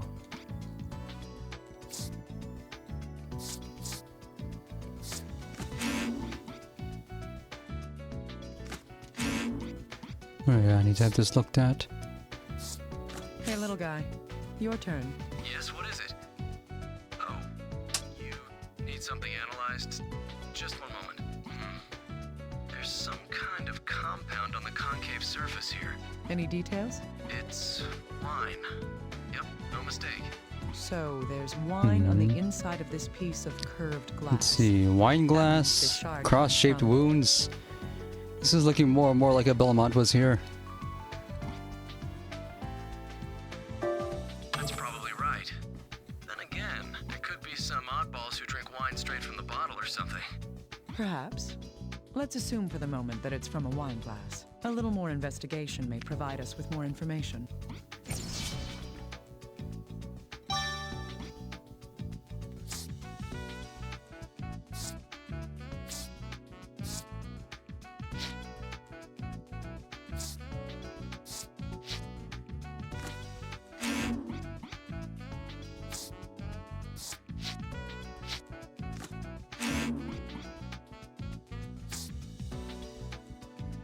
Some kind of paper.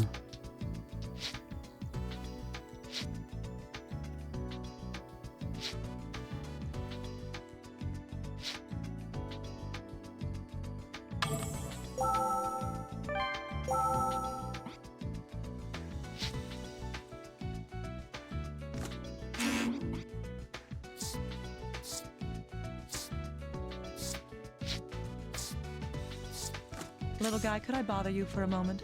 Anytime. How can I help? Well, the wound on the victim's head was caused by a clock found at the scene. I want to know what that wound would have done to the victim. Okay, I get it. I'll start looking into it right away. Let me know the moment you get some results.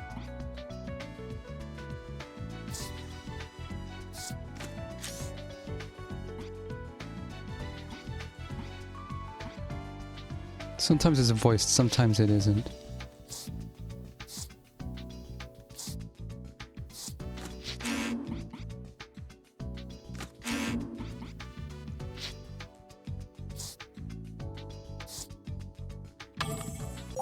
Yeah, I have to exit to see that there's progress. Is it good news? No, bad. Another corpse has been found.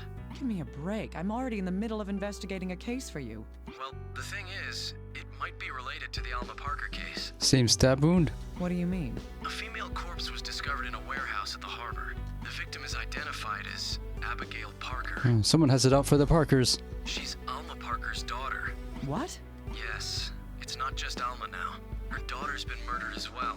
My God. Is there any connection between the two cases? We don't know yet, but considering the timing, I'd believe there's a good chance that they're related. All right. Send the corpse over here. I'll perform an autopsy. Right. I was going to come over and tell you about the clock anyway.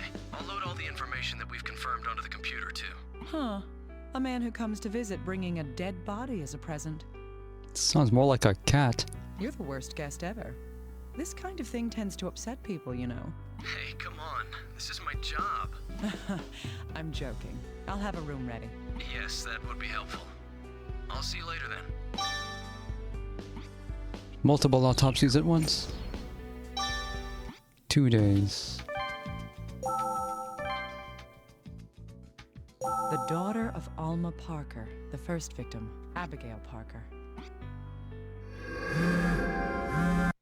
On. Yeah, you should be able to hear this.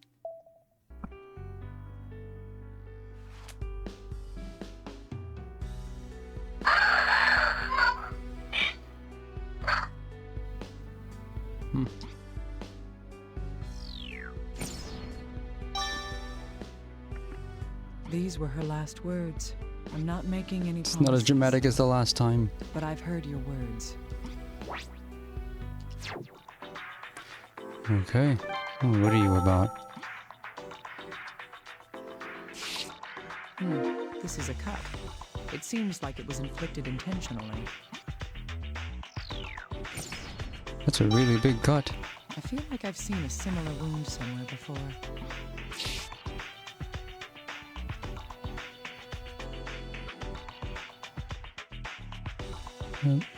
This one didn't go on his knee.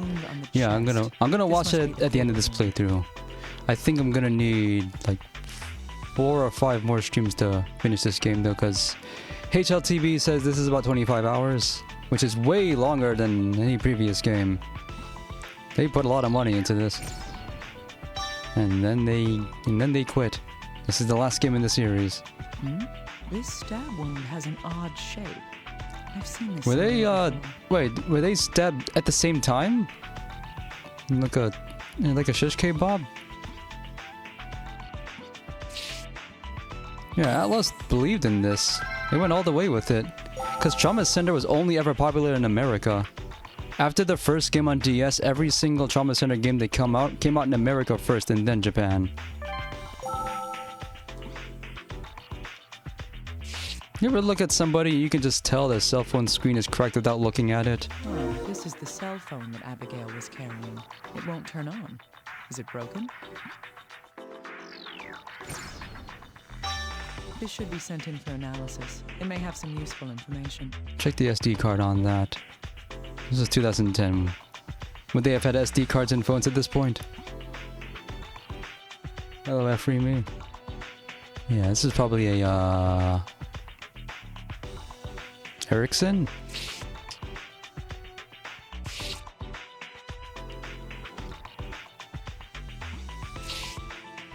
More of this stuff. Abigail's hair isn't black. I've seen this black hair before.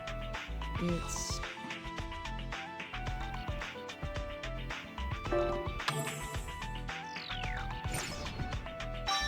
That's right. It was animal fur. Okay. That's all we need to see here. Much less interesting than the first victim.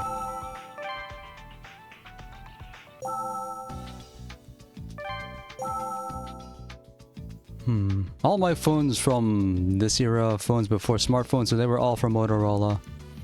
So I wouldn't know.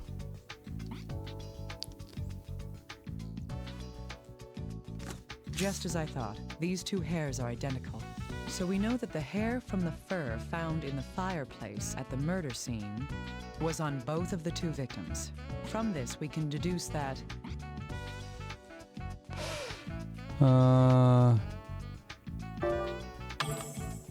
I should put wrong answers on purpose and see if she reacts. Because I have 10 lives. Indeed. The murderer had been wearing or using the fur somehow. Thus, it's not surprising if we found evidence of it with both the victims.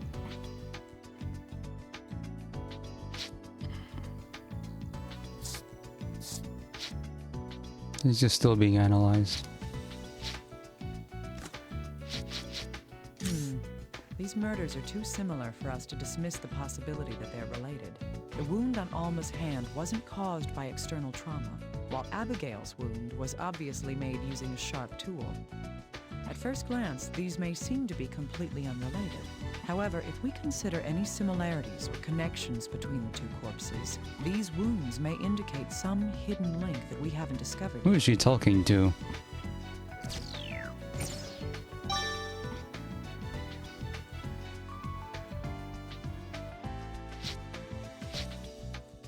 But for how deep this game goes, it didn't sell very well.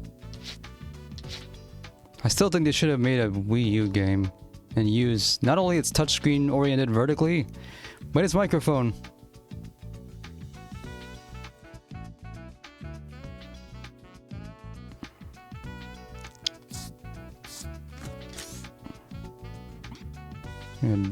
Break into that phone. Use your FBI code breaking powers. Do forensic analysis on the flash memory on that thing.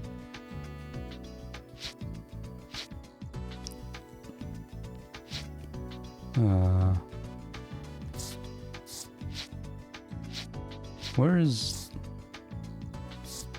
Little guy, can we tell anything from this wound? One moment. Yeah, my brother's had razors. There's some ringtones that shipped with the Motorola Razr that I don't think anyone has managed to archive. Because they're MIDI files.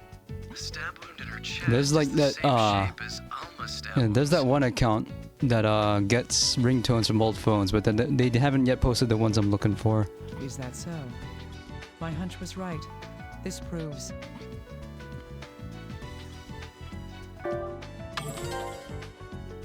Yes. I'd love to see this weapon. Were committed using the same weapon. So were they murdered by the same person? It's likely, but there's no conclusive evidence of that just yet. The wounds aren't exactly the same. Well, I think there's something very different. I think what made the Razr popular was just its shape. It was flat.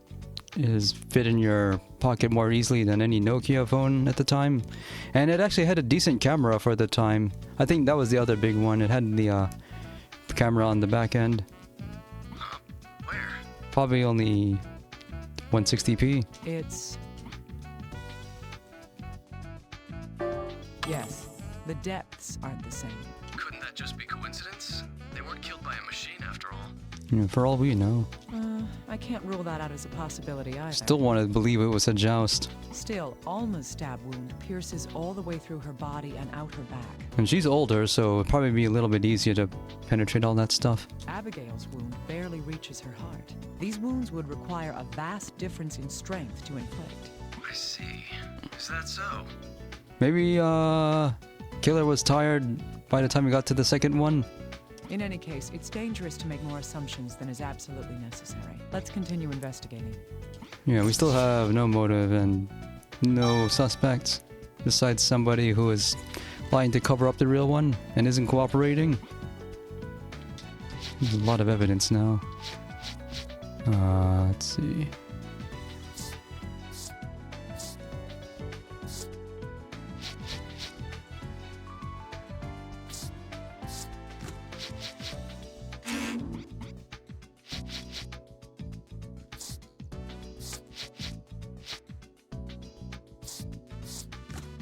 Indeed, these facts can be put together.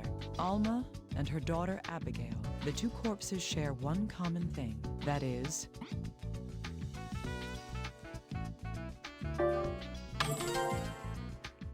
yes, the same weapon was used for both murders. Another similarity can be found among their belongings as well.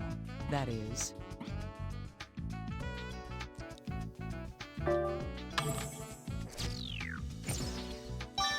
yes, both of them had the same type of animal fur on them.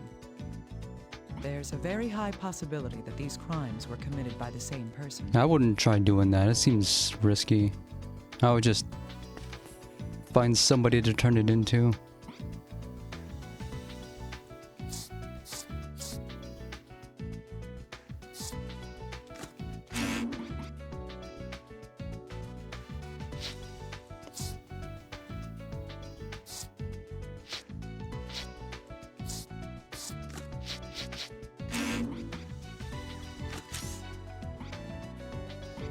I'm gonna have to turn this in later. Dr. Kimishima, a new testimony has arrived. Good. Whose testimony is it this time? Let's see. First, we have the person who found Abigail's corpse. He owns a restaurant, but he seems to be an acquaintance of the victim. Really? How did they know each other? Regular customer? Well, it seems the victim was an occasional customer at the restaurant. According to the testimony, the victim had visited the restaurant not long ago. Okay, one of the last people to see her alive. I see. This may be able to help us determine the victim's situation before she was killed. We should confirm when he last saw the victim as well. Yes, there's another bit of testimony that needs to be addressed. Go on. Well, it's Joseph Parker. He's begun confessing to his daughter's murder as well. Come on, dude. What? When the questioner asked him about Abigail's corpse, Oh yeah, I got her too. You think you think he would have admitted to that sooner then? he started with the whole "I did it" spiel again. Why did you fools tell him about Abigail? Well, he is her father after all. Someone was bound to tell him. Well, we've lost the chance to learn what really happened from him. Yeah, way to go, dude. No matter where you go, there's always somebody who has to ruin it for everyone. Oh well, what's done is done. I'll listen to his testimony too. Send the voice data over. Understood. Please do so. Let's hear this first. What? Abigail was... Is that true? I mean, yeah. Yeah, I totally did it. I mean, yeah. I killed my daughter. Really convincing now. I'm admitting it. I did it. What more is there to investigate?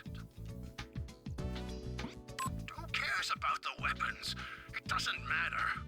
Weapons plural? Quit fooling around and give me the death penalty. Oh, he wants to die. I don't know why it exits to the menu as soon as I finish listening to one tape. Well, when I found the body, I was up that morning fishing for the restaurant's Chef's Catch special. Oh yeah, if you go Wait, out the a bit cook there... does this? Hmm. Oh yeah, if you go out a bit there, they're quite easy to catch. The market's fish aren't good enough. Yeah, my brothers like to go out to one of the beaches underneath the bridge and catch lots of crabs there. No, for the fish to be at their freshest, they have to be killed right when they're caught. Well, He's bragging about his line of work to the interrogator. pull up a corpse, and even worse, it was Miss Abby That's right. I've known the Parkers for years. She'd come to the restaurant with her parents every now and again. Family restaurant. Heavens, no. They never fought. They seemed very happy. A wonderful family. Character witness. That seems important. Last time Miss Abby came was 3 days ago. No. Okay. He says That's that important. Abigail was at his restaurant 3 days ago. So Abigail was still alive at that time.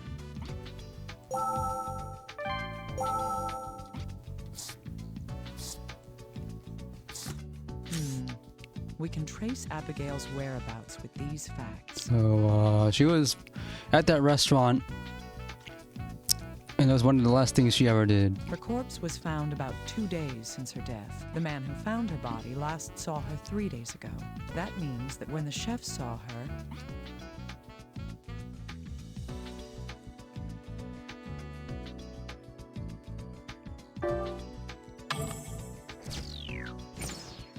Less than a day. yes, it was not long before she was killed. There's a high possibility that Abigail was killed soon after she left his restaurant. Oh yeah, about that. Running Wild mentioned earlier people die when they're killed. That's not true in this game. Somebody was killed and came back to life. Off screen. That was in an earlier chapter though. It would be best to investigate the man who was seen with her the night she died.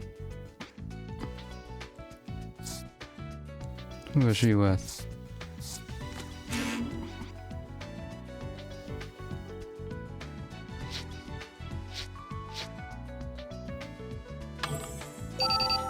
Oh, Dr. Kimishima, could I bother you for a moment? If I said no, would you leave me alone?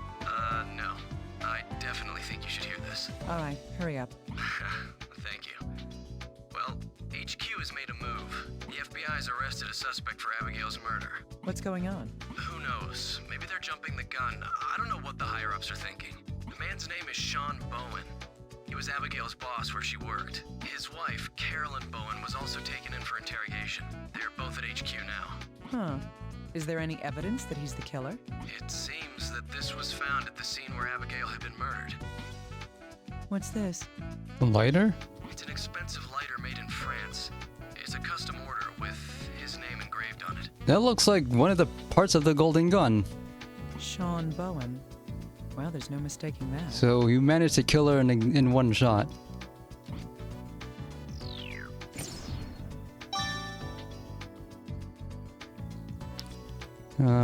There is a documentary on freaking on... Oh, no there isn't. I'm thinking something else. It's not an old-timey computer show thing. Phones are not computers, not directly. Let's see, there was lighter, pen, cufflink, and the bullet, right?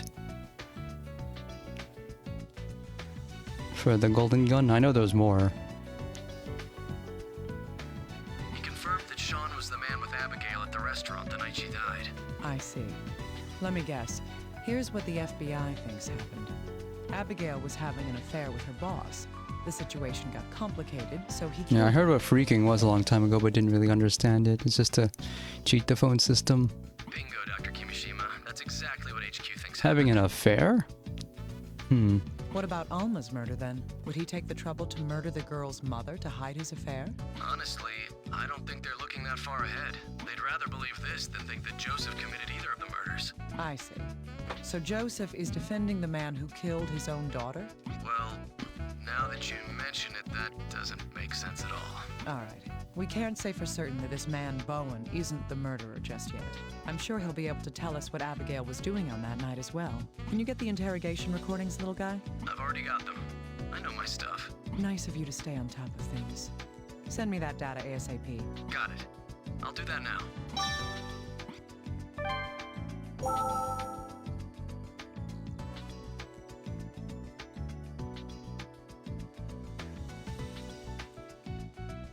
It's a long account. What's going on? I haven't done anything to get interrogated by people like you. Abby?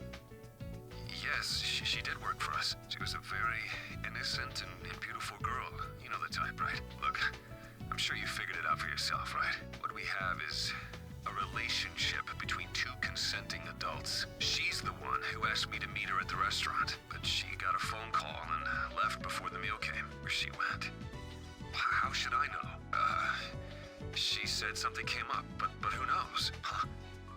That's my lighter. Where did you...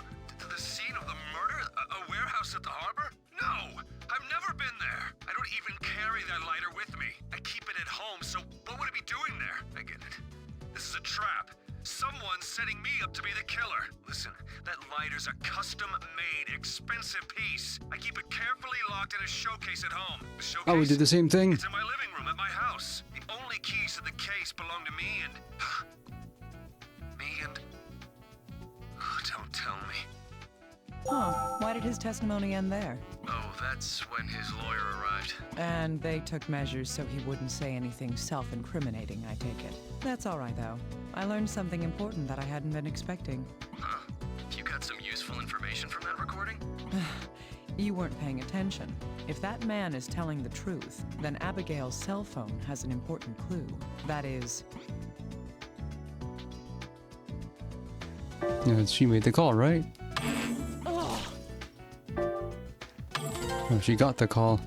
Yes. Upon receiving a call from someone, she abruptly left the restaurant and was killed. It's quite possible that call came from the murderer. I see. Even if the caller isn't the killer, we can identify who called her. If there's another word for cell phone hacking, I would think they would still call it phreaking. Gotcha. I'll make sure they hurry up and analyze the cell phone. Wait. The only thing I know about We phreaking is also how it need started, evidence to back his with testimony up as Captain well. Crunch's magic whistle. Not much after that. That's true. What can we do about that? It shouldn't be difficult to get a witness to verify his testimony. A witness? Find anyone who showed up at the restaurant that day. Think about it. It would have to be.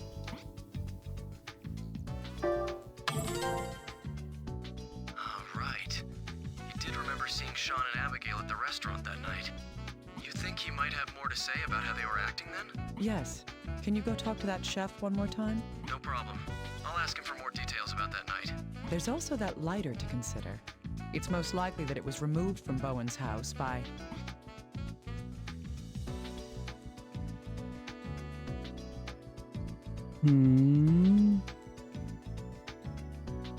Well, the person who would know is the wife, right? I mean, after all, he's having an Yes. affair. According to his statement, the lighter was supposed to be in his home. The only person besides him who would have been in a position to take it would be his wife, Carol. If we inspect the lighter itself, we may learn something from it. I see. You'll need the recordings from Carolyn's questioning as well. I'll send it No, over she's right got a motive so now. Please use the recorder to listen to it. Husband cheating on her. Yes, make sure I get those. I'm counting on you, little guy. Age 35. Why is this the only photo they have on record? Hey, what's this all about? Why are you keeping me here? What could I possibly have to do with you? Huh? I was home all day on that day. So what? Why does a 35-year-old woman sound like this? Murder scene? Is that so? I wonder why. You're hesitating. Is that so? I wonder why. So, is he a suspect now? I don't know anything about it. I don't give a rat's ass about that cheating bastard. Can I just go home now? I don't want to deal with a murder investigation. She's rather emotional. Is she unstable? That's just normal, Dr. Kimishima. You're a little too calm. Well, I have my moments too. Sometimes. Anyway, Carolyn's insisting that she was home the entire time. Is there any way to prove that? No, there aren't any witnesses. She says she was alone the entire time. Did she know that Sean and Abigail were together that night? No, we told her that her husband is a suspect in a murder investigation. She shouldn't know that Sean was involved with Abigail. We're trying to keep the details under wraps. You learned from last time. I see. If that's the case, then she knows too much. Huh? What do you mean? Let's listen to her testimony one more time. Pay attention. I already know.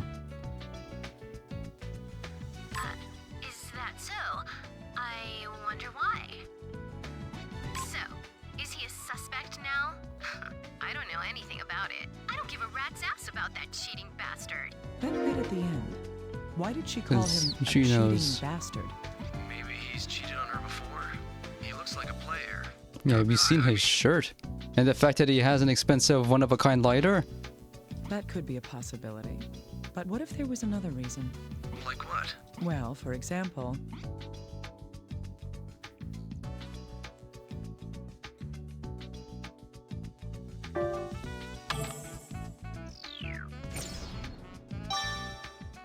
Yes.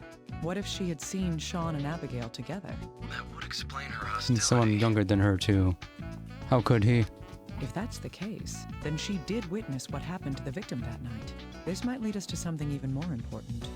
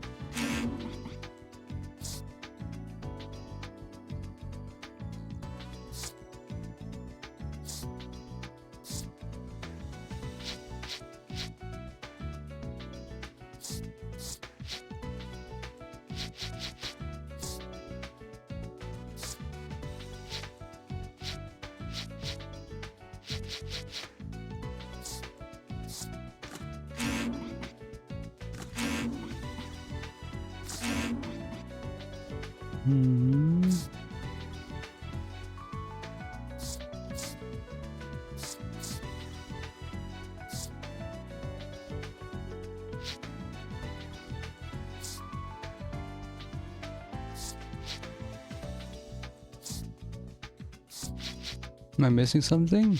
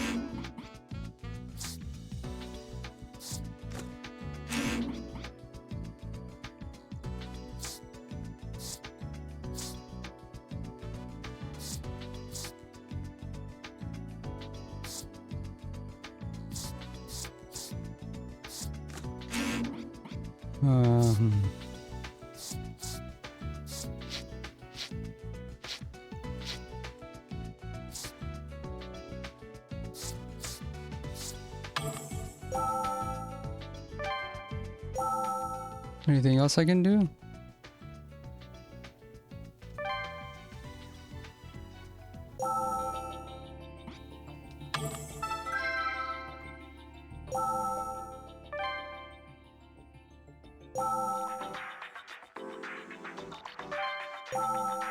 No.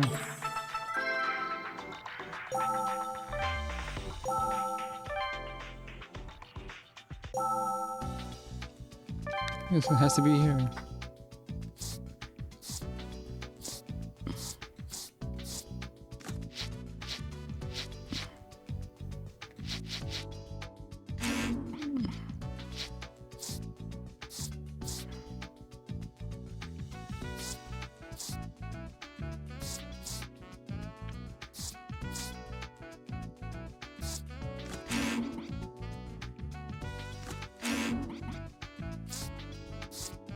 Hey, little guy, I need something analyzed. Sure.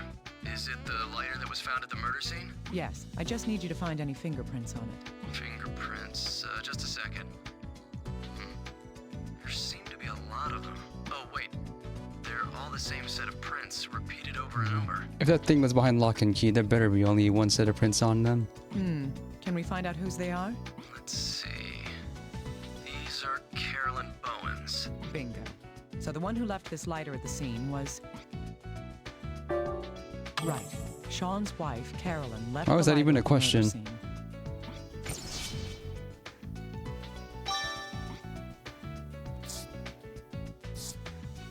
Carolyn Bowen, Sean's wife, left the lighter at the scene of Abigail's killing.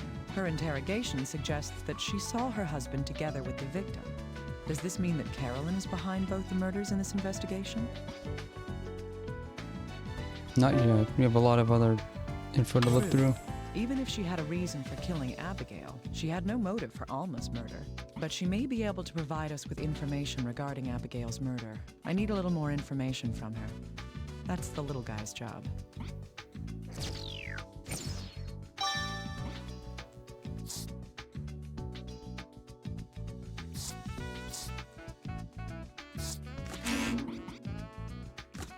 Dr. Kimishima, what's this? It wasn't Sean who left the lighter at Abigail's murder scene.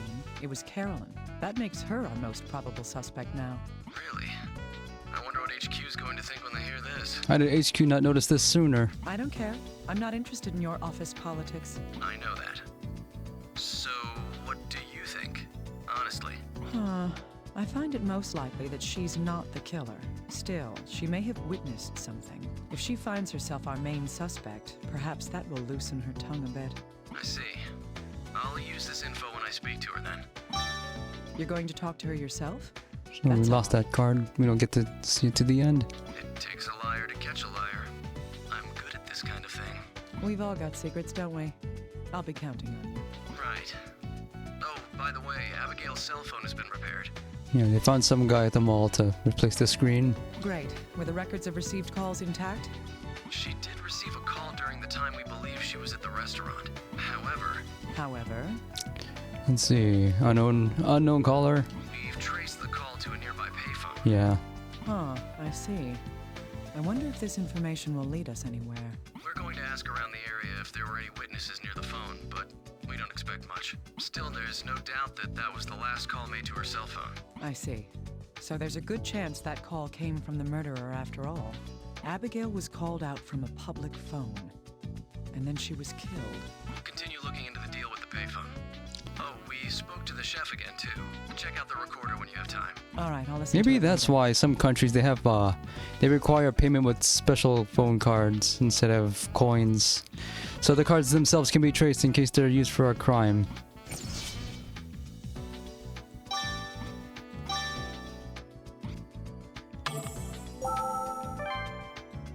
Also, should probably be mentioned that there's a differentiation between the cook and the chef.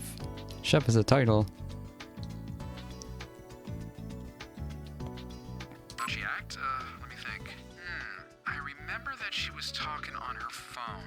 I clearly remember that she left the restaurant in a hurry soon after that. The man who was with her left in a bad mood afterwards. No, I don't think that he went after Miss Abby. No. He left the restaurant an hour after Miss Abby did. He just finished the leftovers by himself? Wine to the table. The gentleman drank.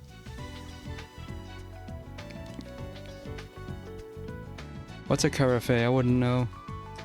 The gentleman drank it all himself before he left. I remember being disappointed because they ordered a very fine.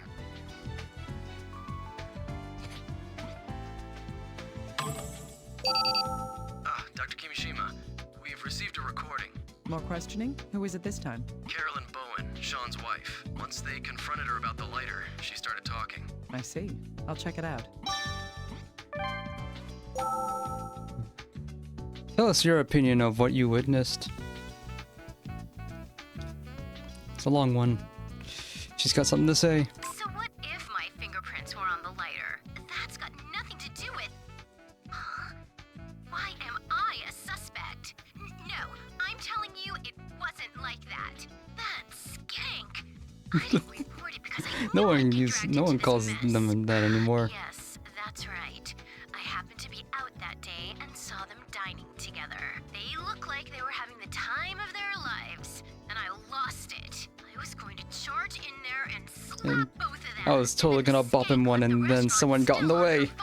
I followed that slut, but just because I was curious. I didn't want her to get away. Of course I was angry. She went into a warehouse not far from there. I couldn't see too well from where I was hiding, but she didn't come out for a while, so I peeked into the warehouse, and there was this hairy beast. It was on top of her. It was doing something to her hand with its terrible claws. I knew she'd been killed, but I had nothing to do with it. You didn't report it. It serves her right. Did she think she could just steal any man she wanted? That's probably when I dropped the lighter. Of course, I didn't report it. I would have been the very first suspect. Still should have tried. This is one weird test. Attacked by an animal. You did not report as an animal. A killer beast on the loose. At the very least, call the SPCA. Our murder investigation suddenly turned into a monster hunt. We've had a sketch artist create a picture from her account, but are there any animals that size around here? Don't be ridiculous. It's someone wearing a mask and some kind of costume. I thought as much. Could the killer be insane? Who can say? There's no way to know anything yet.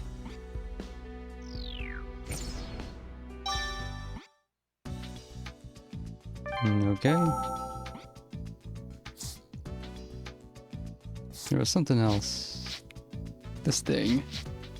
From the sketch, the murderer was wearing a mask. Now I know what that white shard from the fireplace was. It must have been from the mask that the murderer was wearing while committing the crimes. Okay, solid evidence that the murderer was masked, disguised as animal. But why would the murderer throw the mask into the fireplace? You try to dispose of it? Whatever the reason, it helps to sort everything out. I would have thrown it in the shredder, not the fireplace. Especially it's almost the summertime, and why would you light the fireplace? Well, they're old, maybe they have a good reason to light the fireplace. They're classy like that.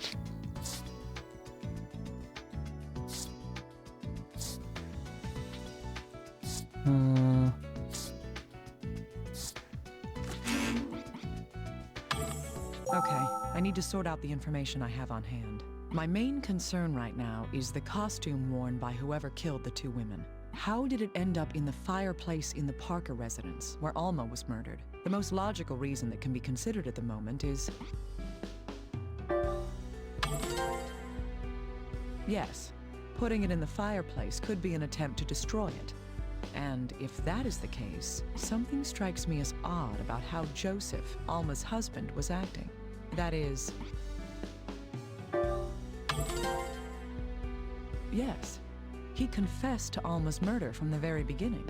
If he was willing to confess, what reason would he have to hide any evidence? Let's assume for a moment that someone else is the real killer. Can we follow this hypothetical person's steps? This person would have killed both Alma and Abigail. The first person to be killed would have been...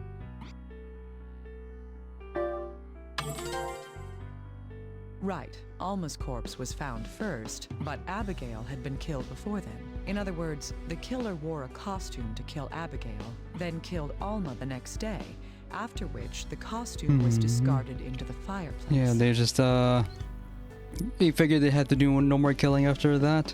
However, we haven't found the murder weapon yet. There were no traces of it in the fireplace. The killer would also have some connection to the two victims as well. We can assume that Abigail personally knew her murderer. The reason for this is... Right. She received a phone call from a payphone to call her out. The killer knew Abigail's phone number, and Abigail rushed out right after receiving the call. It's unreasonable to think that she would do that for someone she didn't know. Similarly, there's a good chance that Joseph knows the killer as well. This is because...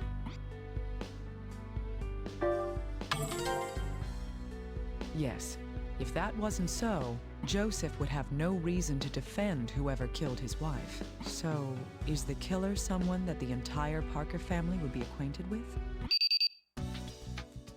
I'm scared.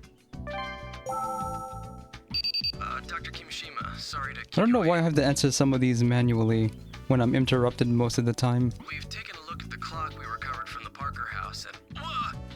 What now? Oh, hello? Naomi, can you hear me? You're on a... Girl, you're on a government line. You're breaking the law. Alyssa? What are you doing there? Wow, I can hear you. This guy let me in. Little guy? This girl said that she really had to talk to you. All right. Alyssa, can you hear me? Yep, I can hear you. I need to do some work with the man you're with. Be a good girl and be quiet for a little bit. Okay. Okay. So, She did it. about that clock. Yes, I heard that much. Get to it. As you mentioned, the decoration on the clock matches the wound on the corpse's head. It probably fell off the desk and struck the victim's head. This may have happened while she was struggling I see. Is it possible for that wound to have been the cause of death? No, that's impossible. The impact wouldn't have been enough to kill someone. We've inspected the exterior of the clock, but Yeah. it doesn't seem that damaged Enough to either. leave a mark, not enough to kill. Even with an impact to the head. I see. Then, Probably because if it were more, it would have cracked the skull. little guy? What's that sound? Someone's ringtone. Knock it off. Oh. Sorry. Looks like this clock is the kind that plays a little tune. Hey, Naomi?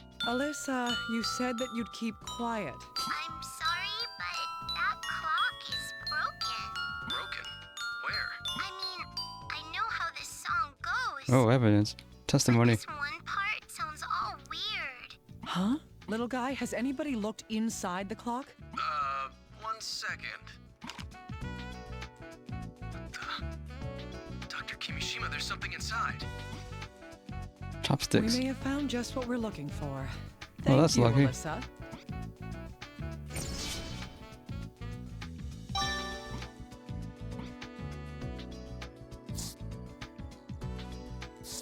I want to know more about this weapon, little guy. I have to do that manually. Oh yeah, no problem. That's why I keep losing time on this. X-shaped cross section, and it's 25 centimeters long. It's thinner at the tip, and it's shaped more like a steak than a knife. This isn't a commercially available weapon. This is just a piece of steel with sharpened edges. Huh. So the killer made it? It seems that way. It's a poor cutting implement, but it could certainly be used for stabbing. I see. This could be the weapon then.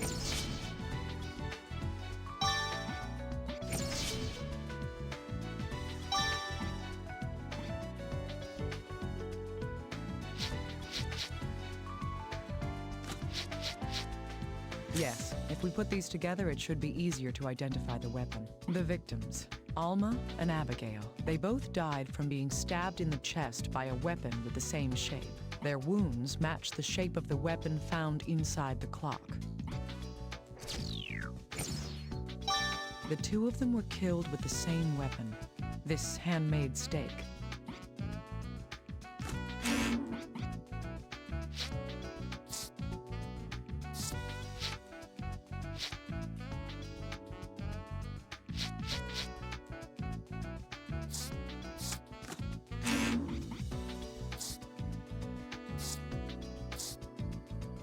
The hilt is a warped circle.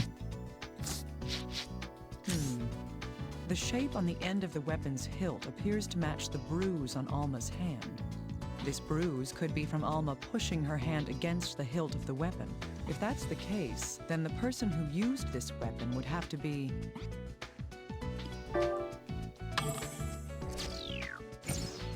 And she used it? Yes.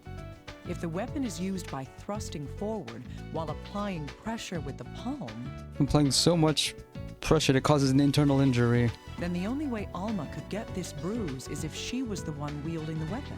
But what is And this she mean? killed her own daughter?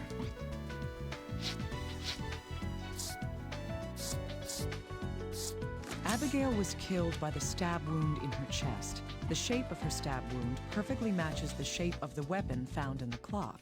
The bruise on Alma's palm indicates that she had been using the weapon. If Abigail was murdered by Alma, it would make sense for Abigail to respond to a phone call from her mother.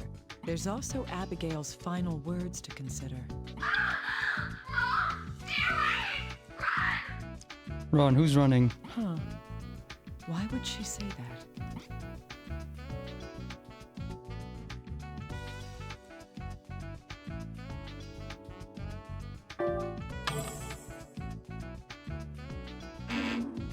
How could I do that?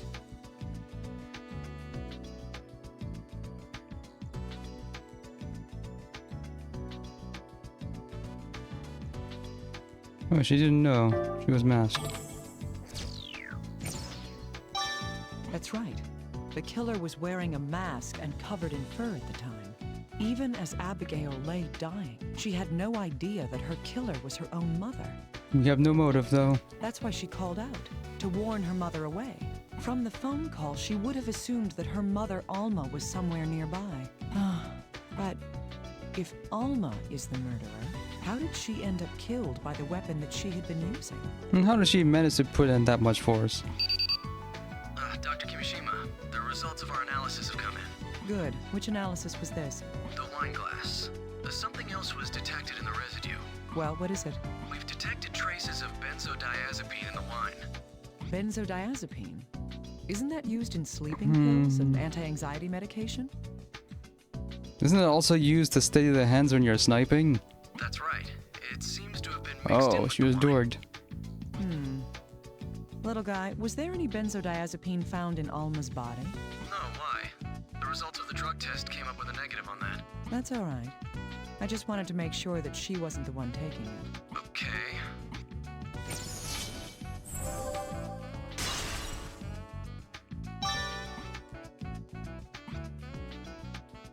What are we, Okay, what are we going to infer from this?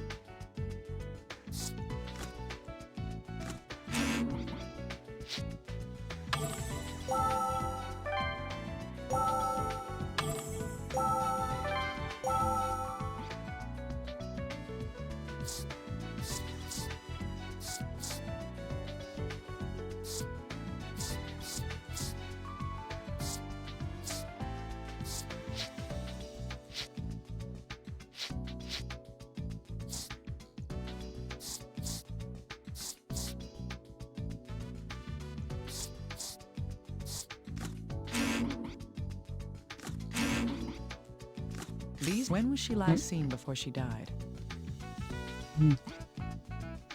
How many days ago was she last seen? 3 days prior. That's right.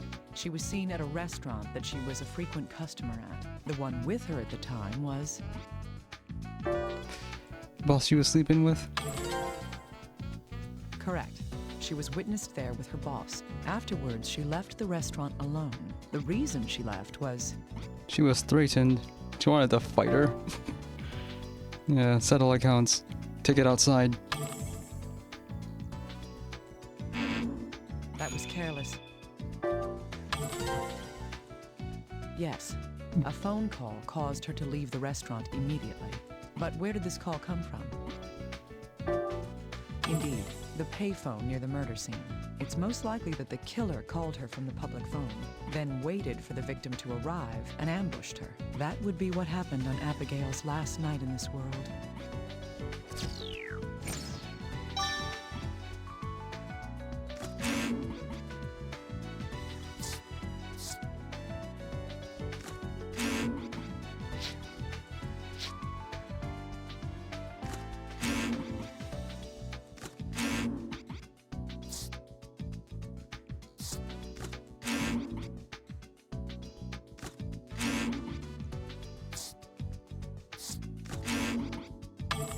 If we believe that Alma is the one that killed Abigail, then Alma put the sleeping medication into the wine. The one who drank it was... That was careless. Yeah, they keep her... Her husband, Joseph. So Joseph won't witness it? What do you mean? Are you saying... That's right. Alma tried to kill Joseph as well. But, Dr. Kimishima, isn't that just... The weapon left a bruise on her palm. That is proof that she used the weapon. But she was killed by that same weapon. That's true. Let's stay calm and think this through. We have evidence that there was a struggle between Joseph and Alma, don't we? That is...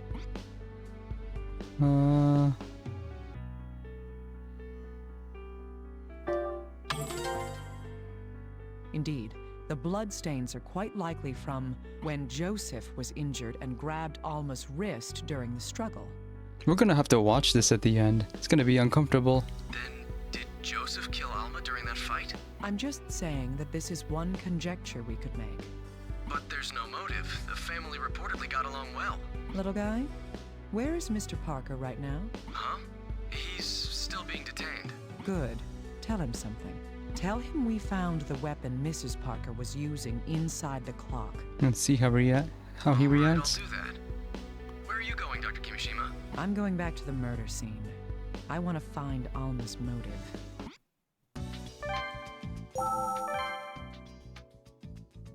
Oh, Dr. Kimishima, can I bother you for a moment? What's the matter? HQ contacted me just a moment ago.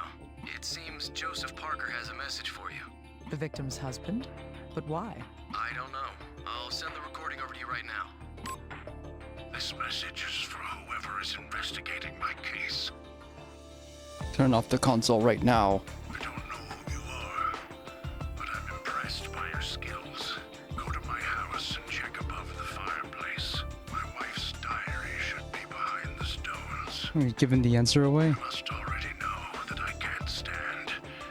So that's the only thing I couldn't get rid of. If you read it, you might find out what my wife was truly feeling. Please, make use of that information. Okay. Did you get all that, Dr. Kimishima? I heard every word. I'll have to check above the fireplace. Keep accidentally skipping these.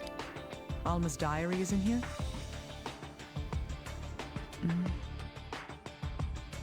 Here it is. I should take it back to the office and go through it.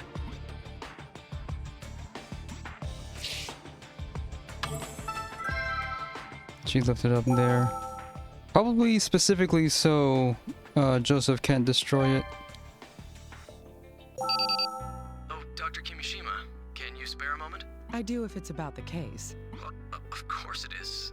Alma Parker's autopsy is about to begin. Didn't I already do one?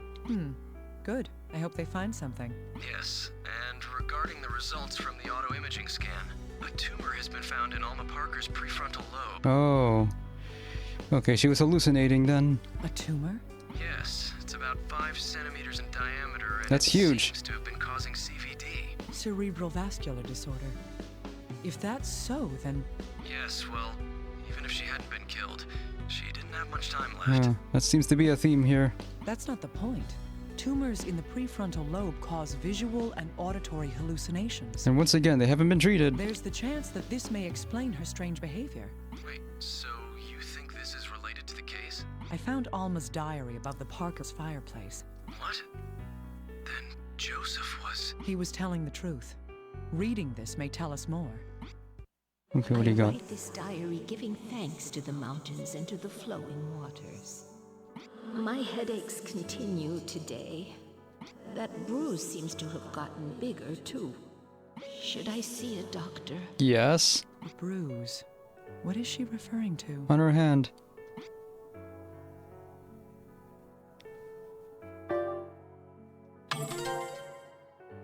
That's right. She was still alive when she got that bruise on her hand.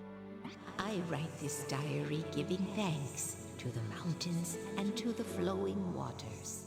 A miracle happened today. I can barely believe it. I heard God's voice, beautiful and pure. More hallucinations. The Hearing bruise voices. on my hand is a sigil passed on to me by God himself. They made sure to capitalize himself. I see. Well, Atlas would take care to have I'm that no detail. theologian, but I doubt this was a revelation from God. What happened to her was caused by... Right. Her experience was likely caused by the tumor in her prefrontal lobe. She interpreted the whispers of her disease as the voice of the Creator. I guess that makes this a Shin Megami Tensei storyline now. I write this diary giving thanks to the mountains and to the flowing waters. Weirdly ritualistic about her diary entries too. Today I heard a shocking premonition. We were walking the path against God's divine will. My pain was inflicted on me as a punishment and a warning to me and my family. I cannot let this be. I must save my family. I write this diary, giving thanks to the mountains and to the So, only question is, why is Joseph trying to cover all of this up? And he was even asking for the death penalty. I I will become the beast of the Lord and lead my loving family. I will sever them from this world and engrave the sigil upon their bodies too. Abby, my little girl, I willingly become the beast so I can save you. And you didn't tell them of this? Beast of the Lord. That explains the fur. Where'd you buy this fur from? I write this diary, giving thanks to the mountains and to the flowing waters. I learned a terrible truth today. My little Abby never reached his side. It's my fault. I severed her connection before engraving the sigil. Ah, my loving daughter, please forgive your mother for being so foolish. Joseph will be saved. I will engrave his sigil and lead his soul. I'll make sure it won't hurt. Joseph, let us be reunited in his world. The diary ends here. Alma died after writing this. The sigil that she says she engraved onto her daughter is...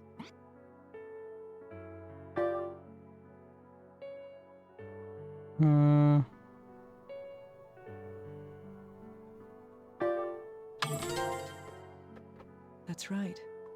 Alma thought the black bruise on her hand appeared as a holy sign.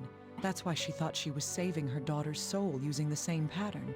She also planned to do the same to her husband. When she said she'd make sure it won't hurt, she meant... Yeah, this is,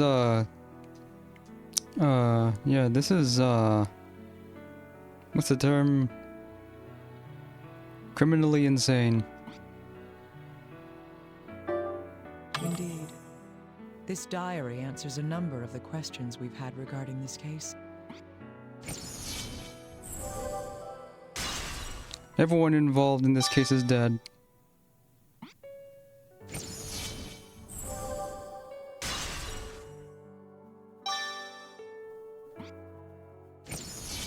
And the diary solved everything at once. Kind of satisfying enough with the circumstances. Until this point, I had thought that Alma and Abigail had been killed by the same person. But now it's clear who killed Abigail. And yet, there are several things found at the crime scene that could not have been Alma's doing. I need to review the information we have to determine if these murders were committed by the same person. We still need to know who killed her.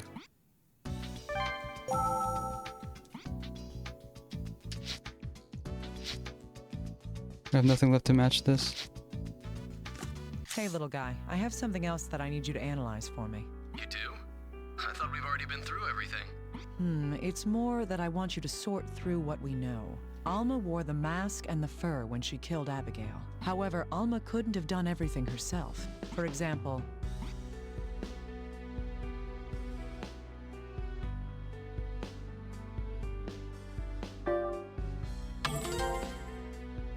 Yes, Alma didn't stab herself, and there were obvious attempts to hide evidence after Alma's death. One such piece of evidence is... Yes, someone tried to destroy the costume Alma wore in the fireplace. Another piece is... Indeed, the weapon Alma is believed to have used was hidden inside the clock. Only one person was able to do this. Yes. Now we can finally see everything that happened in this case.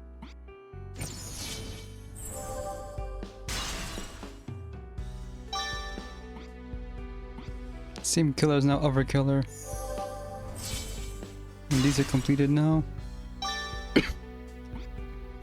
Okay, let's watch this intensely uncomfortable double homicide.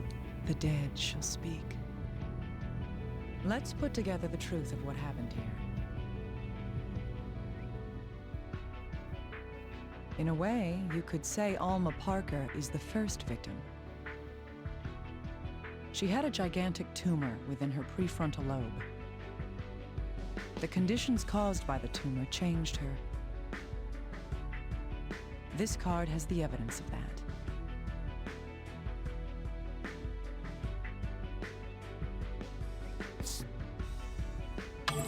Yes, she believed her hallucinations were divine visions. Parting with the world, her beloved daughter was first. It was that same love that led to Alma's attack. This card proves the violence Alma carried out on her Abigail.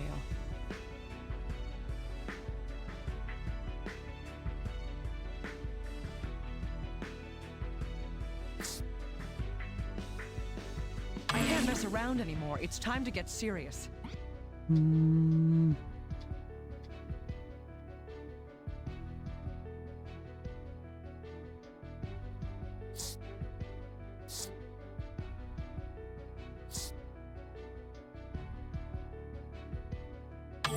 Indeed.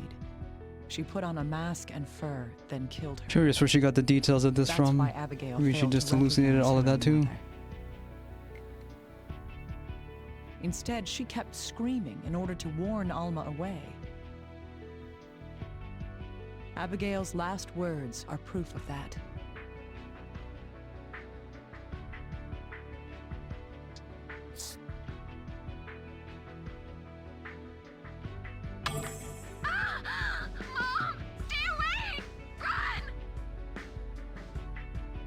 Although it kind of raised the question, how was she unable to outrun a 75-year-old woman? The proof of that is on this card.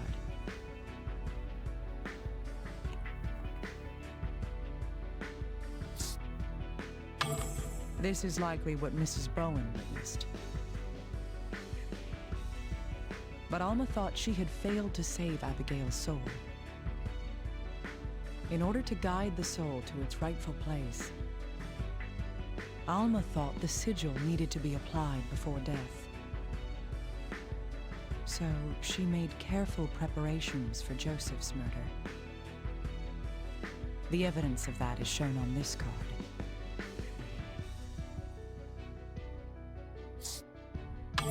Yes, but this plan failed to work.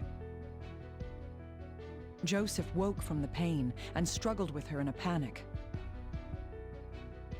This card tells us the evidence of that.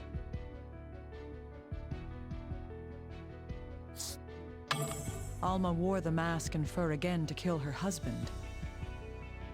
That's why Joseph didn't know it was Alma attacking him. He desperately caught her hand, resisting her. And in the ensuing struggle, they fell, stabbing Alma. When Joseph removed his attacker's mask, he realized...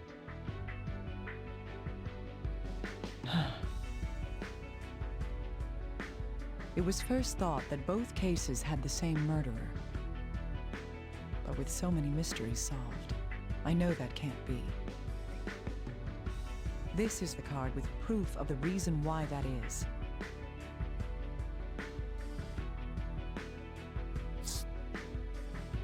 I can't mess around anymore. It's time to get serious.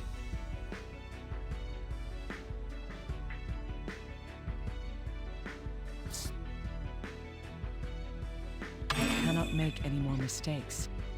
Happening.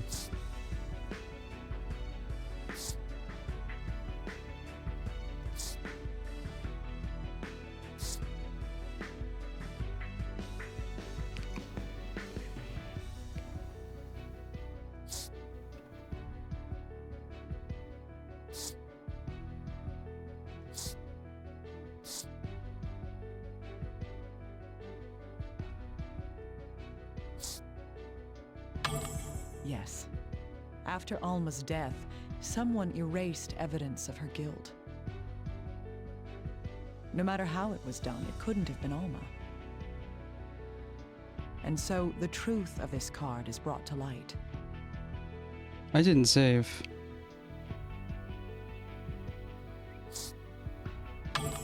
This person wanted to hide Alma's crimes. First, her costume was destroyed in the fireplace. The weapon she used was hidden within a clock in the house. Another knife was used to make Alma seem like a victim. This card shows who took this effort to exonerate Alma. Joseph knew Alma was not a woman who could commit murder. Her bizarre acts were a result of her brain tumor. Even then, she still loved her husband and cared about him. Her final words are proof of that. Joseph, my love, I'm sorry. I can't save you. This is the truth behind how her life's light was put out. So I don't suppose Joseph's going to jail. He killed in self-defense and had to cover it up for extremely bizarre circumstances.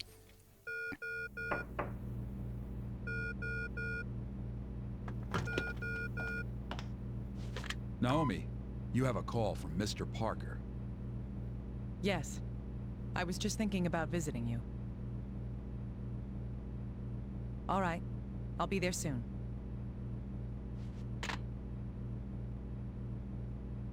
Will you be all right?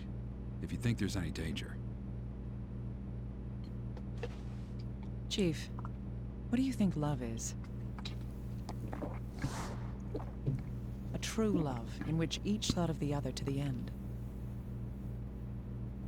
That may well have been the integral part of this case.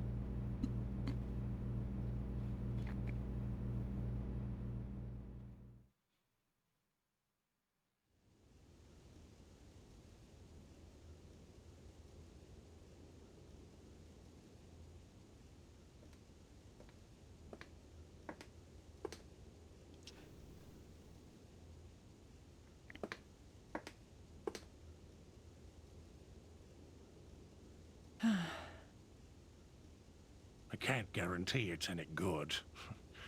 Alma always made coffee. Thank you.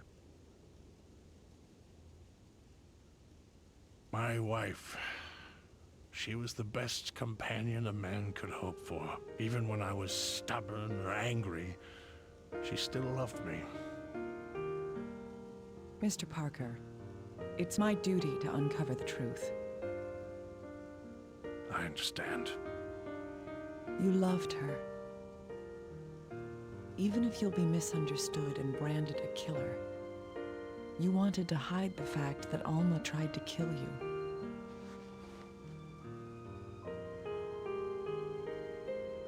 I'd be better off if she had killed me. There's absolutely no way she'd kill me without a cause. She must have had some reason for what she did. Please, if it ends like this, Alma will be known as a lunatic. You have to find out what truly happened to my wife. Please. We already did, didn't we? Yes, I will. That's my duty.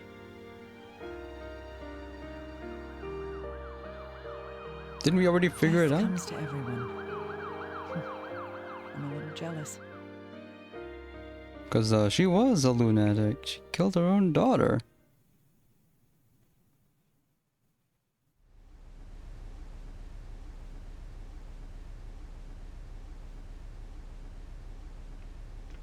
Oh, there you are, Dr. Kimishima. I was looking for you. That's what the guy who really looks like. I see. We have to What do you talk to want? me most of the time. I have the report from the Oxford autopsy. Tell me all about it, right now.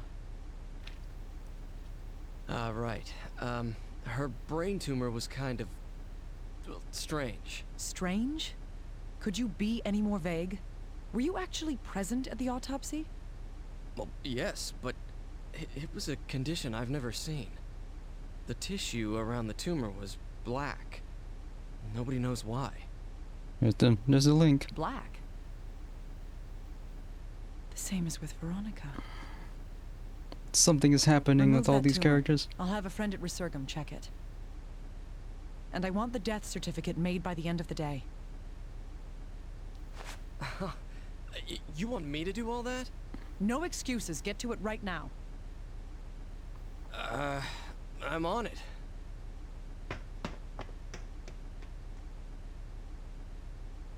Veronica's death. An old woman losing her mind. What in the world is going on?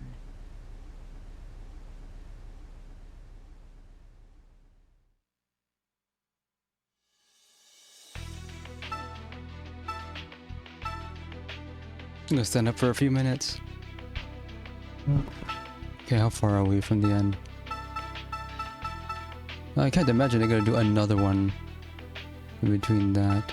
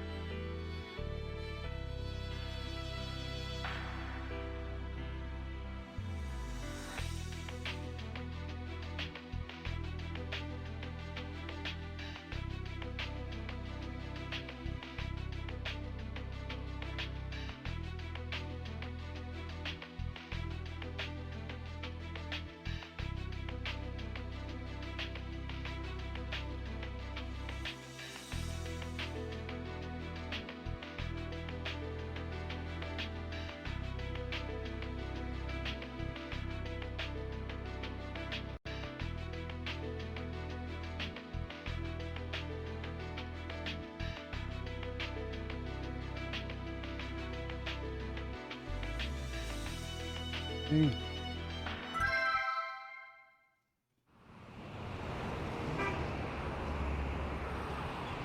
why was I called here? How should I know? I was just ordered to bring you...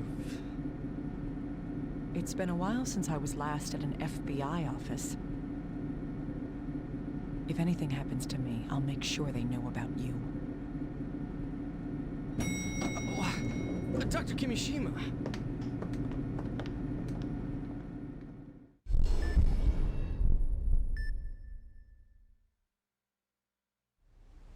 You won't accept?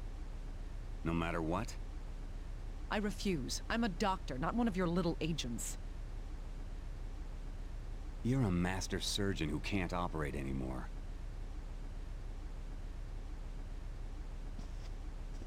This I wish guy? I didn't have to resort to threats, Miss Kimishima.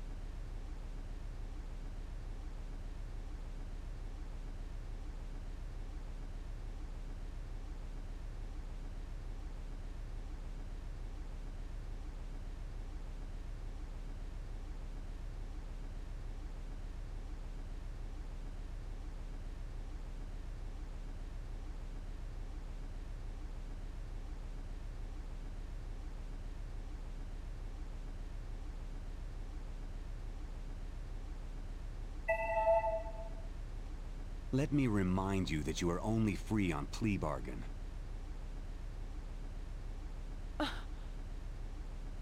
You still suffer wasn't from the aware of disease this. you gave yourself.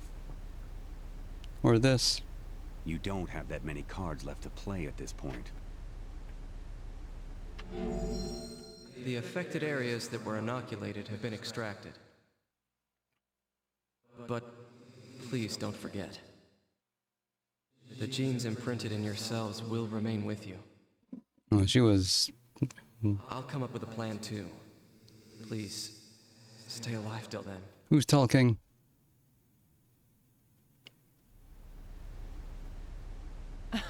I don't have a choice, do I? Let's talk business. She was gonna die no matter what. It's genetic. Here's the intel. The agency thanks you for your cooperation. Thank you for your cooperation. The Raging Bomber. Who could that be? If it's top secret, why would they print the information on the cover? It's me, Gabe. Took you a while. Did you receive the biopsy sample? Yeah, I did. We had a patient here with the same condition. My bad feelings come true then. Did the operation go well? Yeah, the patient made it. I called in a special surgeon. I see. And the cause of it all? Could it be an epidemic? I remember this phone call. I can't say. Like you. Okay, so we didn't know who was making this call at the time, so she actually did interact with the other characters, we just didn't know it until now. Anyways, try and get over here as soon as possible. Well, alright. This probably would have been nicer to know earlier. You're Dr. Kimishima of CIFM, right? I'm with the Gossip. I hear you're helping the FBI with some difficult cases. Where'd you hear that from? That's top secret. I'm not involved. Come on, don't be like that. Is it true you can hear the dead? Why were you at the FBI today? Is it about the bombings? This seems kind of implausible.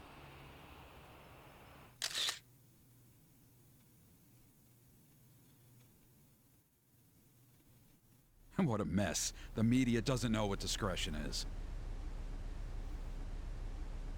Of course, Swiftsburg takes on the Raging Bomber. It's as if they revel in the deaths of innocents. Dr. Kimishima, the corpse has arrived. What's with those clothes? Oh, there's some camera crews outside, so He's just like he's gonna make a deal with some high school kids. Dr. Kimishima, hey, wait up! The mysterious Raging Bomber, the getting a focus call. of public attention. When people die, they become things. Yeah. People become things when they are killed. But I can barely hear that.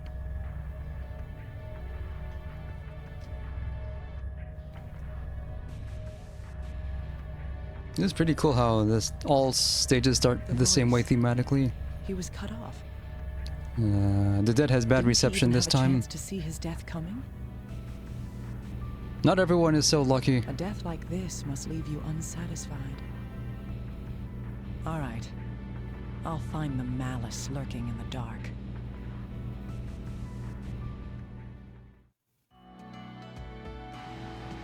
Huh. You're late, little guy. Hurry up and get ready. You're the one who left me behind. That's because of your foolishness. Tell me the facts. All right. The case this time is the series of bombings lately. I gathered this is about the Raging Bomber, correct? Yes, he calls his victims first and has killed 3 so far. A politician, an entertainer, and now an athlete. First thing to do is figure out if any of these 3 have anything in common, so we can find number 4. I see. And there are no clues? No wonder the FBI's panicking. Ouch, that's harsh. But I can't argue against it. This body is the former Aiden Posner, a tennis player. Since the First Lady is coming to Portland in a few days, we need this case solved ASAP. So this isn't for the people who live here. How noble. It's not like that. It's in everyone's best interest. Huh.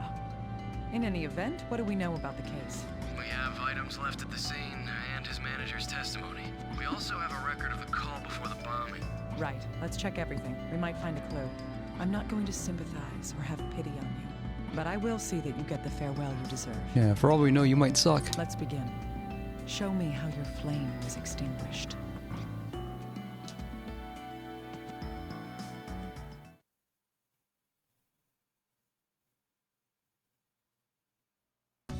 Doesn't get a jingle for the stage start.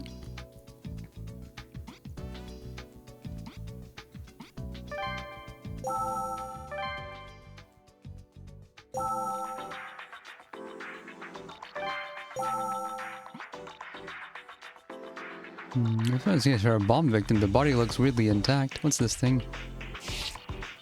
This piece of Fragment metal of the is bomb? lodged in the corpse's body. This is probably because... Right. The force from an explosion can turn almost anything into a deadly projectile. We'll need to look at this later to find out just what it is, though.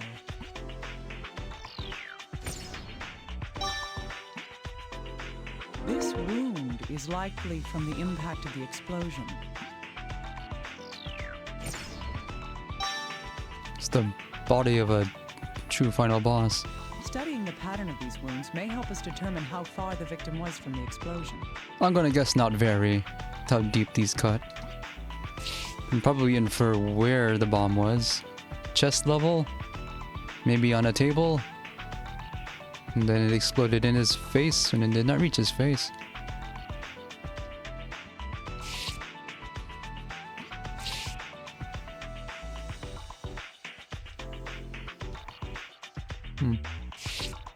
The epidermis on the hand has thickened stratum corneum. This indicates repeated application of pressure, friction, or force to this area. Calluses? A condition commonly known as a callus. If I recall correctly, his occupation was... Greengrocer. Ah, yes, he was a tennis player. This means that his dominant hand was... Wait, that's not his left hand. What does ambisinister mean? Probably has to do with the left hand. Right. This, along with the musculature on the arm, suggests he was right-handed. Anything else? What's this? What is this? There's some kind of substance on his finger. It's peculiar that it's there. Further research may tell us more.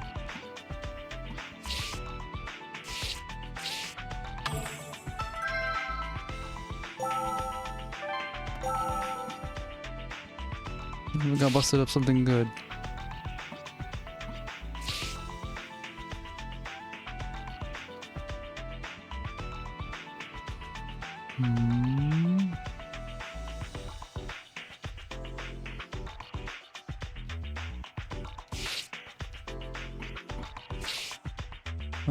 Nothing unusual here, I guess.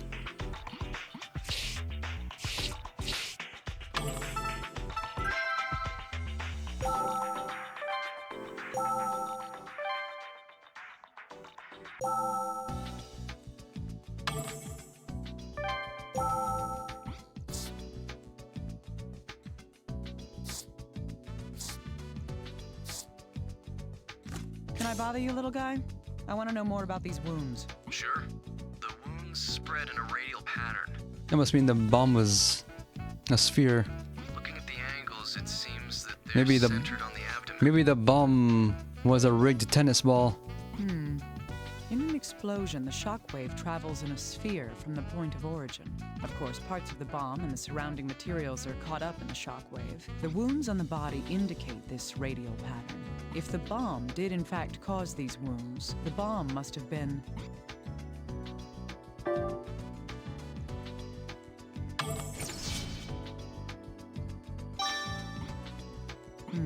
Yes.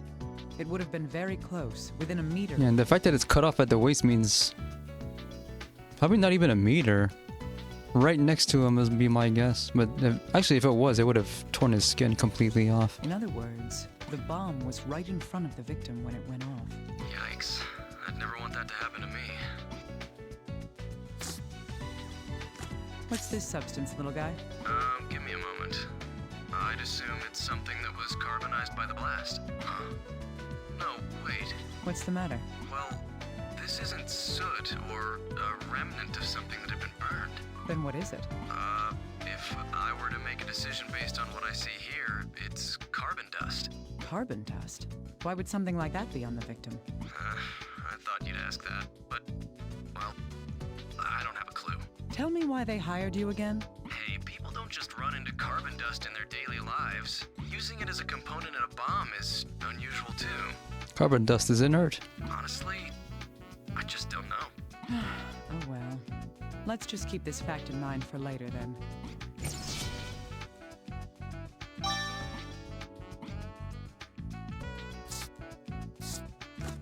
Hey, has to be little shrapnel guy, from the I bomb. need something looked at. Okay. It's a piece of steel pipe. You can find this anywhere. So it's a Piper bomb.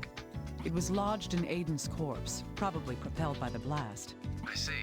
I'll perform a chromatographic scan on it then. Please do. This. Have you found anything out? There's black powder on it. It was probably used as the propellant in the explosion. I see. If that's the case, then that piece of metal is...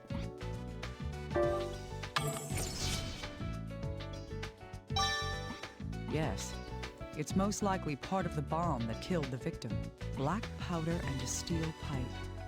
We're one It's a step really closer crude to bomb, finding then. out how this bomb was made.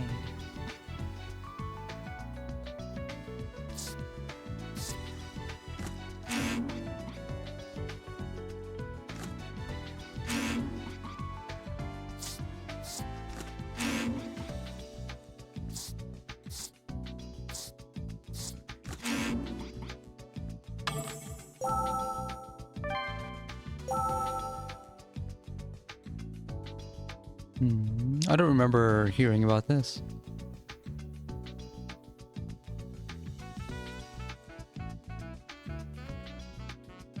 Yes, I'm all right.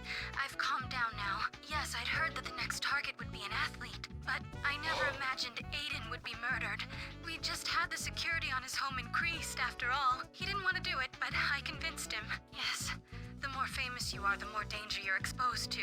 Exposed to danger. I was going to go over some arrangements with him. I called him about an hour before. He seemed to be perfectly normal then. When I parked in front of his house, it suddenly exploded. Huge flames just burst out of the windows. It was so sudden. I thought that there had been a gas leak or something and that I had to rescue him. I managed to force the door open and I saw him on the floor. I frantically pulled him out by his legs. But by the time I got him out of the house, he wasn't breathing anymore. Dr. Kimishima, did you review the testimony recording? Oh, by the way, about the manager, there's almost no chance that she's the culprit. How do you figure that? We've done a complete background check on her, and her home has been searched thoroughly. Based on that, I'd say that we can trust her testimony. Is that so? So, is the bomber a magician then? Huh? According to the manager's testimony, the victim's security was perfect. How did this so-called revolutionary plant the bomb in his house, arm it, and time the explosion perfectly to kill the victim? Remote explosion? Good question. The only thing we can say about this bomber is that the victims were killed by bombs. Let's continue investigating then. It's my job to solve cases like this.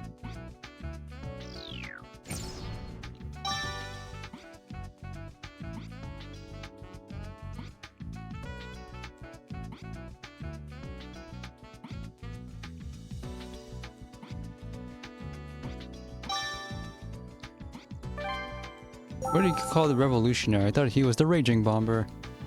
Okay. Hello? Hey! You listening? It's the revolutionary. You guys must be total idiots. I win again. 3 out of 3.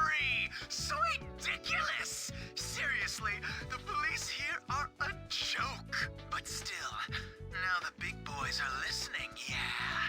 Stepping up to the plate, you know? Who Kill is it you, that's in the Yuri all. The Corpse Whisperer? Yeah, that is one smoking hot tomato. She's definitely my type. Now that she's paying attention, I'll be nice and give this my best shot, too. Ready? Okay. It'll be a white guy. That's my only hint. You'd better try your best. She's supposed to be a real firecracker, right? There's a guy. I see a guy earlier dressed in white. Lunatic. He disgusts me. Well, this murder is just a game to him. Sick Have you forgotten our promise, little guy? Oh, right. I'm talking about the past. Sorry. So, was the voice on the phone processed at all? We've run a spectrographic analysis on the voice from the recording. It doesn't look like there's any audio manipulation being applied to the voice. Cocky bastard. I see. So that's the revolutionary's real voice, is it? If that's true, then we can tell that he's... Hey, Liam. That was a young man's voice. He also gave us an advance notice of the next bombing. He said that his next target would be... The nation of Japan. Huh. He's a white guy. Well, he's being vague. I don't think we should say Caucasian male. I was thinking guy dressed in white. That's right. A Caucasian male. That's a little vague. No kidding. We're doing what we can to narrow down possible targets. Huh, good. We don't want any more deaths from this maniac's hands. Dr. Kimishima, another corpse has arrived. Is it a white guy? Another one? What are you talking about? The newest victim. There was another bombing. The raging bomber again? Yes, apparently. The corpse is in the autopsy room. Please investigate it when you have time. All right, I'll look at it right away.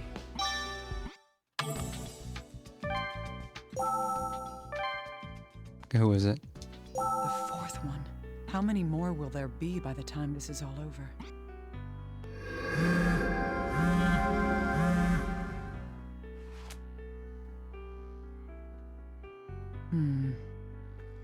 I can't hear anything.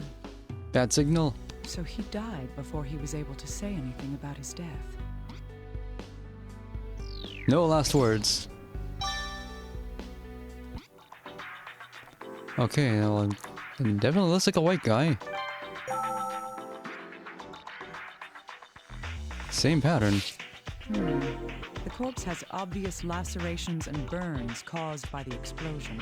These wounds look very similar to the ones found on Aiden's corpse. This requires further investigation. This stuff again. There's something on the fingertip. I've seen this somewhere before. Now, It's where not the was tip, that? but whatever. I don't know why they call it little finger. It's a pinky finger. Are they not allowed to say? Yes, I noticed this on the third victim, Aiden Posner, as well. There's something a little different about this, though. It's... On the opposite hand. Yes, Aiden had it on a different part of his hand. The substance on Aiden's hand was...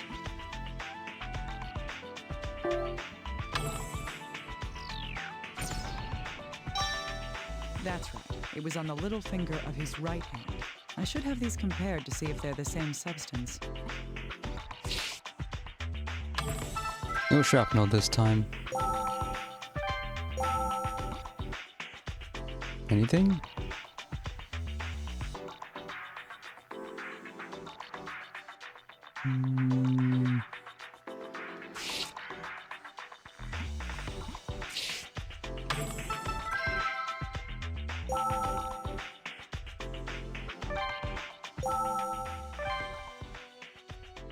Oh, Dr. Kimishima, we've found some information about the victim. I'm listening.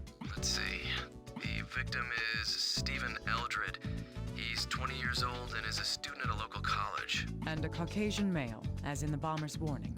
Yes, but we still don't know if this is the revolutionaries doing or not.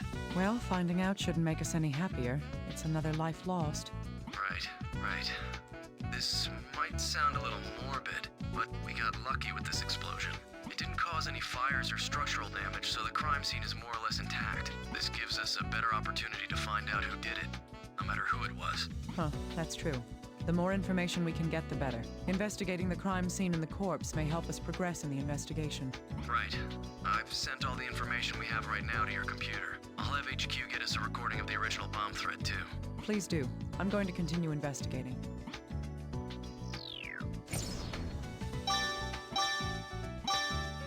Stephen.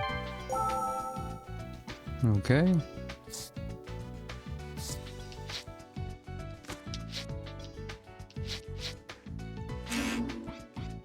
Nothing to see here.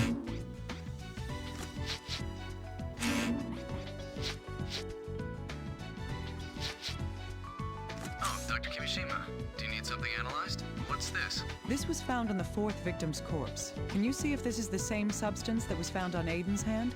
Sure, it'll just take a moment. This is carbon dust too. There's no mistaking it. I thought as much. But why would they both have carbon dust on them?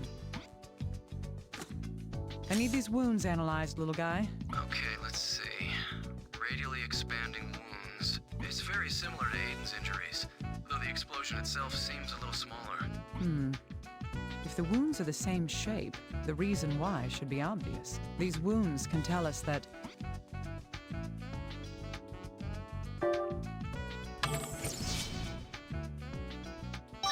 Yes, this victim was killed by a close-range explosion as well. At first glance, it looks like the same method was used. I should compare the two to learn more. You have to do all these steps in order. Yes, these two can be put together. Aiden Posner and Stephen Eldred. The conditions of both explosions were the same, and both explosions were about the same strength. There's a good chance that these two deaths were caused by the same person after all. What do you suppose the odds are that this one was by a copycat?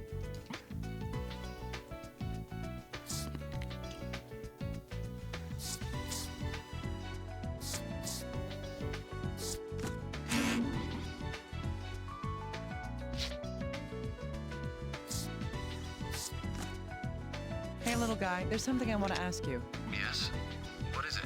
Did you know the victim at all before the bombing? Huh? No, I've never seen him before. I thought so. That makes this a little odd. Odd how? The revolutionary did give advance notice about his next target. Still, the victim this time is obviously different from his previous ones.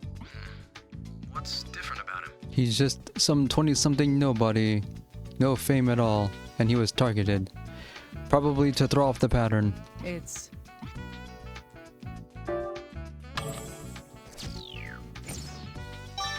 That's it. A politician, a celebrity, and an athlete. All the other victims up until now were in the public eye. This bombing killed an ordinary college student with no notoriety Killed at all. some guy. That's true now that you mention it. Perhaps this was a copycat crime after all. Or perhaps, has the raging bomber changed his modus operandi? We might be wrong to assume that. Maybe the reasoning behind his previous victims wasn't that they were famous. In any case, we have to continue. Do we know anything at all about the first two victims? Keep finding out whatever you can. Let me know if you learn anything. Understood. I'll do that.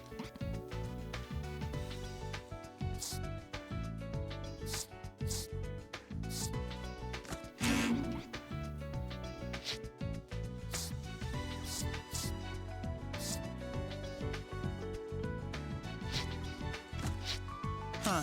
Yes, these two can be put together. They both have carbon dust on their fingertips, but there's something quite different between the two of them. That is...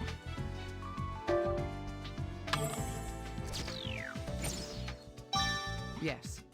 The substance was on Aiden's right hand, but on Stephen's left. So many similarities and one difference. This bothers me a little.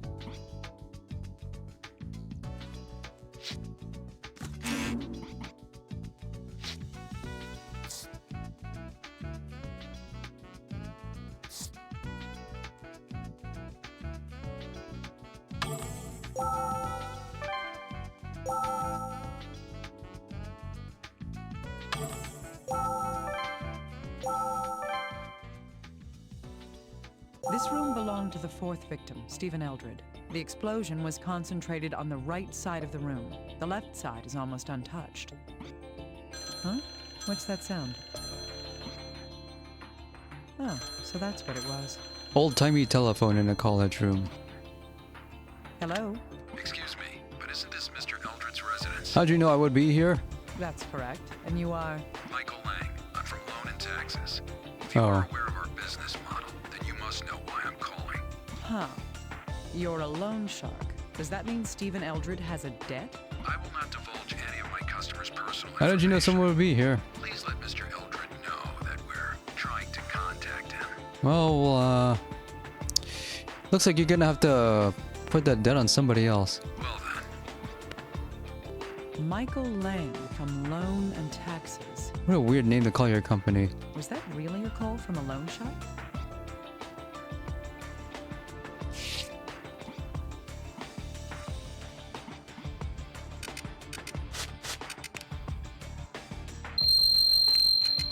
What could this piece of metal be from? It's embedded rather deep. It was most likely launched by the force of the explosion. I think the light is mostly there to help you find stuff. There was something here.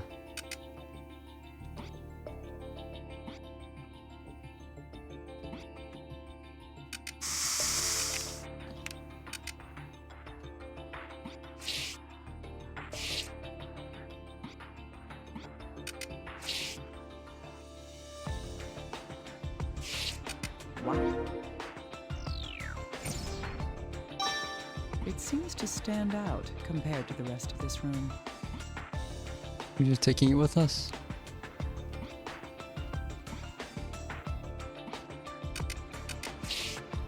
Let's check his PC. Could this be the computer that the victim I'm used? impressed that the explosion did not shatter the monitor. This may still have some information we can use. Let's power it up and see what there is. Yeah, Odd. The screen isn't turning on. It's not accepting any input either. the bomb damaged it. We gotta extract this hard drive then.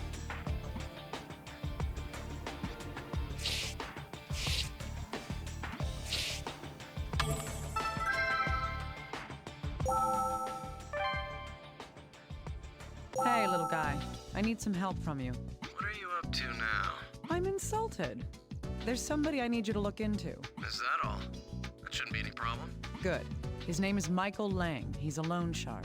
Planning on buying a house soon? Stop playing around. He called the victim's phone. I see. Was it a collection call? Did the victim owe him money? He hung up before I could find out. That's why I'm asking for your assistance. Oh, I get it. Get a warrant. Okay, I'll look into him. Make sure to check whether or not he's employed at a place called Loan and Taxes. For all we know, the man who called was the bomber himself. I'll keep that possibility in mind. The reason that was automatic is because I didn't have a card for that. Fix Hey, this. little guy. Can you look at something for me? The computer won't boot up? It was in an explosion. It's probably broken. That doesn't really matter as long as we can get the data from the hard drive. True. Huh. Wait a second.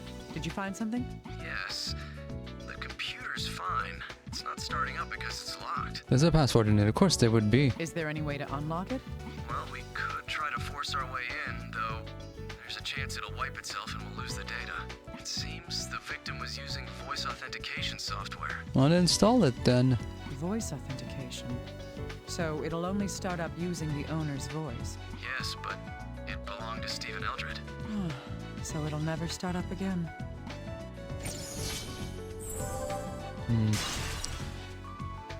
He encrypted his stuff. Oh, smart of him. But now we can't solve the crime.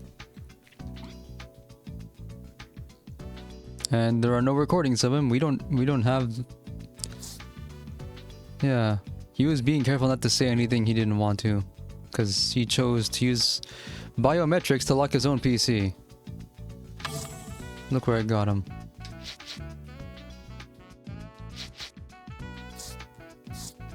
Hey, little guy, can you tell me anything about this? Yes, of course. It's a piece of metal. I collected it from the wall of the room the explosion happened in, so I thought... Yep, it's a piece of steel pipe. It could have come from anywhere. The chromatographic scan shows traces of black powder. The powder was A used black as the powder bomb? That's explosive real propellant. old school. Now we know for sure what that piece of metal is. It's... Yes, it's likely the same situation that occurred with Aiden's death. The analyses show that the powder and the metal are exactly the same as those found in Aiden's bombing. I see. I get the feeling that this will work with something else that we know. Okay, so it's not a copycat then. It's exactly the same. This is a These pieces of formality. metal were found at both Aiden's and Stephen's deaths. Material analysis showed that both pieces were chemically identical. That means Probably the same steel pipe. yes. It's quite likely that both pieces were cut from common steel pipes. There's something else we discovered about the metal fragments. That is...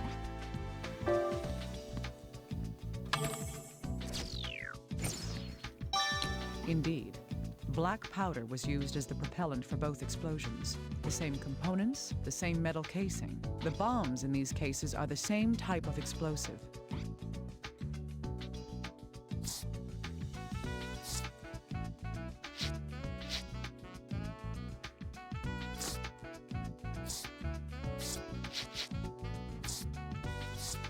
Little guy, are you a music aficionado at all? Huh?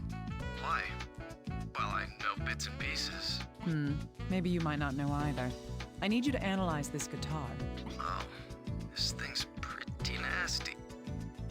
Holy... What's with you? Dr. Kimishima, where did you find this? At the side of a bomb. So, what's special about it? Is it expensive? Wait, more importantly, how did this happen to her?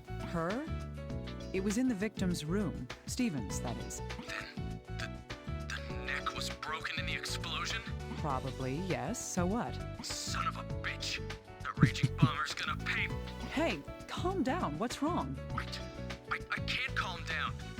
This guitar What a geek. it belonged to musical legend Ben Frank. Oh, that's one of a kind then. Look, it's the 1955 Dagmite model. I can't He believe doesn't have any respect at all for the classics. I don't understand. Is that instrument valuable? it's beyond valuable.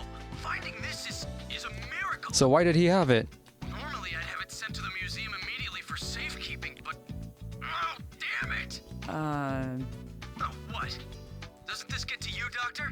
No, not really. I mean, it's a broken guitar.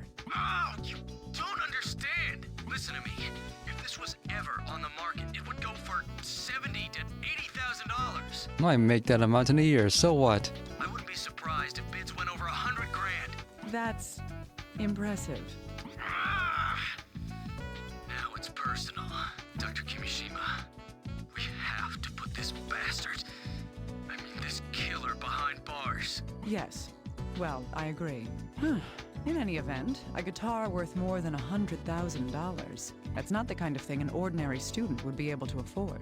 Perhaps I should have him look at it once he's calmed down a bit. $100,000 guitar.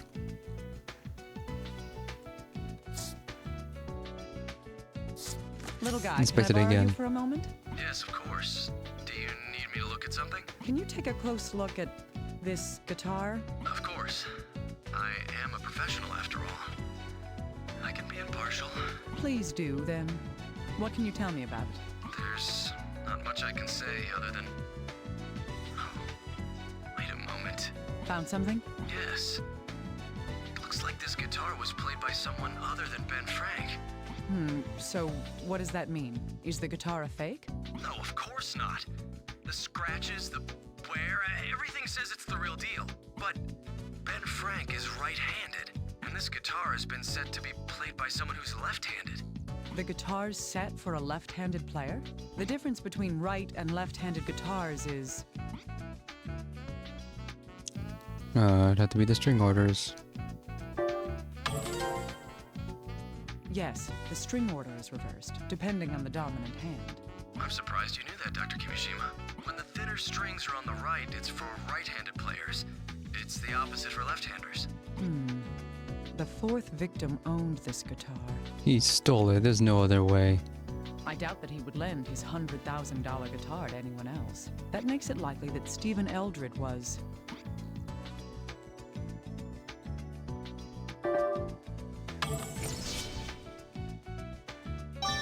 He wanted to be the next Jimi Hendrix.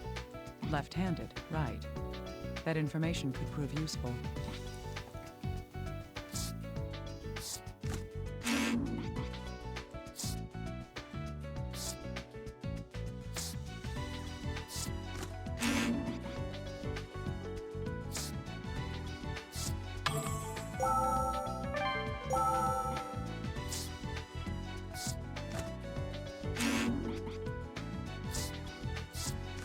There is something we can deduce using this information. The Raging Bomber is believed to have been responsible for 4 bombings. Of the 2 cases that I've been investigating, the 3rd and 4th victims, both bombs were made of a metal pipe and used black powder. Also, the wounds on the victims have another similarity. That is,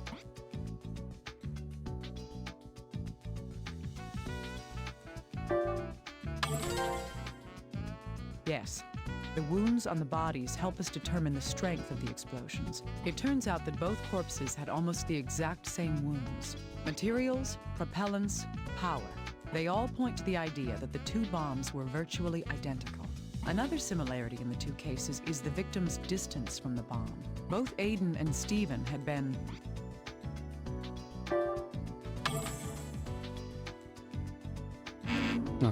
This is very close.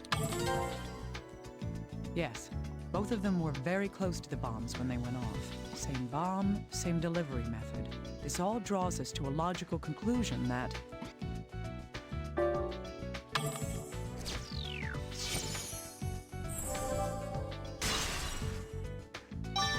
indeed. It seems safe to think that these 2 murders were the work of the same person.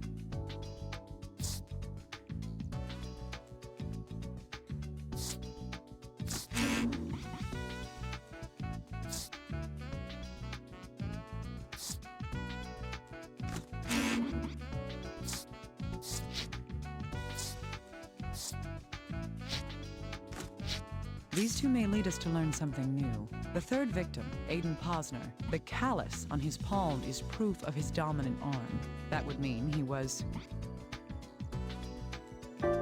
Mutant 3rd hand. correct. He was right-handed. The 4th victim, Steven Eldred, his guitar tells us which is his dominant hand. That would be his Telekinetic. What does this tell us then? yes. The guitar had been strung for a left-handed player. Do we know that if he played it at all? Because we have no evidence he ever used it himself. Or that he was the one who retuned it. The famous musician the guitar belonged to was right-handed. If anyone were to change the strings, it would be the current owner. Thus, we can reason that Steven Eldred was himself left-handed. I wonder if this difference will be any help in this investigation.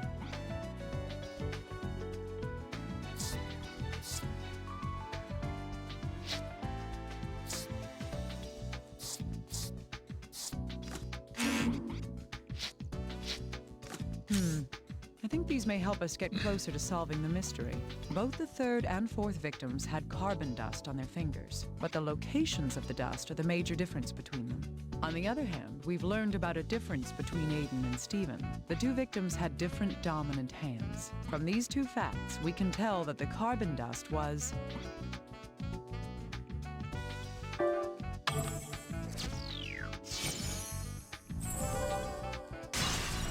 But why is it there? indeed. It was on each victim's dominant hand. They picked it up with their dominant I hand? think we've gotten a little closer to figuring out the meaning behind the carbon dust.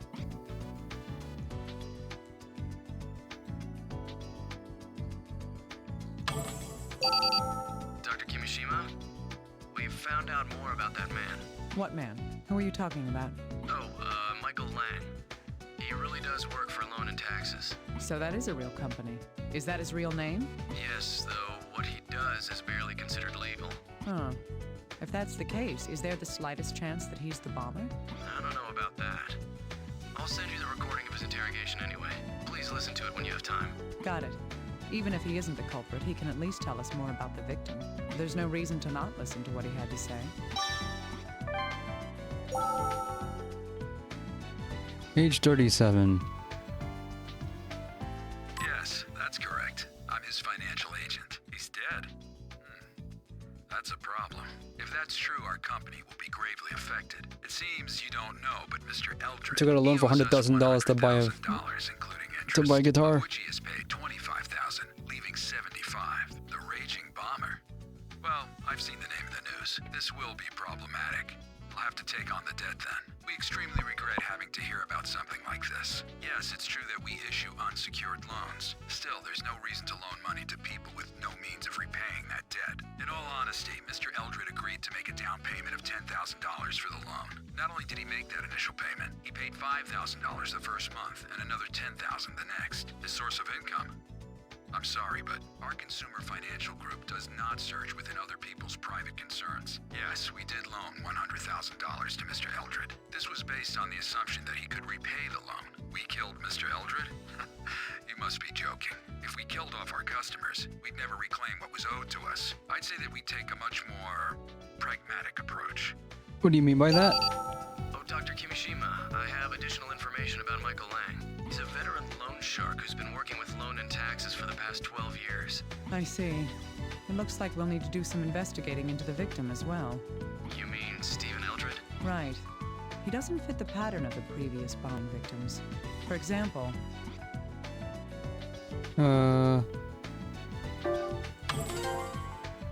He had a source of income, but He's how? the only one who wasn't particularly well known. Why would the bomber target him at all? If we can figure out why, I think we'll see a great deal of progress in this case. There's more to it than that, though. The victim himself made some unanswered questions. According to Michael Lang, the man from Loan and Taxes, Stephen was $100,000 in debt. The reason for that is... Build a PC for $100,000. That's actually really challenging to do. I mean, for $10,000 probably. Get something top of the line with excessive amounts of water cooling or whatever.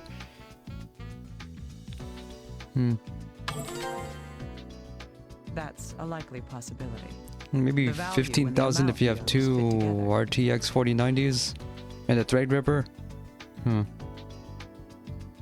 Still, how can an ordinary student get such a substantial loan? The reason must be because...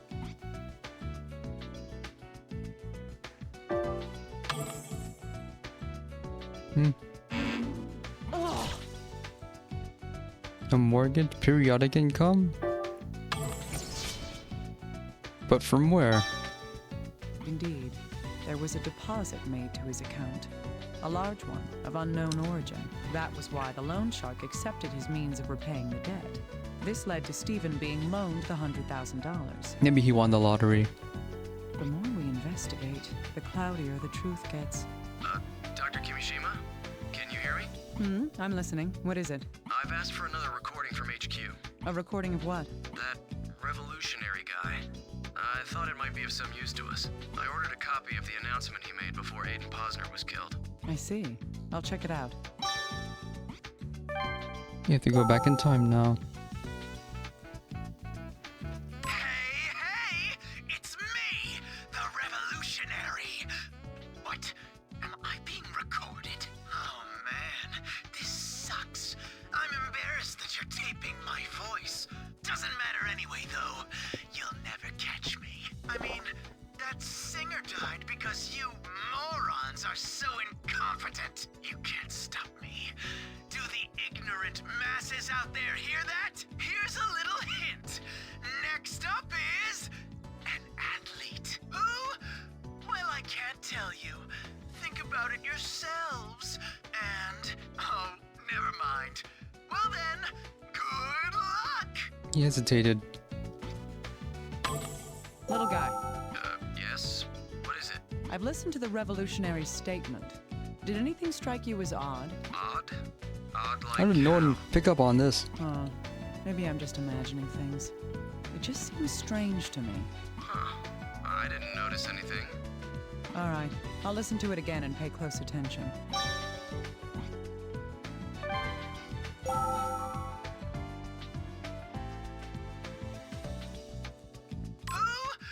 Well, I can't tell you.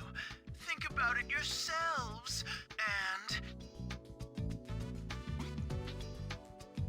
oh, never mind. Yes, this is the place. It sounds like he was rushed at the end of his statement.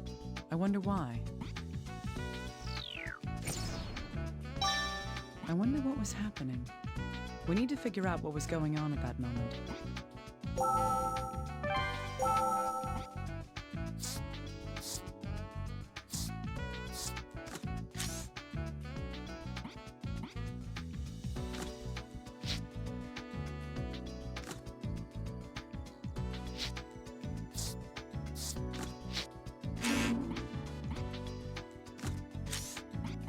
There's no alarm here, so probably connected later.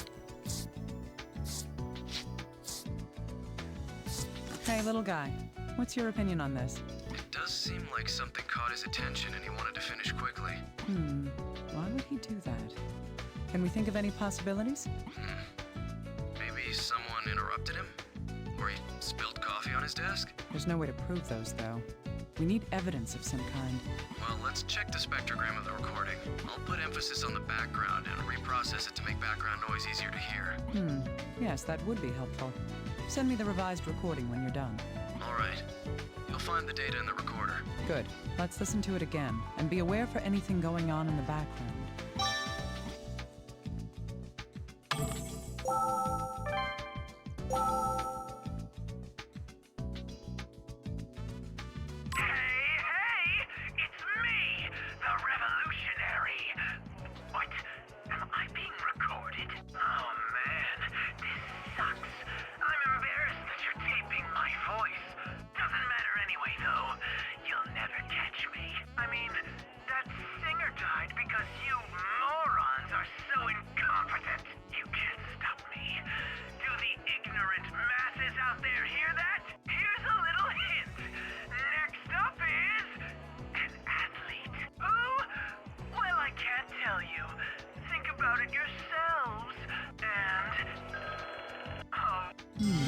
That sound. I've heard it somewhere before. I think it was...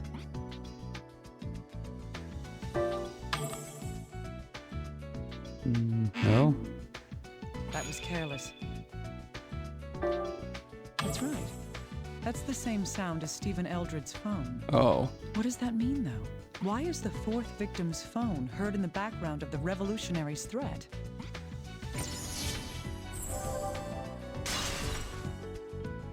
Old-timey telephone.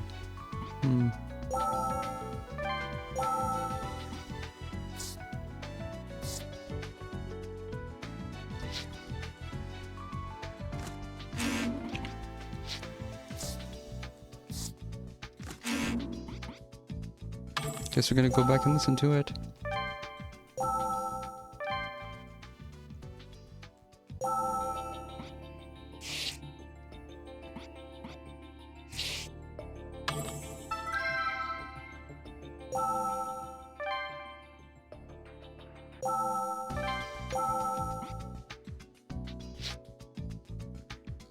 Stephen Eldred, the fourth victim. Yeah, now we can connect them. We weren't able to before.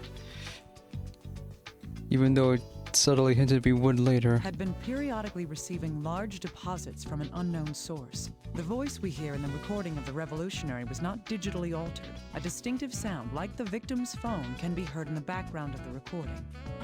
The most likely answer we can deduce from these facts is that...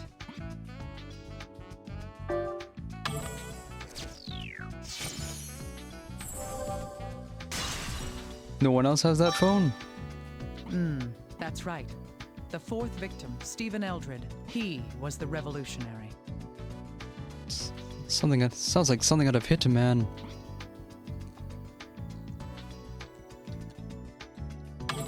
Little guy, I'm borrowing the recorder. Where are you going, Dr. Kimishima? I'm going back to the revolutionary's room. There's something I want to confirm. Hey, Dr. Kimishima! It's being automatically pulled The here. analysis says this computer should be voice activated. It used to belong to the fourth victim who lived here. If that person really was the revolutionary...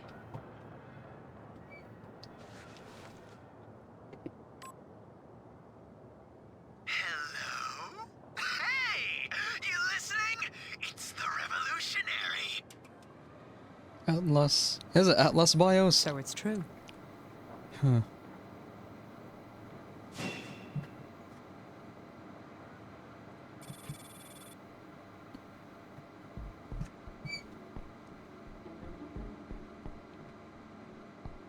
Show yourself, raging bomber.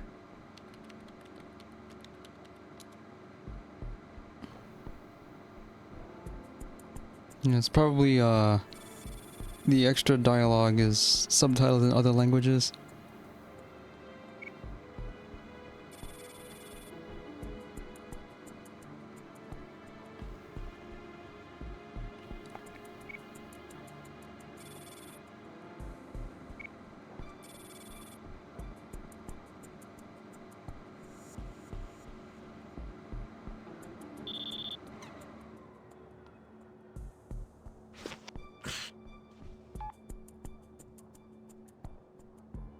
Dr. Kimishima, where are you right? He got me. The bomber's someone else. Huh? What do you mean? We've got to start the investigation over from scratch. Tell headquarters not to let their guard down. Ugh, I've been completely fooled. How could I let this happen? I didn't hear anything about bombs in any other storylines. Why are we here now? Hello, Naomi. It's me. Yes. Hello, Alyssa. What's wrong? You don't look happy. Did something happen? It's nothing. I'm all right. Really? Come on. I'm your friend. I gotta help you out. Thank you. You're a very kind little girl. And she already cracked the case last time. You may as well hear her out this Can I time. bother you for a moment? Hey. Of You keep course. that How may I help you? keep that thing away from me. Do you know where I can drop a delivery for Dr. Kimishima? In the garbage. I'm Kimishima. I'll take it. Really obvious trap you're taking here. Really? Perfect timing. Here's your package. Gabe? I wonder if it's the test results. Oh, can you sign here, please? This is pretty low tech. What happened to the digital pads? I'm sorry, mine's broken right now. Anyway, thanks. Did you get something? Who's it from? Yes, it's from a friend of mine. Wow! Look, Naomi! A big-tastic teddy bear! It's so cute! That's right. But why would he send me this?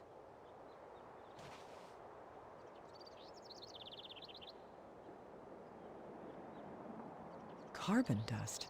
Way to go, you fell for it.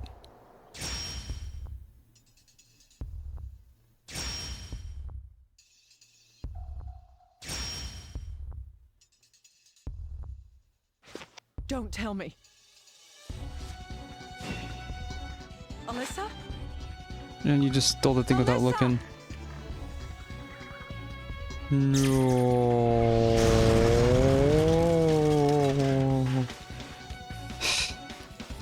Now it's her fault. Touching things that aren't yours. No, stay down. And now you have the carbon dust on you.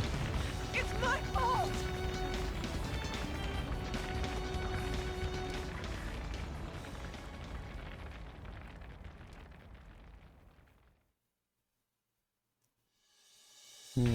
Don't touch the bomb, Kay.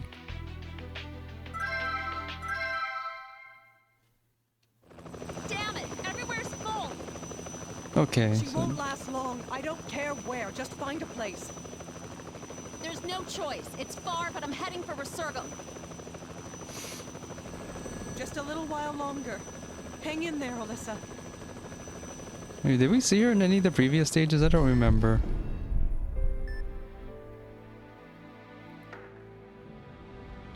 Yes, please do. Well then. So I guess this Bomber is the main villain of the entire game. If Mad Bomber is able to No, forge the don't go signatures up. She's going to live. She has to of live. other people in Resurgam. Please, Alyssa. You've got to live. What does it sound like on stream? It's rumbling. Come on, answer your phone. Don't worry.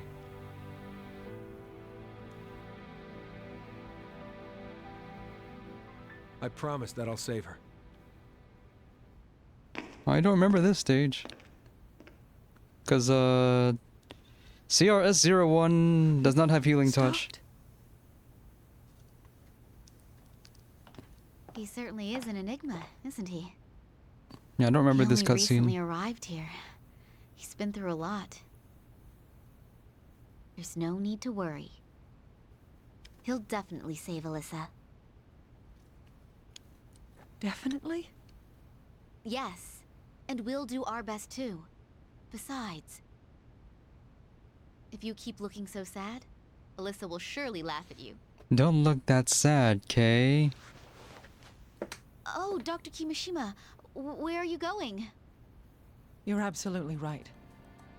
Right now, I don't even deserve to be laughed at by her. I came here to laugh at you. I'll leave this to all of you. Alyssa, I'll be back.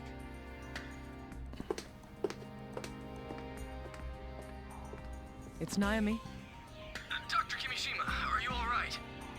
Take it down a notch, little guy. Talk to me. Oh, excuse me.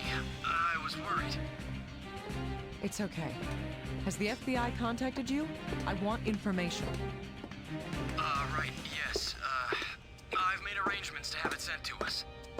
Great. Send a helicopter over to take me back. You won't get away. I swear I'll catch you.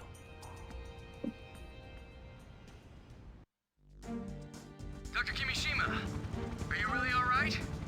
I'm fine. Let's sort out what's happening. Revolutionary Any new Raging Bomber were information? different guys. Well, about that, we couldn't find any usable clues from the And scene. now we know what he looks like. We did obtain the signed delivery form, but... Go on. Right. Only your prints and the delivery persons were found. Here. Huh. You amaze me. You still don't get it, do you? What do you mean? Do you really think there aren't any clues to the bomber? Did you figure something out? Of course I did. That's why I'm here. Why are you being so quiet all of a sudden? No, it's nothing. It's just that... So we're finally using the normal music for this. Just what? It's like the old Dr. Kimishima I knew is finally back. That's enough of that, Agent. There's no time to lose. I gotta look at something real quick.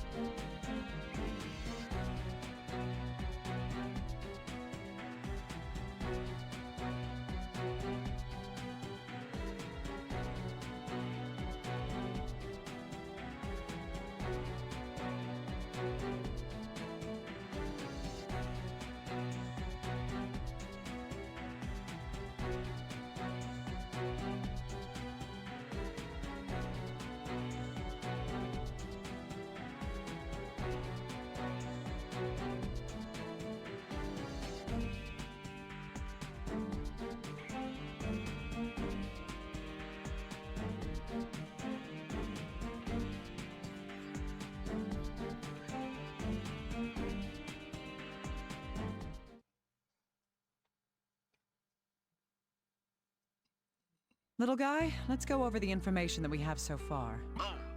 Right. The revolutionary, Stephen Eldred, was not, in fact, the Raging Bomber. That's right. The real bomber placed an explosive inside a stuffed animal, and then sent it to you, Dr. Kimishima. So, did the revolutionary actually commit any crimes? Or is he just cooperating with the Raging Bomber and got backstabbed? Let's trace the delivery back to its source immediately. If we can find out where that package came from, we'll find the bomber, and then... There's no need for that. Huh? Why? Don't you think there's someone much more suspicious? Who? The person who delivered it. I believe that the person who is most likely to be the bomber is... Huh? Don't tell me. That's why she used paper. Indeed. The person who delivered the package is most suspicious. She used paper because she couldn't afford to have the digital pad deal. Then the Raging Bomber personally handed you the bomb? Isn't that too dangerous? I have proof. I got carbon dust on my hand when I signed for the delivery. That's because the delivery person said that the digital pad was broken. Aiden and Stephen, the other victims that we examined, both of them also had carbon dust on their fingers. I see. That explains why the carbon was only on their dominant hands. This is the triplicate paper. Yes. In other words, the bomber killed the other two victims in the same way that I was targeted. The fact that the delivery person was female also points toward her culpability. What do you mean? Don't you get it? Let me ask you this then. How did the bomber hide her true identity?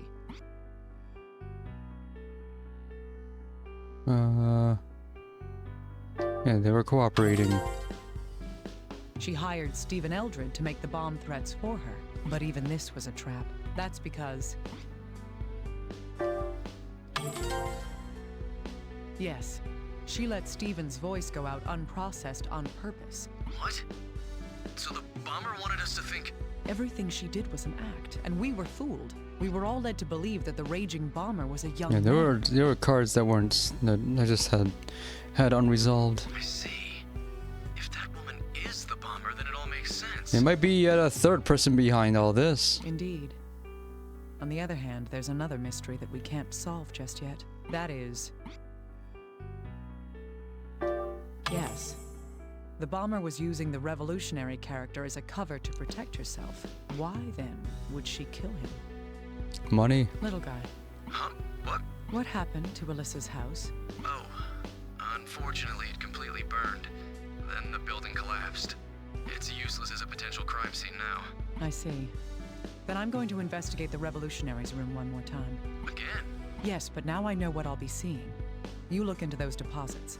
The ones into Stephen Eldred's accounts? Okay, I'll get Why did started on that right away. why did they not look into this earlier?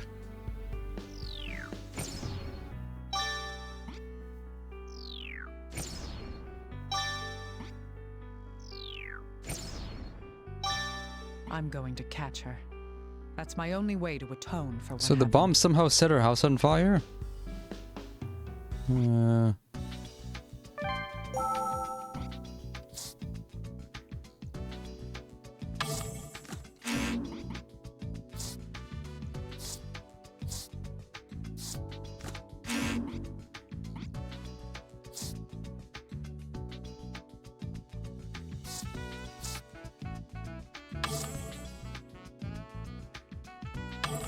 So I guess Melissa is the Mad Bomber.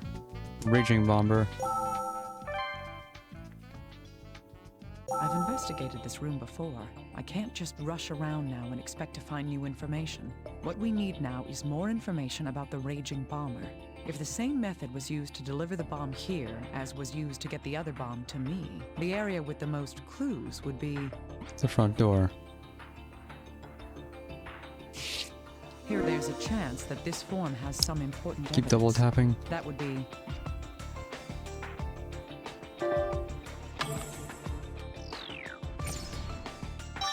Right. We may be able to lift some fingerprints from it. Right. If that woman delivered the bombs to both of us in the same fashion, then she would have left footprints at the entrance. Stephen was the revolutionary and was male.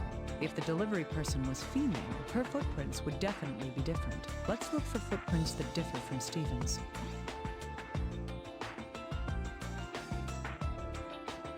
I can barely see it, but it's there. Yes. This footprint is definitely different in size and pattern from the others. Let's collect this print and send it for analysis.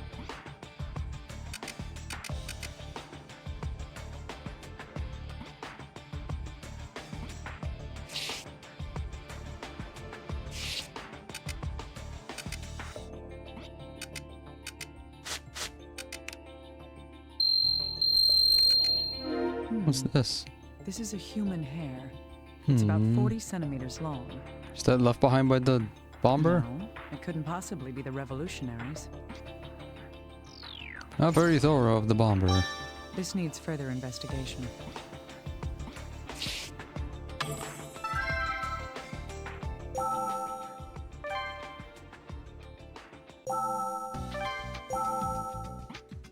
Can you tell me anything about this hair, little guy? Sure, give me a moment.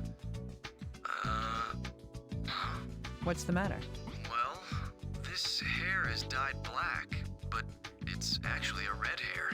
Red hair. Can you tell if it belonged to the bomber? No, I'd need some DNA from the bomber to compare it to. Of course. But there's a good chance that this hair does belong to the bomber. Huh? Why is that? Well, this is hardly conclusive evidence, but here's something you may not know, little guy. Only 2 to 3% of people in this country are true redheads. It isn't a common color at all. So, how is this related to this case? Think about it. That hair's been dyed, hasn't it? Right, but... If that hair is the bomber's, as I suggest, what reason would she have to dye it? It would be... That's right. Having red hair is an obvious identifying feature. If there happened to be any witnesses, her identity would be easy to discover. Isn't it plausible? No, come to think of it, I don't see many red hair people where I live either. I see. That hypothesis does make sense. The dye used seems to be a temporary coloring agent as well. So the dye is meant to be washed out. If that's the case, she could change her hair color with every delivery to create conflicting witness accounts. That would make her hair part of her costume as well. Yes, but until we can prove that hair belongs to her, this is all just speculation. I know. We need something to match her DNA with in order to do that. It's a decent theory, anyway. Let's keep gathering what information we can. Got it. I'll let you know immediately if anything else comes up.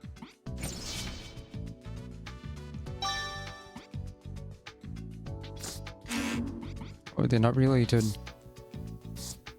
I found this. Can you analyze it, little guy? Huh? A delivery receipt? Don't tell me. It's very likely. It hadn't even crossed my mind until now. And it was just sitting there. I'll send it to the lab, so it'll take a while. Dr. Kimishima, the results of the analysis on the delivery form have come in. Did they find anything? Sure did. There were 2 sets of fingerprints on the paper. One of them is Stephen Eldred, the revolutionary. He'd be the recipient. The other set belongs to somebody else.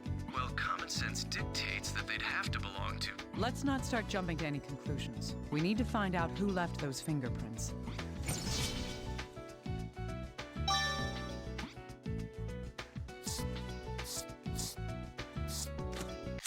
Yes, those two can be placed together. Little guy, could I bother you for a moment? Yes, of course. What is it? I want you to look at the fingerprints on the delivery form Stephen and I were presented with. Compare any prints you find that don't belong to either Stephen Eldred or myself. No problem. I'll just be a moment. What did you find? Are there any matches? A complete match. There's no mistake. These are from the same person. Good. This is proof of another important fact. Both forms have 2 sets of prints. One from the recipient, and another from...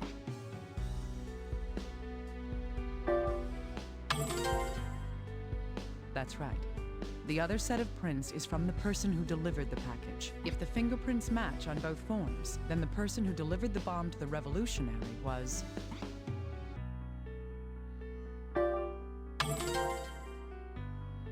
Dr. Kimishima, it turns out that this woman... Let me guess. She doesn't exist, right? Right. We've contacted all the delivery companies that work in this area.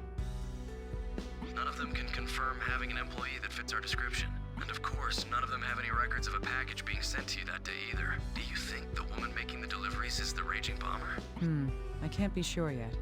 She might be another person being used like the Revolutionary was. We'll figure that out as we continue with the investigation. Right. That's what I think. That's what I thought it was. Another puppet. How about the fingerprints? Did you compare them to anything in the FBI's criminal database? Of course I ran them through the system. No matches, though. If that woman is the Raging Bomber, then she's a complete newbie. That's an awful thought. Someone with no criminal record at all, and she's already killed 4 people with these bombs. That seems to be the case. This might turn out to be one tough murder spree to end. As long as she doesn't blow you up, it'll be okay. You might want to avoid saying things like that in the future. Sorry. Anyway, we've figured out how she was delivering the bombs. Yes, let's try summarizing what we know of the events in this case. First, the bomber prepared a bluff to hide behind while she committed the crimes. That bluff was...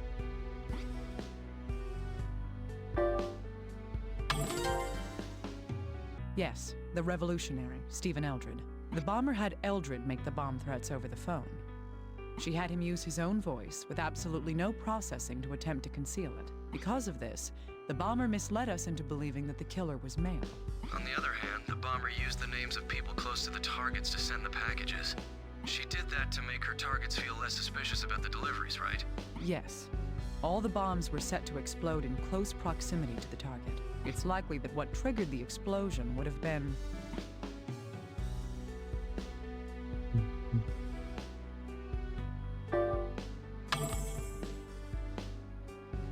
Oh, they're not time bombs. How could I do that? Indeed, if the bomb was set to go off when the package was opened, it would explain the wound patterns. Still, that's not what she did in my case. She used a time bomb for me. That does seem odd now that you bring it up.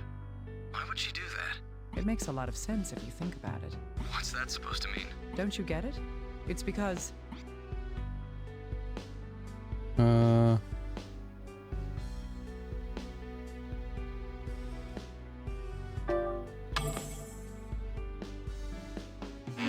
That was careless.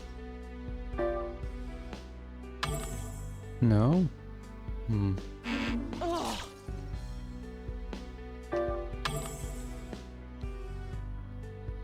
That was careless. Anticipating heavy security, which there was not. You think she was thinking that far ahead? Let me ask you, investigator, if someone assisting the FBI appears in a tabloid, what's your by-the-book response? We'd increase security around you to prevent the killer from striking at you. Exactly. In fact, the security at CIFM was heavier than usual. The bomber had to be sure that I would be killed by the blast. If there had been a baggage screening at the entrance and the lid was opened there, she predicted that her present would never reach me. I see. So that's why the package didn't go off the moment it was opened. Yes. And she even put a note inside the package. She wanted to ensure that I would be near the bomb when it went off. If it wasn't for Alyssa, I would have been. She's a tough one. This is the kind of mind we're dealing with. She saved the case question last remains. episode and saved our life this one. We gotta get her something nice as soon as she recovers. Was the woman who delivered the package the bomber or not? From the evidence we have, she's definitely the most suspicious character at this point. Still, this whole thing about taking such a risk to deliver the bombs herself, and if she was the bomber, wouldn't the revolutionary have noticed before he was killed? That's possible. However, that would only happen if the revolutionary knew her face. Huh? Think about what happened in Eldred's room. The bomber sent her messages via the computer. Perhaps the revolutionary only knew the bomber from the internet. Still, would somebody really deal with someone they've never even seen?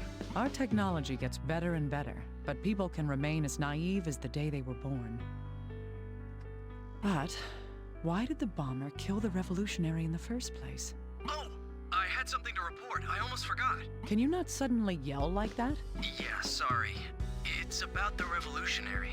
We looked into his financial records. It seems there were periodic deposits into his accounts. These deposits perfectly coincide with another series of events. Really? Let me guess. It was... Friday the 13th.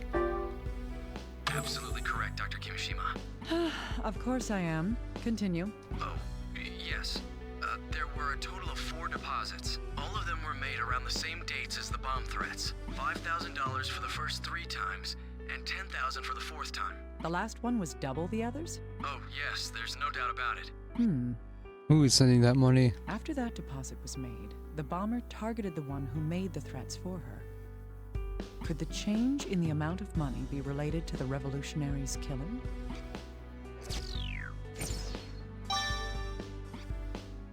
It's a long route just to find this.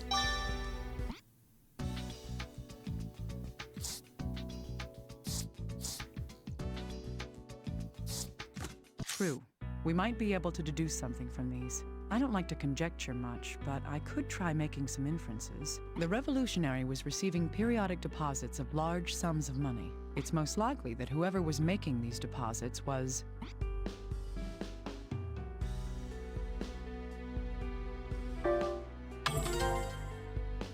Indeed.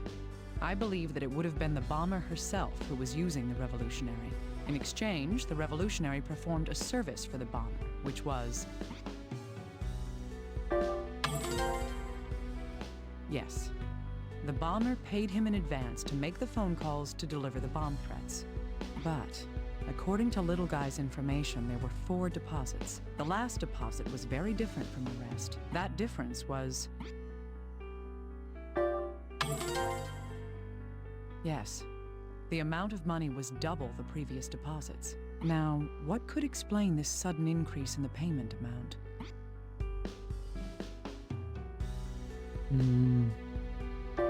Blackmail? That's possible. Human avarice knows no bounds. It's possible that the revolutionary thought that he had an upper hand on the bomber. Using that, he may have tried to blackmail the bomber over his part in her plot. The fool. There is a plausible reason why he would demand an increase in his reward. Being pressured by the loan shark. That's right. He took out a loan in order to pay for the expensive guitar in his room. There's no way to know whether his arrangement with the bomber began before or after buying the guitar. But even so, nobody wants to live in fear of debt collectors. Still, any perceived dominance he had over the bomber would have been an error. I doubt the bomber even thought twice about murdering him. She seems like the type who is absolutely merciless to anyone who gets in her way. But the bomber did make one payment for more than the original amount. The reason for that must be... to get close.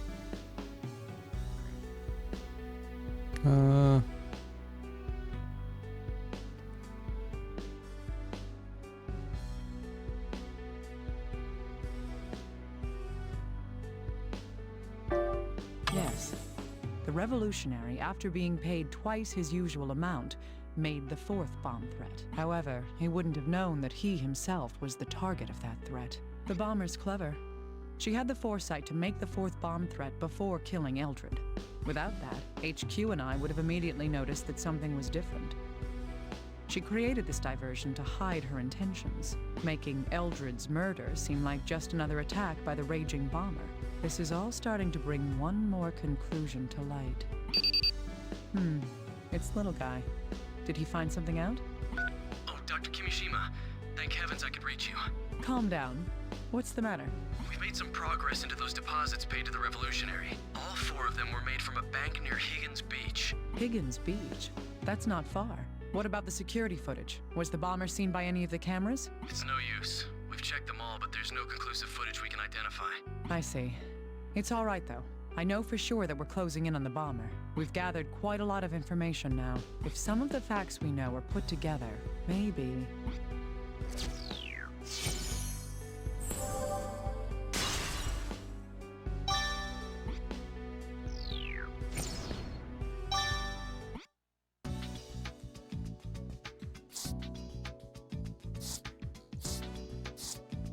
Hey, little guy. I need this footprint analyzed. All right, hang on a moment, please. I see.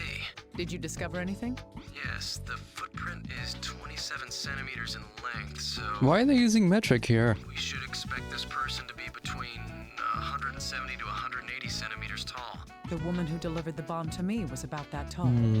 I see. Oh, I have also compared the pattern on the print to the FBI's shoe print database. 170 centimeters is 5'7" or so. Great. Can you narrow it down to a specific store? Well, there aren't that many stores that carry this brand, but it's still over 100. I can narrow it down, but it's going to take some time and a lot of effort. Well, do the best you can. I'm going to keep investigating. Understood. I'll contact you once I found anything out.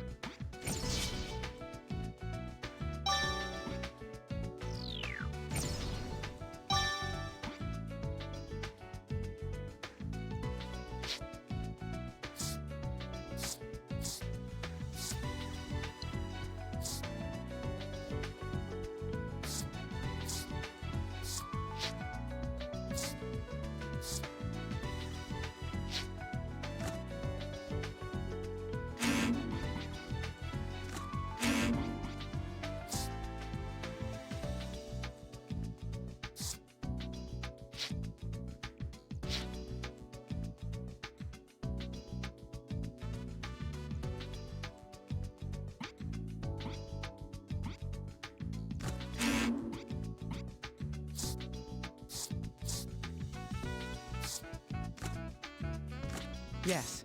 These facts can tell us something new. One of the footprints found in Eldred's room wasn't his. The type of shoe is sold in over 100 stores.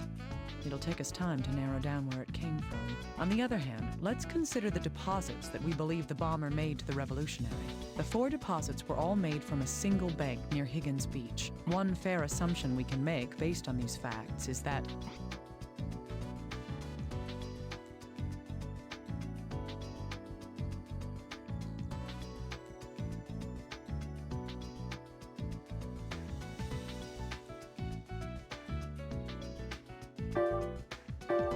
if this is a shoe store there, check it. I don't know, it seems kind of amateur. That's right. If we search for stores that sell these particular shoes near Higgins Beach, we'll at least narrow down the number of stores that we have to investigate. What if she paid for the shoes in cash? It seems like a real stretch. Hey, little guy, I want you to look into something. Sure, what is it? I need you to search for stores in the Higgins Beach area that sell shoes matching that footprint. That would be more efficient than checking out all 100 stores. Can you get on this right now? The sooner we do this, the better. Got it. I'll search through the database we have on hand. Huh. Well, how many stores fit the criteria? Just one. Dr. Kimishima, only one store. Amazing. Can you search through their sales records? I'll try. We're following your tracks. If this store has the records we need... Dr. Kimishima, I've accessed the security camera footage from when the shoes were purchased. Good. Run it This through your seems, profiling algorithms and let's search for these parameters. So they got a warrant for this, right? First is her gender. The person we're searching for is...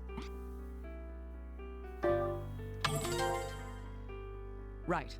Our most probable suspect at this point is a woman. Okay, next. What about her age? Let's see, she would be... We have no idea. Well, we can't say anything for sure about that. Alright, what about her nationality? Her nationality. We still don't know. We can't say anything about that either. Alright, how about her height? We predicted her height at...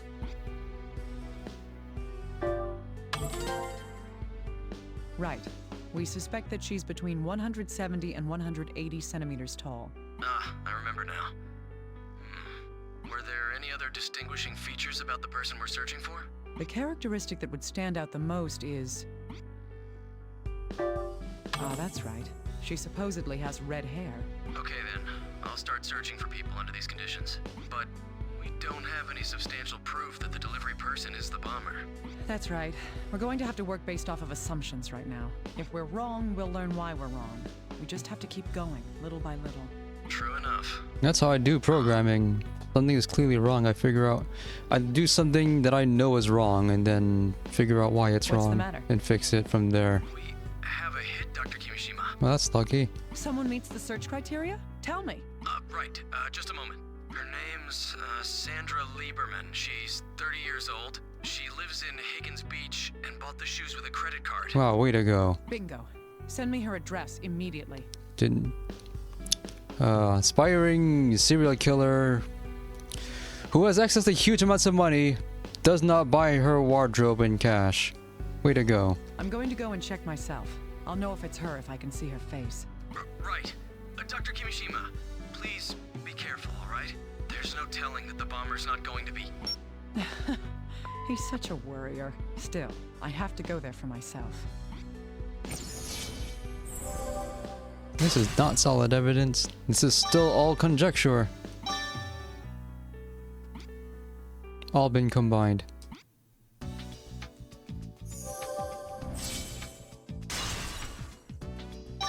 I feel like this conclusion is kind of premature. But we've reached a conclusion, but we aren't gonna do the whole... This address is what we think might be the Raging Bomber's home. I should make sure I'm ready for anything, just in case. Yeah. Save.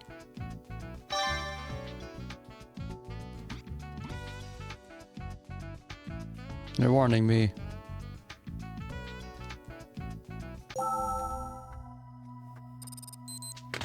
Welcome, Corpse Whisperer. Sorry I can't be there right now.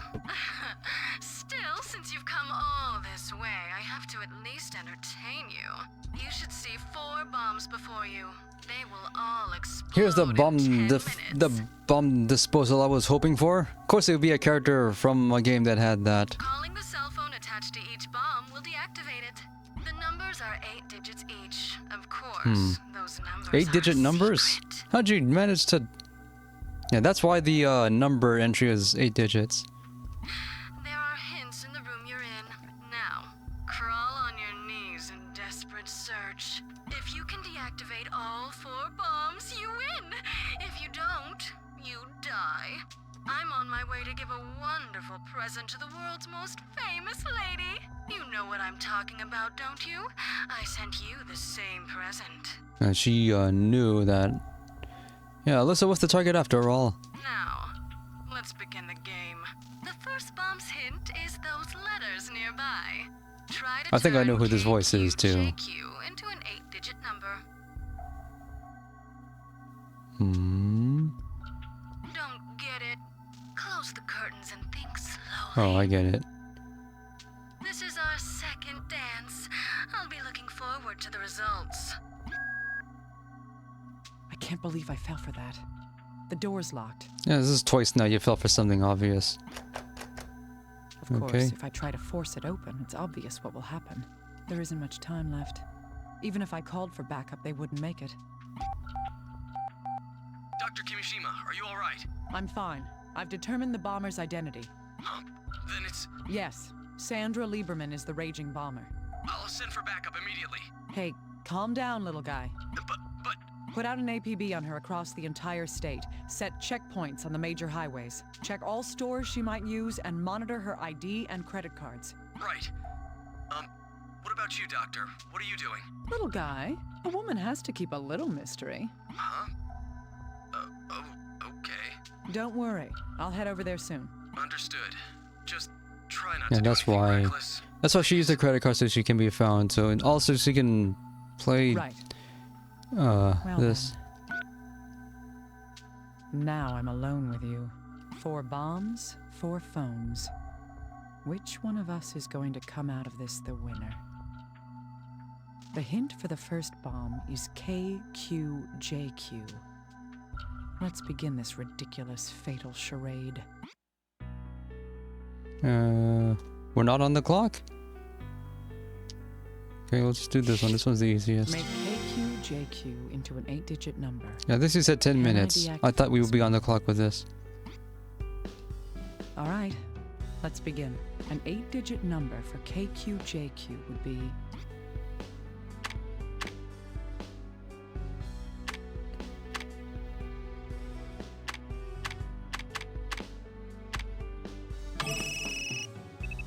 That's right. In a suit of cards, K is for king, Q for queen, and J for jack. The first bomb's been deactivated. Let's move on to the next. Oh, my first bomb. Was that a little too easy? I think you understand the rules by now. Let's get to the second bomb. Here's another hint for you. I've tried to deactivate it from a phone in this room once. That's my hint. I've left an essential question on the mirror. I hope you come to see it too. What did she mean? There's a phone in the corner. This is an escape. I actually played in escape room with the bomb theme once. I managed to solve it. It did involve an old-timey phone. She also mentioned the mirror. The bomber said she left a question in the mirror, but I'll have to solve one problem at a time. No, there's nothing on the mirror. I hope you come to see it too. Does that imply some sort of trick is needed here?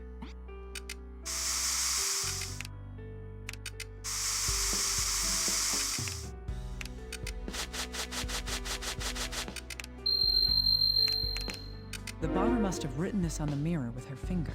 Let's see what this says. The sum of the first 4 is 5. They are led by the largest. The sum of the last 4 is 11. The smallest leads. What are they? So those are talking about the first 4 and last 4 digits of an 8-digit number. Those clues alone aren't enough to help me come up with a single answer. She was able to deactivate the bomb from this phone once before. It's a very old phone. There's no way to see what numbers have been dialed on it. Is it possible to figure out the numbers she had been dialing? The only fingerprints are on the 1, 2, and 3 buttons. That means only these numbers make up the code to deactivate the bomb. The bomber must have written, let's see what the sum of the first 4 is 5. They are led by the largest. The sum of the last 4 is 11. The smallest leads. What are they?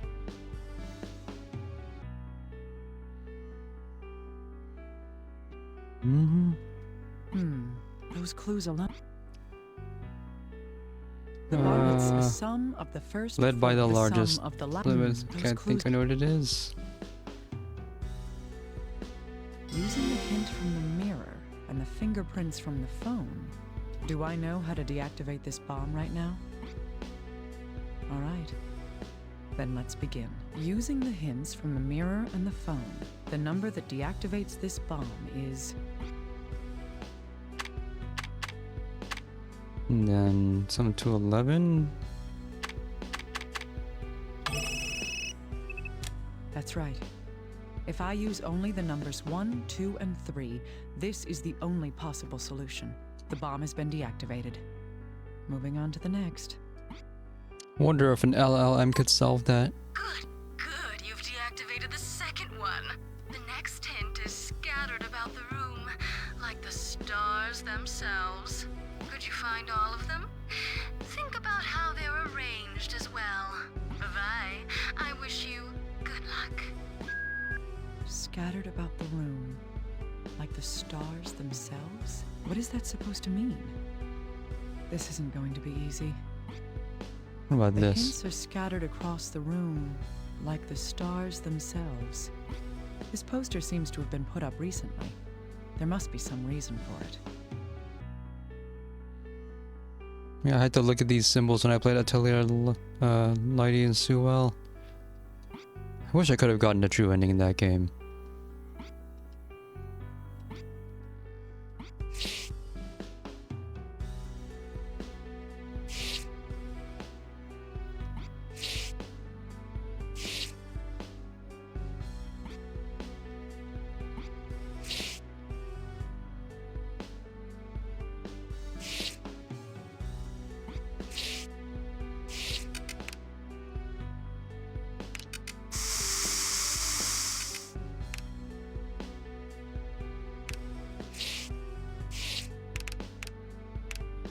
The hints are... This poster seems to have been put up recently. There must be some reason for it.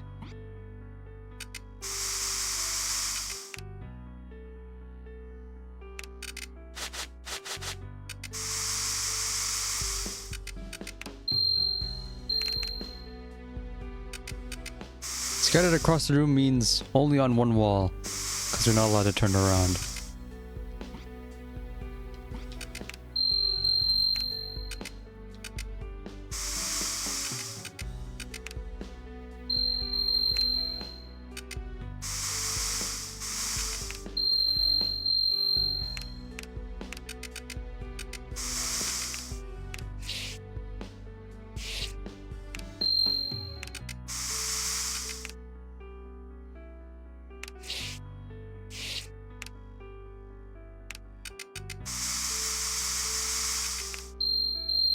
No visual change when I apply the spray until after I shine the light on it.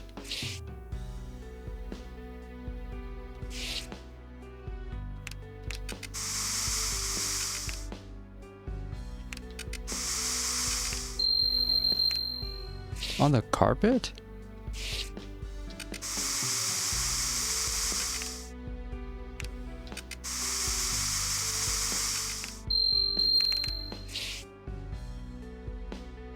One, three, four. 1, 3, 3, 4, 6, 8.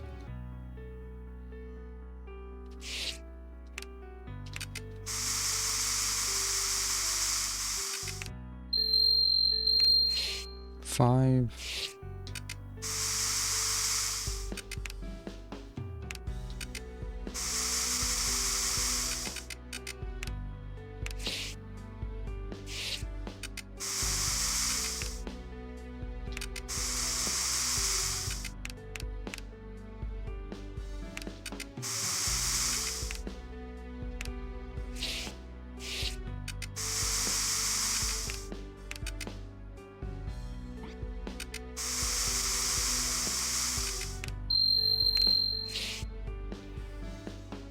Well, that's 8, so... I see. The marks next to the numbers are the planet's astronomical symbols. If that's the case, once I find all the hints, I should be able to formulate an answer.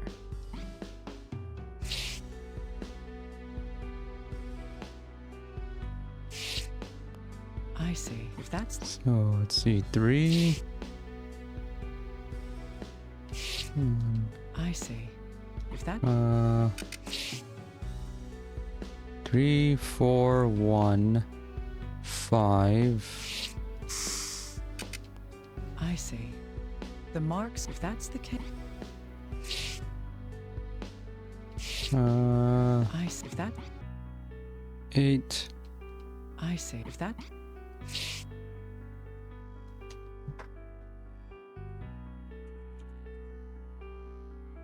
It's 8... 6... 3, 9... I see. If that... 8, 6, 9, 3...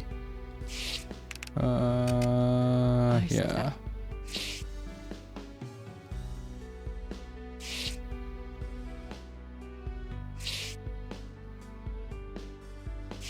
The hints are an idea.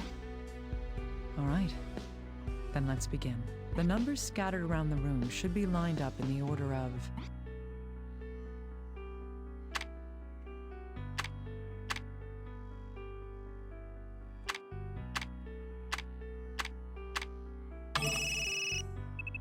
Yes. If I use the order of the planets to enter the In numbers, I'll have 2010, the Pluto was answer. not a planet. That's the third bomb. Let's keep going. Huh, amazing. I went through all this trouble and only one bomb remains. But how about the last problem? I'll test your calculation skills. Imagine 2 rows of numbers, similar yet different. 7 on one side is 1 on the other. 3 on one is 9 on the other, but 5 remains 5. Now then, what would 89476231 be? Oh, yes, I've left a calculator for you near the 4th bomb. Use it as you wish. Now hop to it. Test my calculation skills. I need to figure out what she means by that. She said that there was a calculator here, but how am I supposed to use it? 7 is 1, 3 is It's a 9, numpad. but 5 is 5. It's numpad There notation. has to be some pattern in how these numbers change. Similar yet different. 2 rows of numbers. That has to be the answer.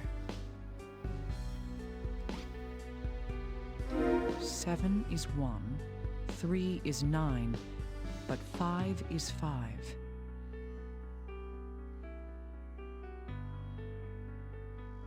There has to be similar yet different. 2 rows of numbers that are similar but different. 7 is 1, 3 is 9, 5 remains 5. What does 8, 9, 4, 7, 6, 2, 3, 1 become? Can I solve this puzzle right now?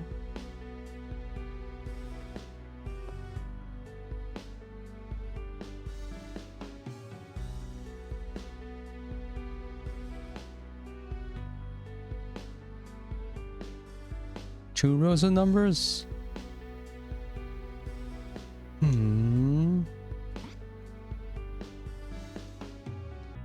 Well, there's still time.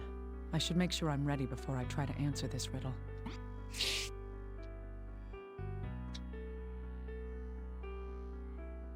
Does this have any meaning at all?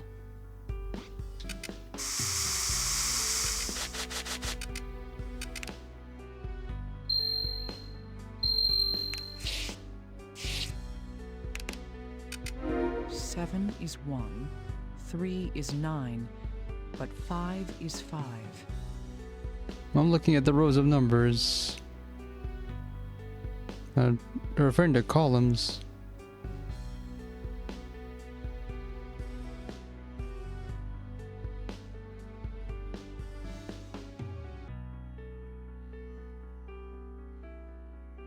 Because they're talking about how the numbers on a phone and on a number pad are backwards. I'm not sure what they're talking about rows though. There has to be some pattern in how these numbers change. Similar yet... 2 rows of... What does 8, 9, 4, 7, 6, 2, 3, 1 become? Can I solve this puzzle right now? So... is this the target number? Because, well,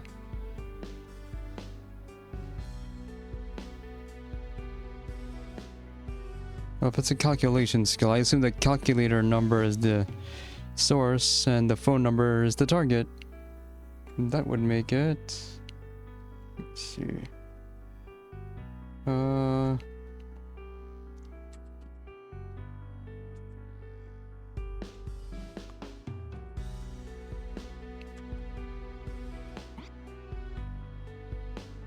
The bomber said I could use the calculator, but there's nothing to calculate. Perhaps the clue is in the fact that the calculator's here at yeah, all. that is an escape room puzzle. Right. Let's begin. 2 rows of numbers that are similar but different. 7 is 1, 3 is 9, 5 remains 5. If that's the case, 8, 9, 4, 7, 6, 2, 3, 1 becomes...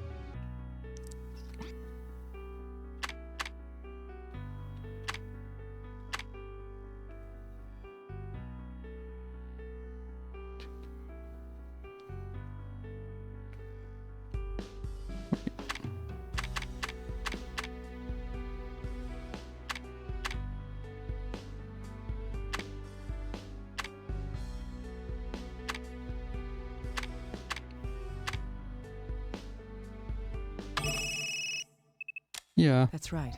That's the one numbers thing on a that might confuse people when calculator looking are at numpad arranged notation. differently than the numbers on a phone. I've deactivated all the explosives the bomber was talking about. There's actually a 5th bomb that was on a timer the entire time. Bravo! It looks like I lose. In the end, all my bombs were deactivated. All right, I'll open the door. Do as you please from there. Bon voyage, corpse whisperer. That was too easy. There's more to it than this. The raging bomber admitted defeat? Really? Would she be that honorable? This The whole door thing does is seem to escape be room. unlocked, but this seems too simple. I don't trust this. I should look around a little more.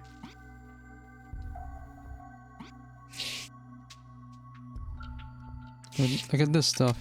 Well, now that time's no longer of the essence.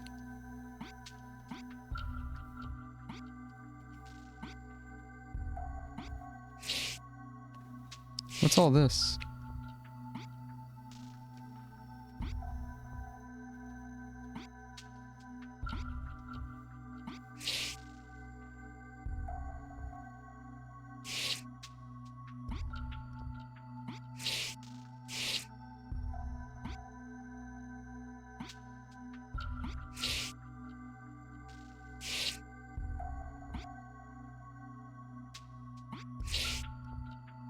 How is she calling us? No, thanks for watching. I think I'm gonna, as soon as this storyline's done, I'm gonna pick this up again and hopefully actually see some actual surgery take place next stream.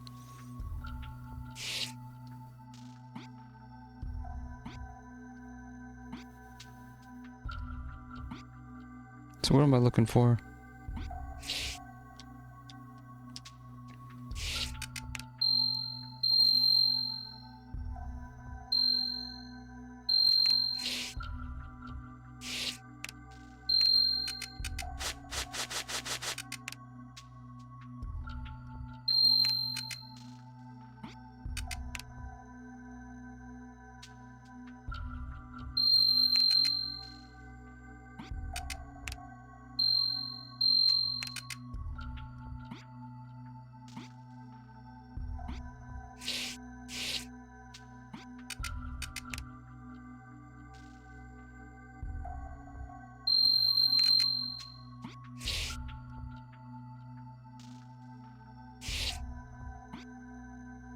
I should actually look at these so they don't appear on the ALS.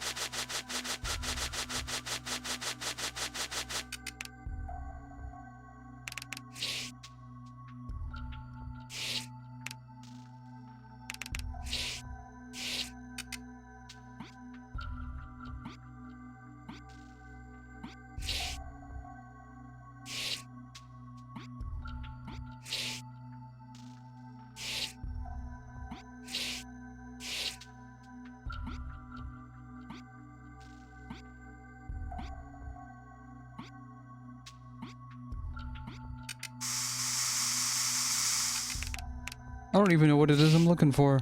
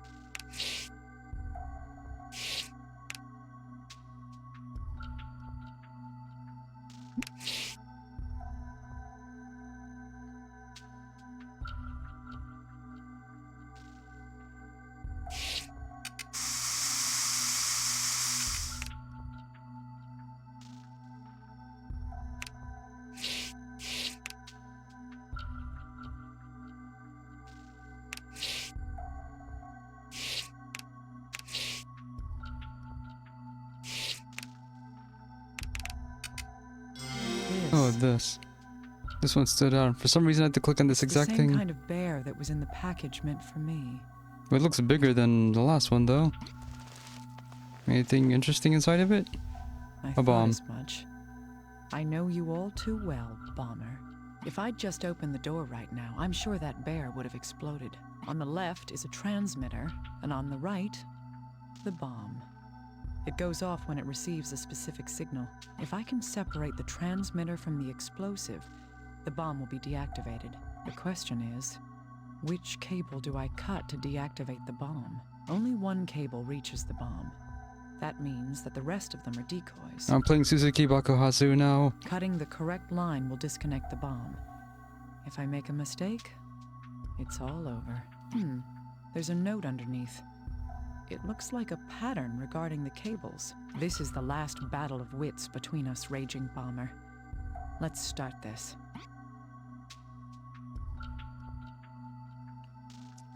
And I get 10 lives to, or 6 lives to do this with.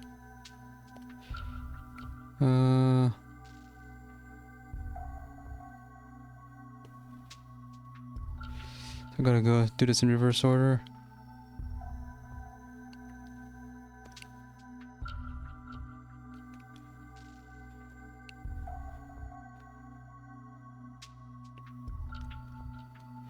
Yellow, blue, red. Yellow, blue, red. This one. It didn't go off. I win. Raging Bomber? Or should I say, Sandra Lieberman? Your fortress of lies has collapsed. It's time to face me. Kimishima, what's the matter, little guy? Dr. Kimishima, it's her. She's made a move. You found the bomber? Where is she? She's in southern New Hampshire and is headed west. What? That far? We've confirmed that her credit card was used at a gas station. She wants to be found again. A credit card? HQ's sending helicopters in pursuit right now. No, little guy. Recall those helicopters. Huh? Why? The bomber knew I was coming for her. She's obviously aware that we know her identity. Wait, so you mean... Calm down. What's in the direct opposite direction of the station the card was used at? Nothing that I can see. But if you follow the road the other way, it'll lead to Portland Airport. So we're close to New Hampshire?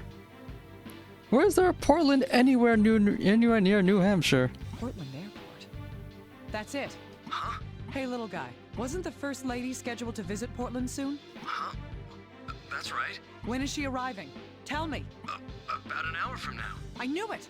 Tell the local police immediately. Do you think? I'm on my way to give a wonderful present to the world's most famous lady. The bomber meant... There's no security near the First Lady. The bomber is targeting the First Lady. The airport needs to be locked down right now. Got it. I'll send bomb squads there as well.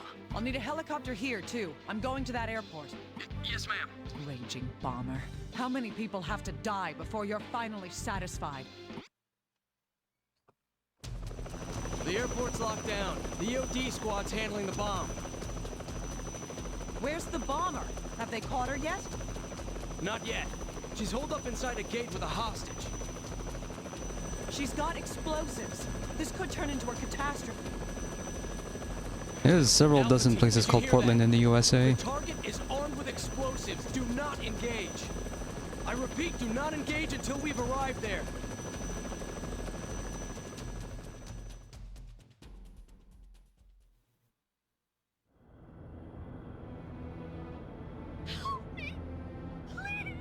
No security for the First Lady if she's able to hold her hostage like this.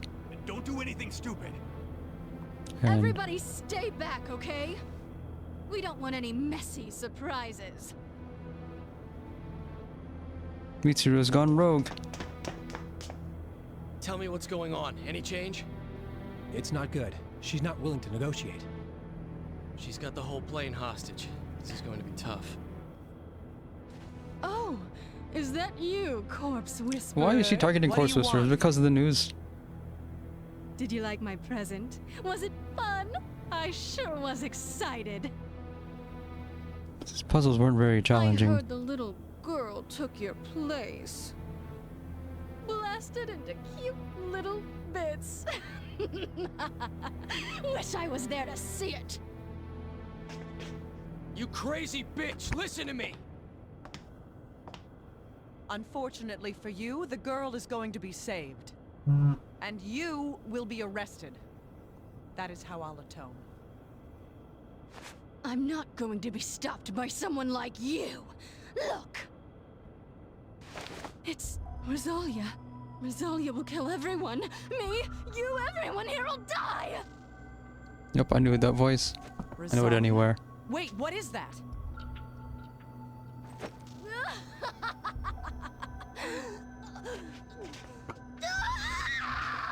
There it is. Something's wrong. It doesn't look good.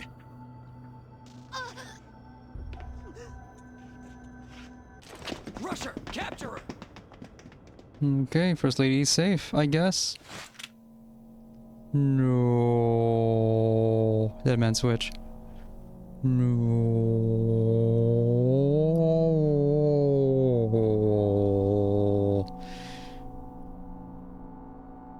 Quick, someone shoot that.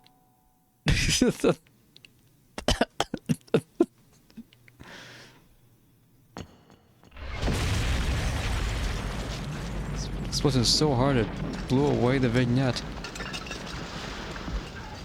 Doctor, are you alright? That looked really bad. I'm taking command here. You get back to CIFM. Got it? Williams, over here. Take care of Dr. Kimishima. Rosalia. What in the world? Oh, there's our common plot thread.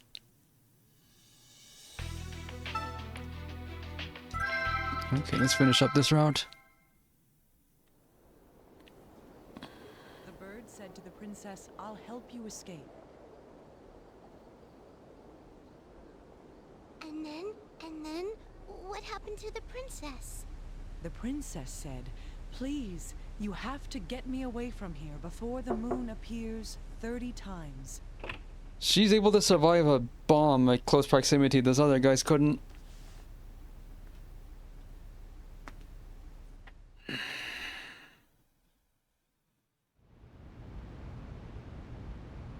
Did you find out anything? No. She had no connections to anyone named Rosalia. I see. What about Alyssa? Has anyone been found to take her in? No. It, seems that she doesn't have any living relatives. So who was she living with What's in that going to house? Happened to her? Once she recovers, she'll be sent to an orphanage. Have the chief take care of her. Hey, Agent. Not a chance. HQ would never allow that. I know, but I'm talking business here. Business? I've upheld my end of the deal. I want payment. Your case is solved. I want my reward to be custody of Alyssa. Is that allowed? Are you serious? But like, cause like, it would suck that less than a year. I know. My flame will go out at any moment. So Alyssa's Once I'm new gone, mother is gonna die. The FBI will be fully responsible for her. Dr. Kimishima, do you really think they'll agree? Never mind that. What does Alyssa think? When Alyssa was about to die, I was angry with myself. I hated being powerless. I've never felt it before.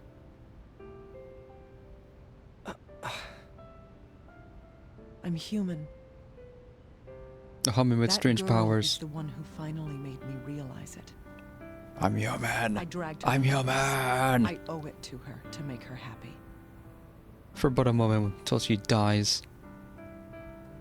I'll see what I can do. Thank you, Agent. That's a nice tie you're wearing. Sheesh. Who's the one risking his neck for this again?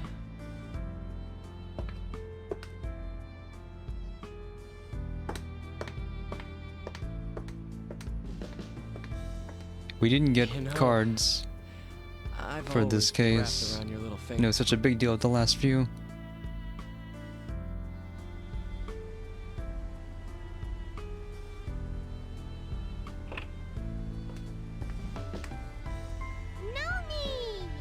Oh, okay.